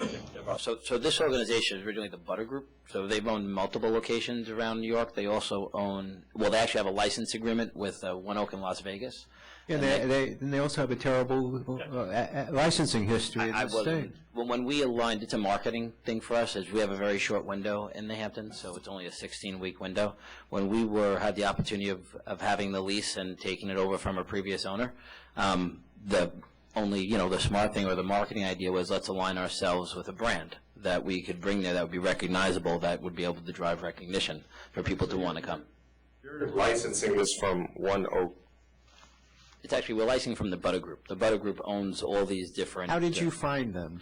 I know the brand, so You're not in the business. I've been in the marketing business for a while. I've been in the print media business for over 14 years. But what have you had to do with the liquor So industry? I printed for a majority of nightclubs and restaurants and hospitality. So that's my experience, my understanding of the industry. They had a very prominent name from a marketing perspective in the space. I've never looked at or would think about looking at their history as far as their liquor license. We also looked at other brands too. But So. this contract, to me, goes beyond the usual kind of trademark agreement. It talks about, for example, that licensee shall consult licensor on all contracts relating to guest service employees, including doormen, hosts, and runners. You can't hire a doorman without them agreeing to it. That sounds to me like they have a significant part in running this business. There are lots of other substantive provisions, but that's something I've never seen in a licensing agreement, that you got to ask the trademark holder for permission to hire a doorman. All of the consents that they're required to get are not to be unreasonably withheld. Every one of those consents in that agreement, they cannot withhold their consent to. This is merely their way of protecting the brand. They don't tell us who to hire and fire. Good. No, they don't. So we've been in operation over the course of the summer. They absolutely are not involved in our hiring, firing. They like to have input because anything that's brand recognized, they like to have input to make sure that we're properly representing that brand, which we do understand. However, they do not control any books, any finances. They don't control any leases. The lease is under mine and my partner's name. We are the only ones on the liquor license. We manage a very short window of. But they also have approval over the costs and fees for the talent which you're going to have come Which shall not be unreasonably withheld. Right, but why?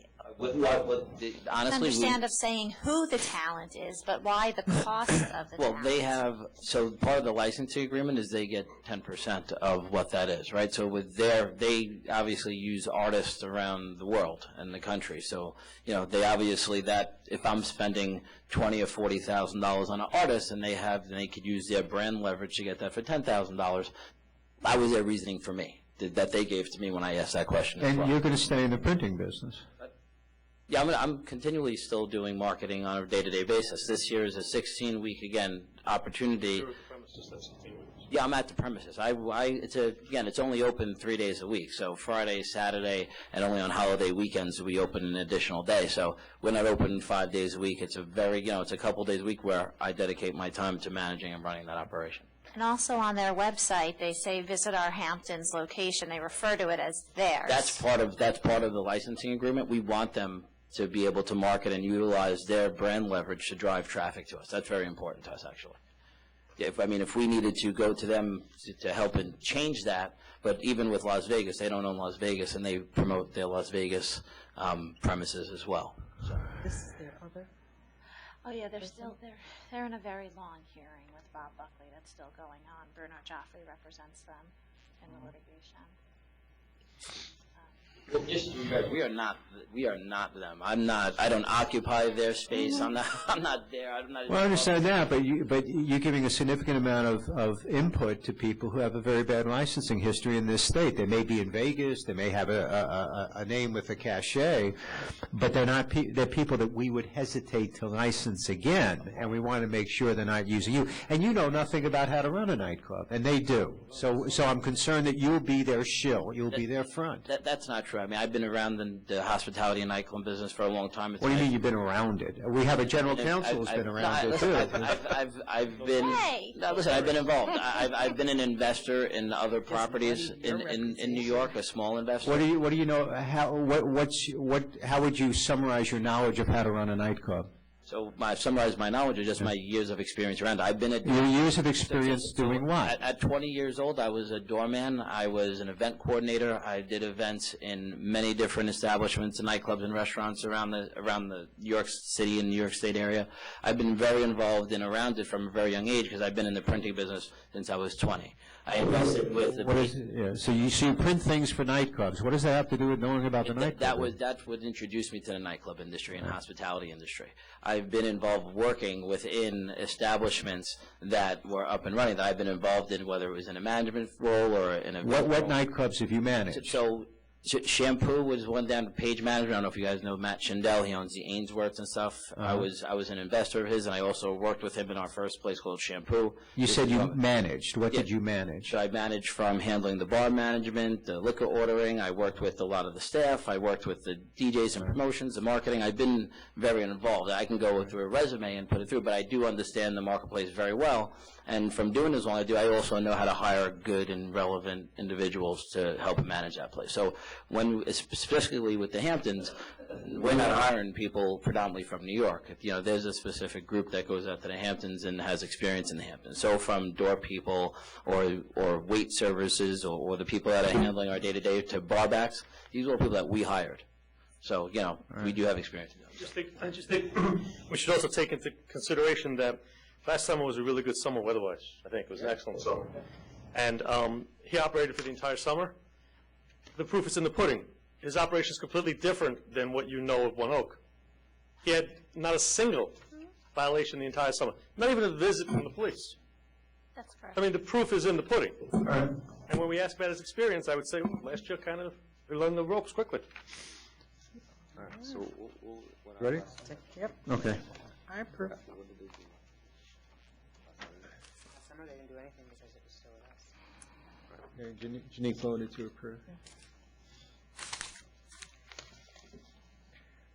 When you just bring up last summer, I mean, last summer you didn't have a license, though, right? Yes, we did. They did.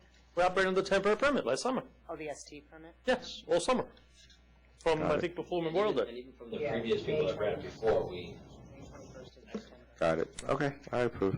I'll approve it too. Yep. Thank you. We don't have to.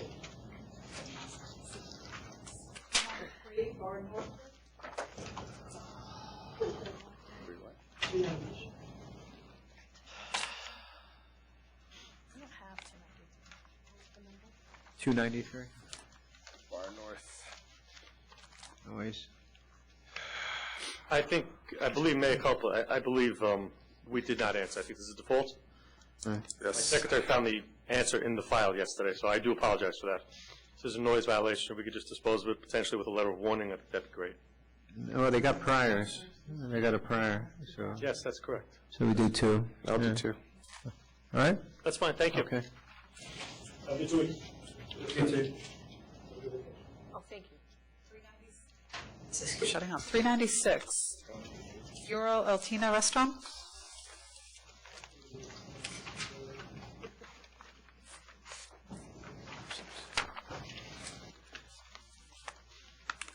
Good afternoon, everyone. Argelio Rodriguez here on behalf of Euro Eltina, and I'm here with the two owners, a father-son combo, Santiago Quesada and Santiago Quesada Jr.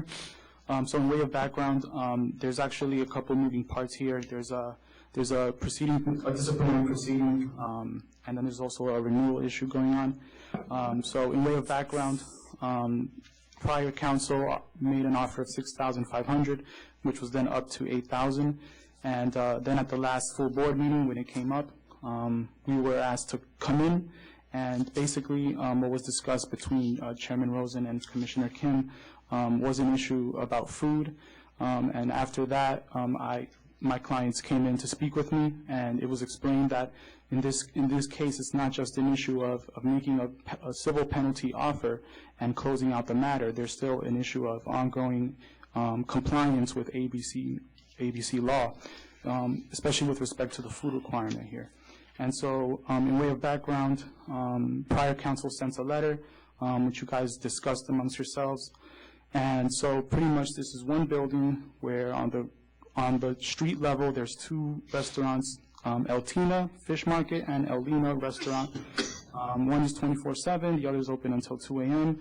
The licensed premises is in the basement, Euro Eltina, and so they, I had to educate my clients about what they need to do to comply with ABC law on an ongoing basis. So there was a misunderstanding on their part as to how they comply with their license, and so gradually they ended up shifting into having the menus kept at the bar and the billiards tables for the restaurants above them, which are also owned by him, all in the same building. They all have the same address.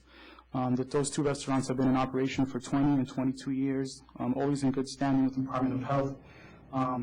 And so the way things had worked was that people would regularly just call the numbers, and the food would be brought down from upstairs. So I explained to my clients that that's actually, I get what you're saying, that you serve food and food is made available, there are menus there, but there needs to be an issue of the food being prepared at the licensed premises. And so what was discussed was that, moving forward, in addition to the civil penalty being offered, the food would be cooked on the premises, and or the method of operation can be changed to operate more of a tavern, as Commissioner Kim suggested at the full board meeting 2 weeks ago. And I say and or because we leave it up to you guys. But in the end, we've also been in touch with the community board and the 34th precinct on this licensed premises. They met with them 2 weeks ago. And what was discussed was that the establishment also needs to become compliant with Department of Buildings issues. So basically my job, I was retained about a week ago, was to get these guys compliant and not just make a civil penalty offer. So, the next thing with that was they got a temporary place of assembly for 30 days, about a couple days ago actually. And then not only that, after that they're going to renew that for 90 days. And I have those temporary permits for that. I also have, so I have the temporary permit for the place of assembly. Then I also have a letter from an architect saying that the permanent will be approved shortly. And all they're waiting on is the final inspection sign-off for plumbing. And I also have pictures of food preparation here. So it's a seafood. Their main theme is seafood, and they make the seafood in a food preparation area. And so that's how, the idea is to prepare it on the premises to comply with ABC law in the meantime. But down the road, we they do have an intention to speak to the community board and then also the SLA and change the method of operation to a tavern. And I'd like to submit these pictures if I can. So right now, at least to be compliant, you're going to have to prep the area and provide food. Or are you going to modify your license? We're going to do both, actually. So food will be prepared at the premises, number one, and then so what's in the pictures is the main thing is fish, and so it's fish. It's called a fish a la plancha, where it's fish that's it's like an iron, and it's pressed. There's also, it's served with tostones, which are plantains, fried plantains, which are already pre-cooked. And then there's also some sandwiches available. There's a freezer there, and the food will be prepared there. In the meantime, we also are in talks I spoke with Community Board 12 yesterday, and I let them know that we are going to return to the Community Board to just maintain open dialogue with them and make sure everything is smoothed out, and then also appear to change the method of operation to tavern. If you want to apply for the method of operation change now so that we have it on record, I can hold it until you meet with the community board.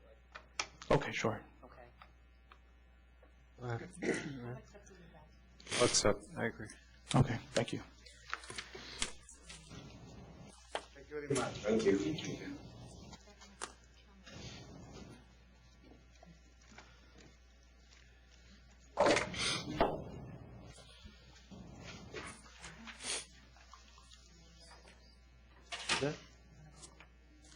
Let's do it. Yeah, Okay, want finish. to work my power, and I'll come back.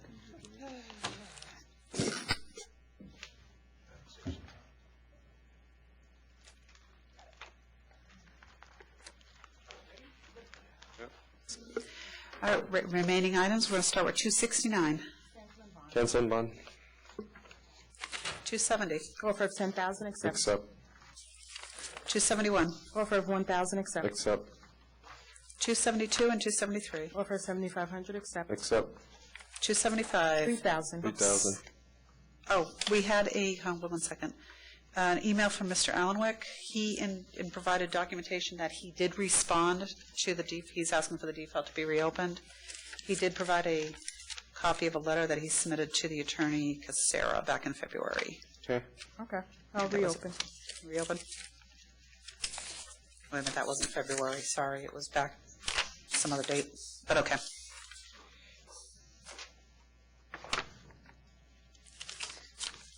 $276. 3,000. Accept. Sorry. Agreed, sir. 3,000. Thank you. Couldn't hear. 277. Offer of 1,000, accept. Accept. 279. Offer of 11,000, accept. Accept. 281. Revoke and bond. Cancel and bond. I'll do revoke and bond. Okay. 282. 8,500. 10,000. I'll do 8,500. 283. Offer of 1,000, accept. Accept. 284. Offer of 2,500, accept. Accept. 285. Offer of 2,500, accept. Accept. 287. Offer of cancel and bond, accept. Accept. 289. Offer of cancel and 1,000, accept. I've accepted a name stop because this person's, I think, addicted to crack. according to, Okay. I don't know if they do, but they have a lot of cases of usage of crack. Got it. Name stop. 290 and 291. Offer 3,500, accept. Except 292. 292 is 1,500? Yep. They didn't respond, right? The business is closed, I think.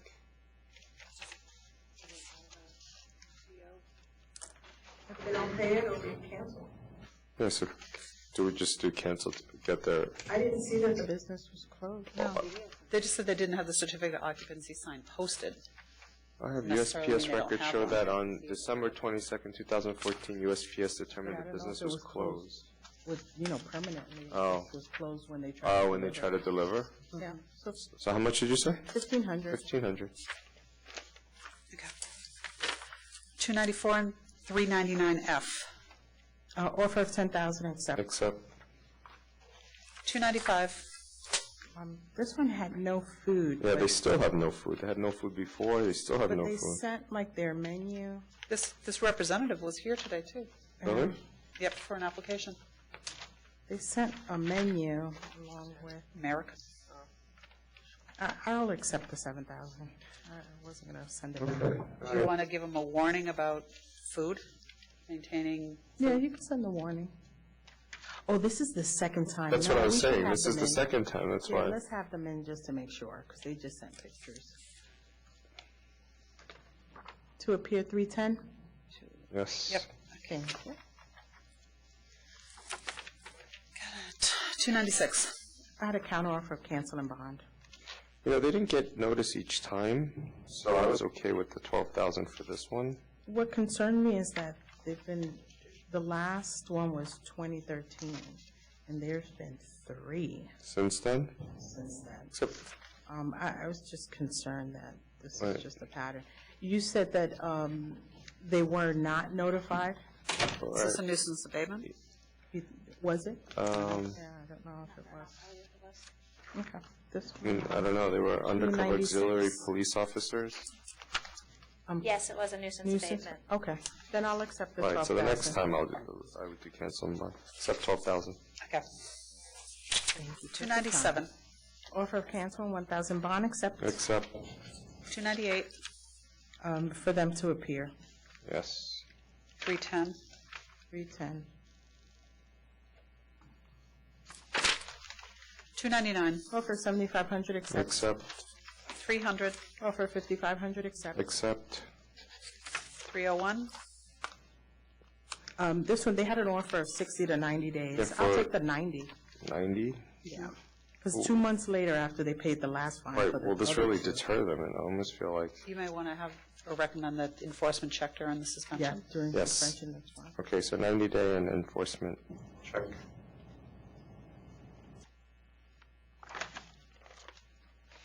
Got it. 90 with enforcement check. Yeah. 302. Offer 2,500, accept. Except, 303. Offer 1,500, accept. except. 304. Offer 2,500, accept. So, I was actually kind of confused because everybody credits the security for saving the woman from getting raped and helping to arrest the assailant. And it was almost like what happened was downstairs in the basement where the bathrooms are, and then they immediately reacted, and they were actually vigilant about keeping an eye on a suspicious person. So I don't know why they're actually offering anything. I would think it's more of a commendable act, and so I just had 0. And Well, my only question Just is, what do they do to make the bathroom downstairs area safe? safer, yeah. Yeah, that That's was true. my only question upon reviewing it as well. Right. Have they installed security cameras or mirrors or personnel downstairs? Yeah, maybe have them in, because I'd rather they come in. I don't think that it should warrant a fine necessarily. You can give them a warning. You can do anything you want. Well, I guess in the letter of warning, we can ask them to, well, To ensure they. The fact that, I understand they were proactive,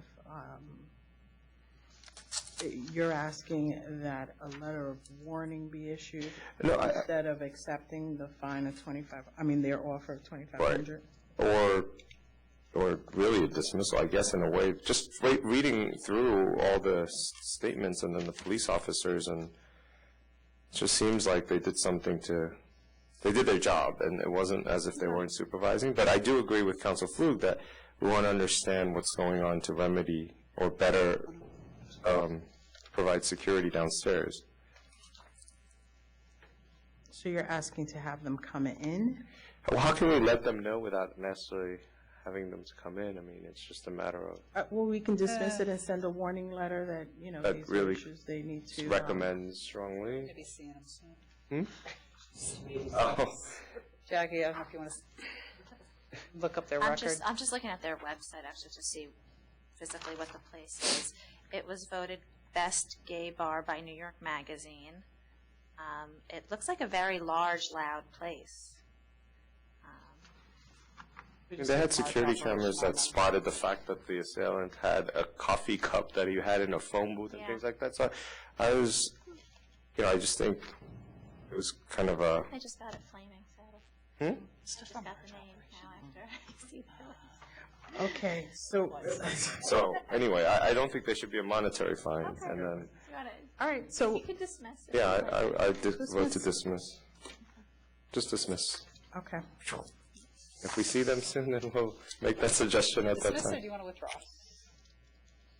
Withdraw or dismiss? What do you want? We can withdraw, sure. Got it, okay. That's going to be fun. 305. Oh.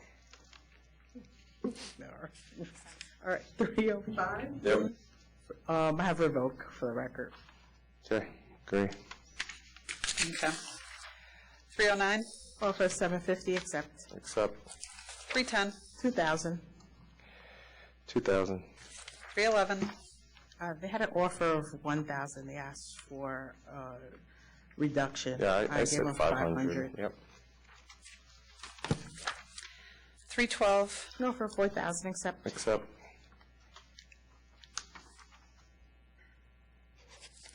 313. Offer 5,000, accept. Accept. 314.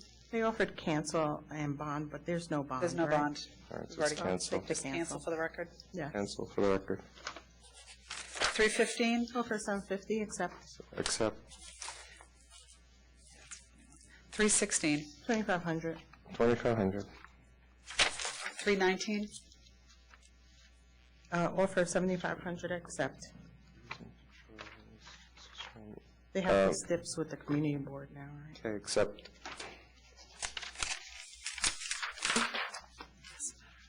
All right.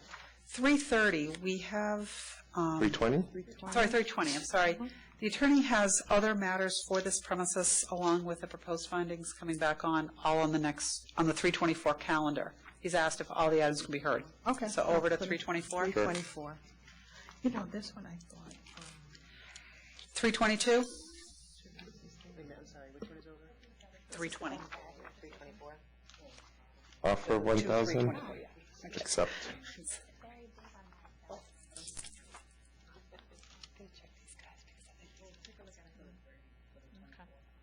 322. 322. Accept. 323. Yeah, I thought so too. On the pre-mixing? But this is their second time. Yeah, they did that before.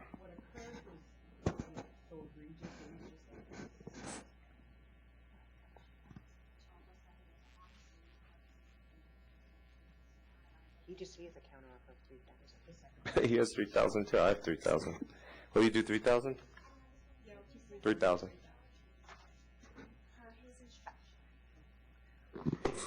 No. All right, so counter offer of 3,000. 3,000. Okay. 327. They're supposed to come in, right? Yes. They refused to come in. Sent a letter to them as well to appear. Oh, they were in once before, right? Huh. They were. Send them a letter.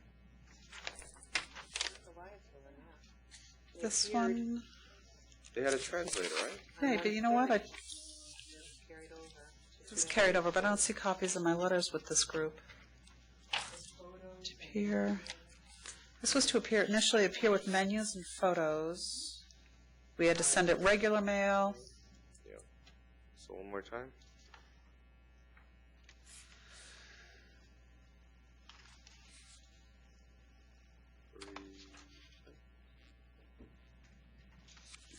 Okay. 310. I gotta check that to see if they actually did appear. I think we might have put their names.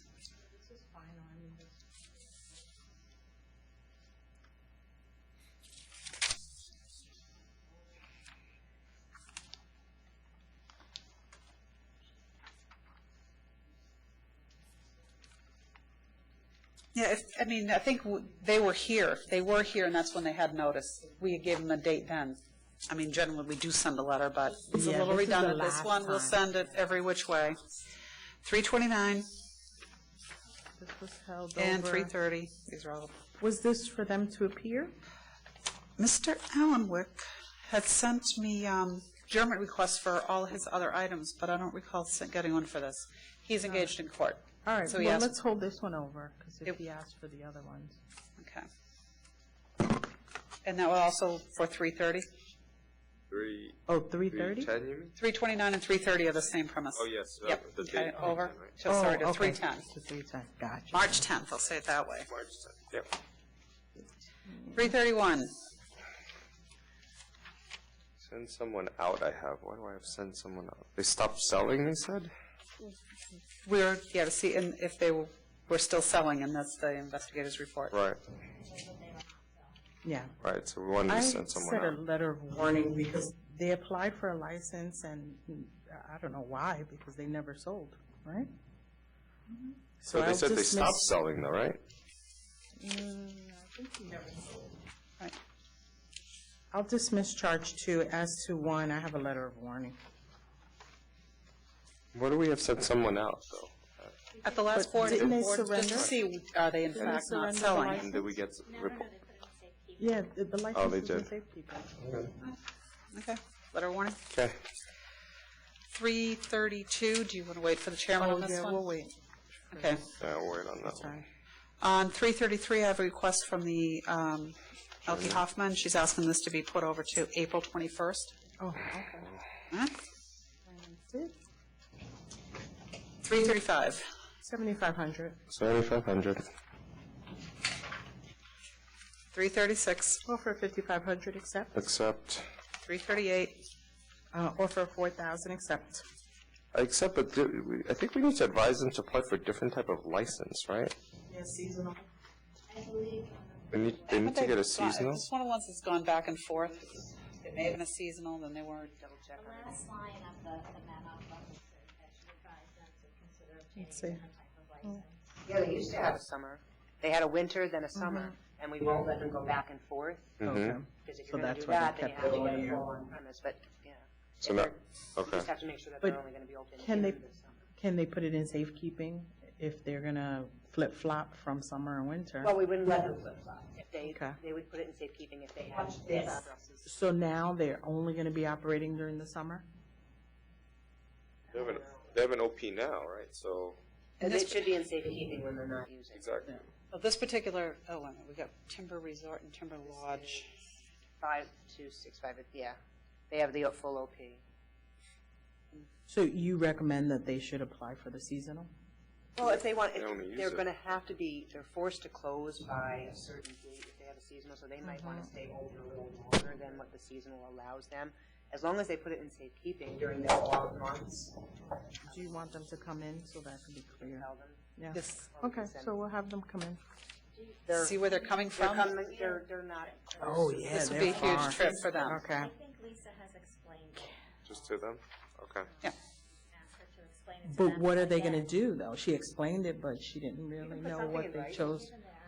Do you want to give a warning that the license, if they're closed for any duration, they need to put their license on Yes. safekeeping? Yeah, so they'll That's at the least have knowledge because Yes, she in spoke writing. to them, but I don't know Right. if they're clear on what they're responsible for. Yeah, this will be in writing. Do you want that from counsel's office or from licensing? I'll just send it with the penalty letter. Okay. What's up with this next one, 27? Sorry, go ahead a second. 339? Yeah, what's up with this 2750 offer? Could have been I had 2751. 3,000 and then, well, with the 20, did they have their ATAP certificates? Yeah, I have 3,000. I don't want them to 3,000, start, and then when we everybody have start there- giving us 2,750. All right, so counteroffer of 3? Yes. But it's 2,750, isn't that with the, 250, no, it's, But ATAP goes after. 3,500 drops to 26 something, 2650. It's Yeah, supposed that's to be more after. than what It's it- supposed to be after. It's after I'll the, accept the 2,750. Well, they want to offer 2,750 and then on top of that get the 25%. Right. Is that what they're Yeah, looking that's for? what they're trying to get. that's what they'll be looking Why to would you do. give that to them? Yeah, it's all 3,000. 3,000. We don't want to in send there. it back to 250, 3,000. but it's a precedent setting. Got it.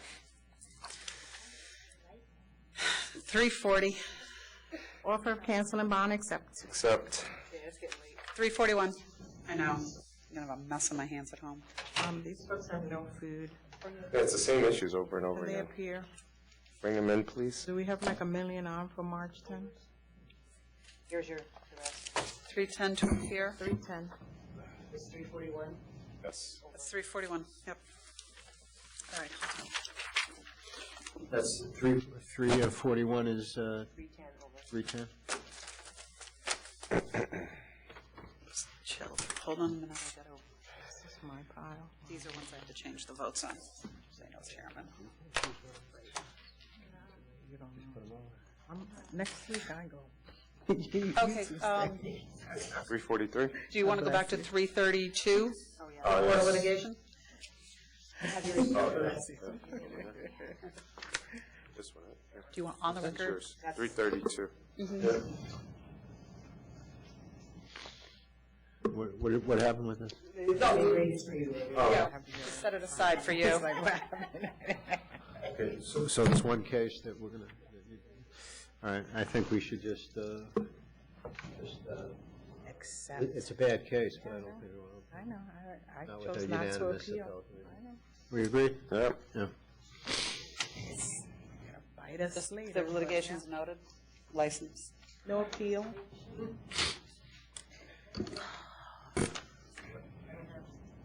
This one? Yeah, I'd like one. Here, so just take that, right on that one. Okay. 343? 4,000. I'd have 3,500, but I'll do 4,000. 4? 347? 35. I had 5,000. I'll go with 5. 348? Offer 4,500, accept. Accept. Do we want this broken out that way? I think this is probably so that they can try to, Yeah. Whatever Five. see, As long as the whatever check seems comes. used. well, just so that if it's broken out that way, then it's still, Sure. they'll look for the 25% off the charge Oh, yeah. one. Okay. Good with that, or? Yeah. Yes. So they could go.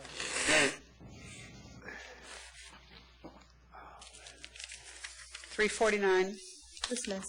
Dismiss. Dismissed.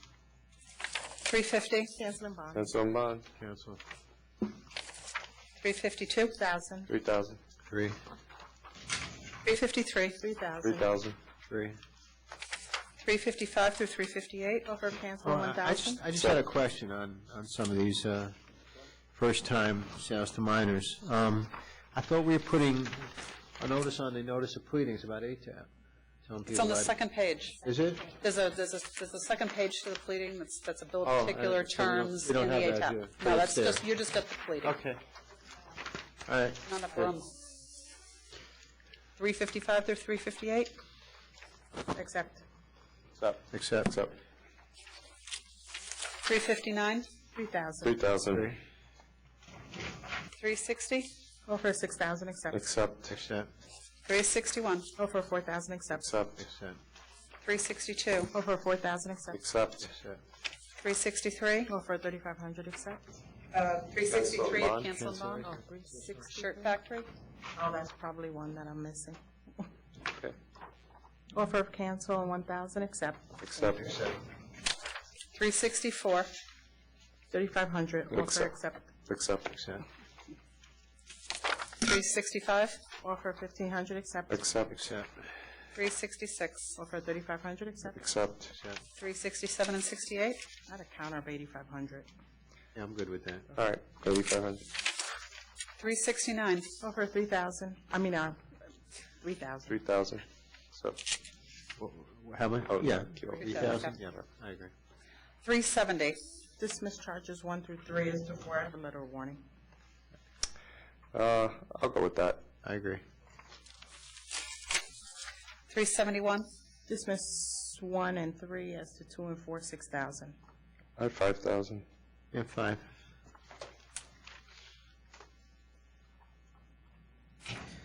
374. 1,000. This one was 3,000. This is like where they do gambling and drinking, 20 people under a trapdoor in the basement. Yeah, that sounds like Right, there should have been a Yeah. I think I had 5. Yeah, there should have been a lot more, I thought, so I have 5. I'll do 5. Okay. Yeah. 375. 2,500. How much? 2,500. Yeah, 2,500. 25. 376. Cancel and bond. Cancel and bond. I agree. 377. Over 4,500, accept. Accept. 378. Over 5,500, accept. Accept. Accept. 379. Over cancel and bond, accept. Accept. 380. Hold on. This is like The next, nuts. Marty Mailer has asked for an adjournment Which one is this? for 380. All of them. Okay. It'll be for 380, 381, 382, and 383. Convenient. 310? Yep, all 4 of them, he's asked for an adjournment to 310. 383. Oh, good. Wait, so 382, 383, and what else? Oh, that's it. 380, 81, 82, 83. Okay. 82 and 83? Yep. 384. Oh. Is 383 held over too? Yes. Yep. Okay. Over 5,000, accept. Accept. Accept. 385. 6,000. 6,000. 394.95. Attorney Allen Wick has asked for the item to be carried over to the 310. Okay. 399B. Proposed advisory food concession. Are we rescinding? Well, yeah, one of them was already rescinded, but we'll just, I guess, Okay, rescind it adopting again. the new advisory? Mm-hmm. Okay, adopt. Adopt. I agree. 399D, again, Attorney Allen Wick has asked the amount to be carried over to 310. Okay. Okay. That's the last item I have. All right. We're adjourned. Thanks, everyone.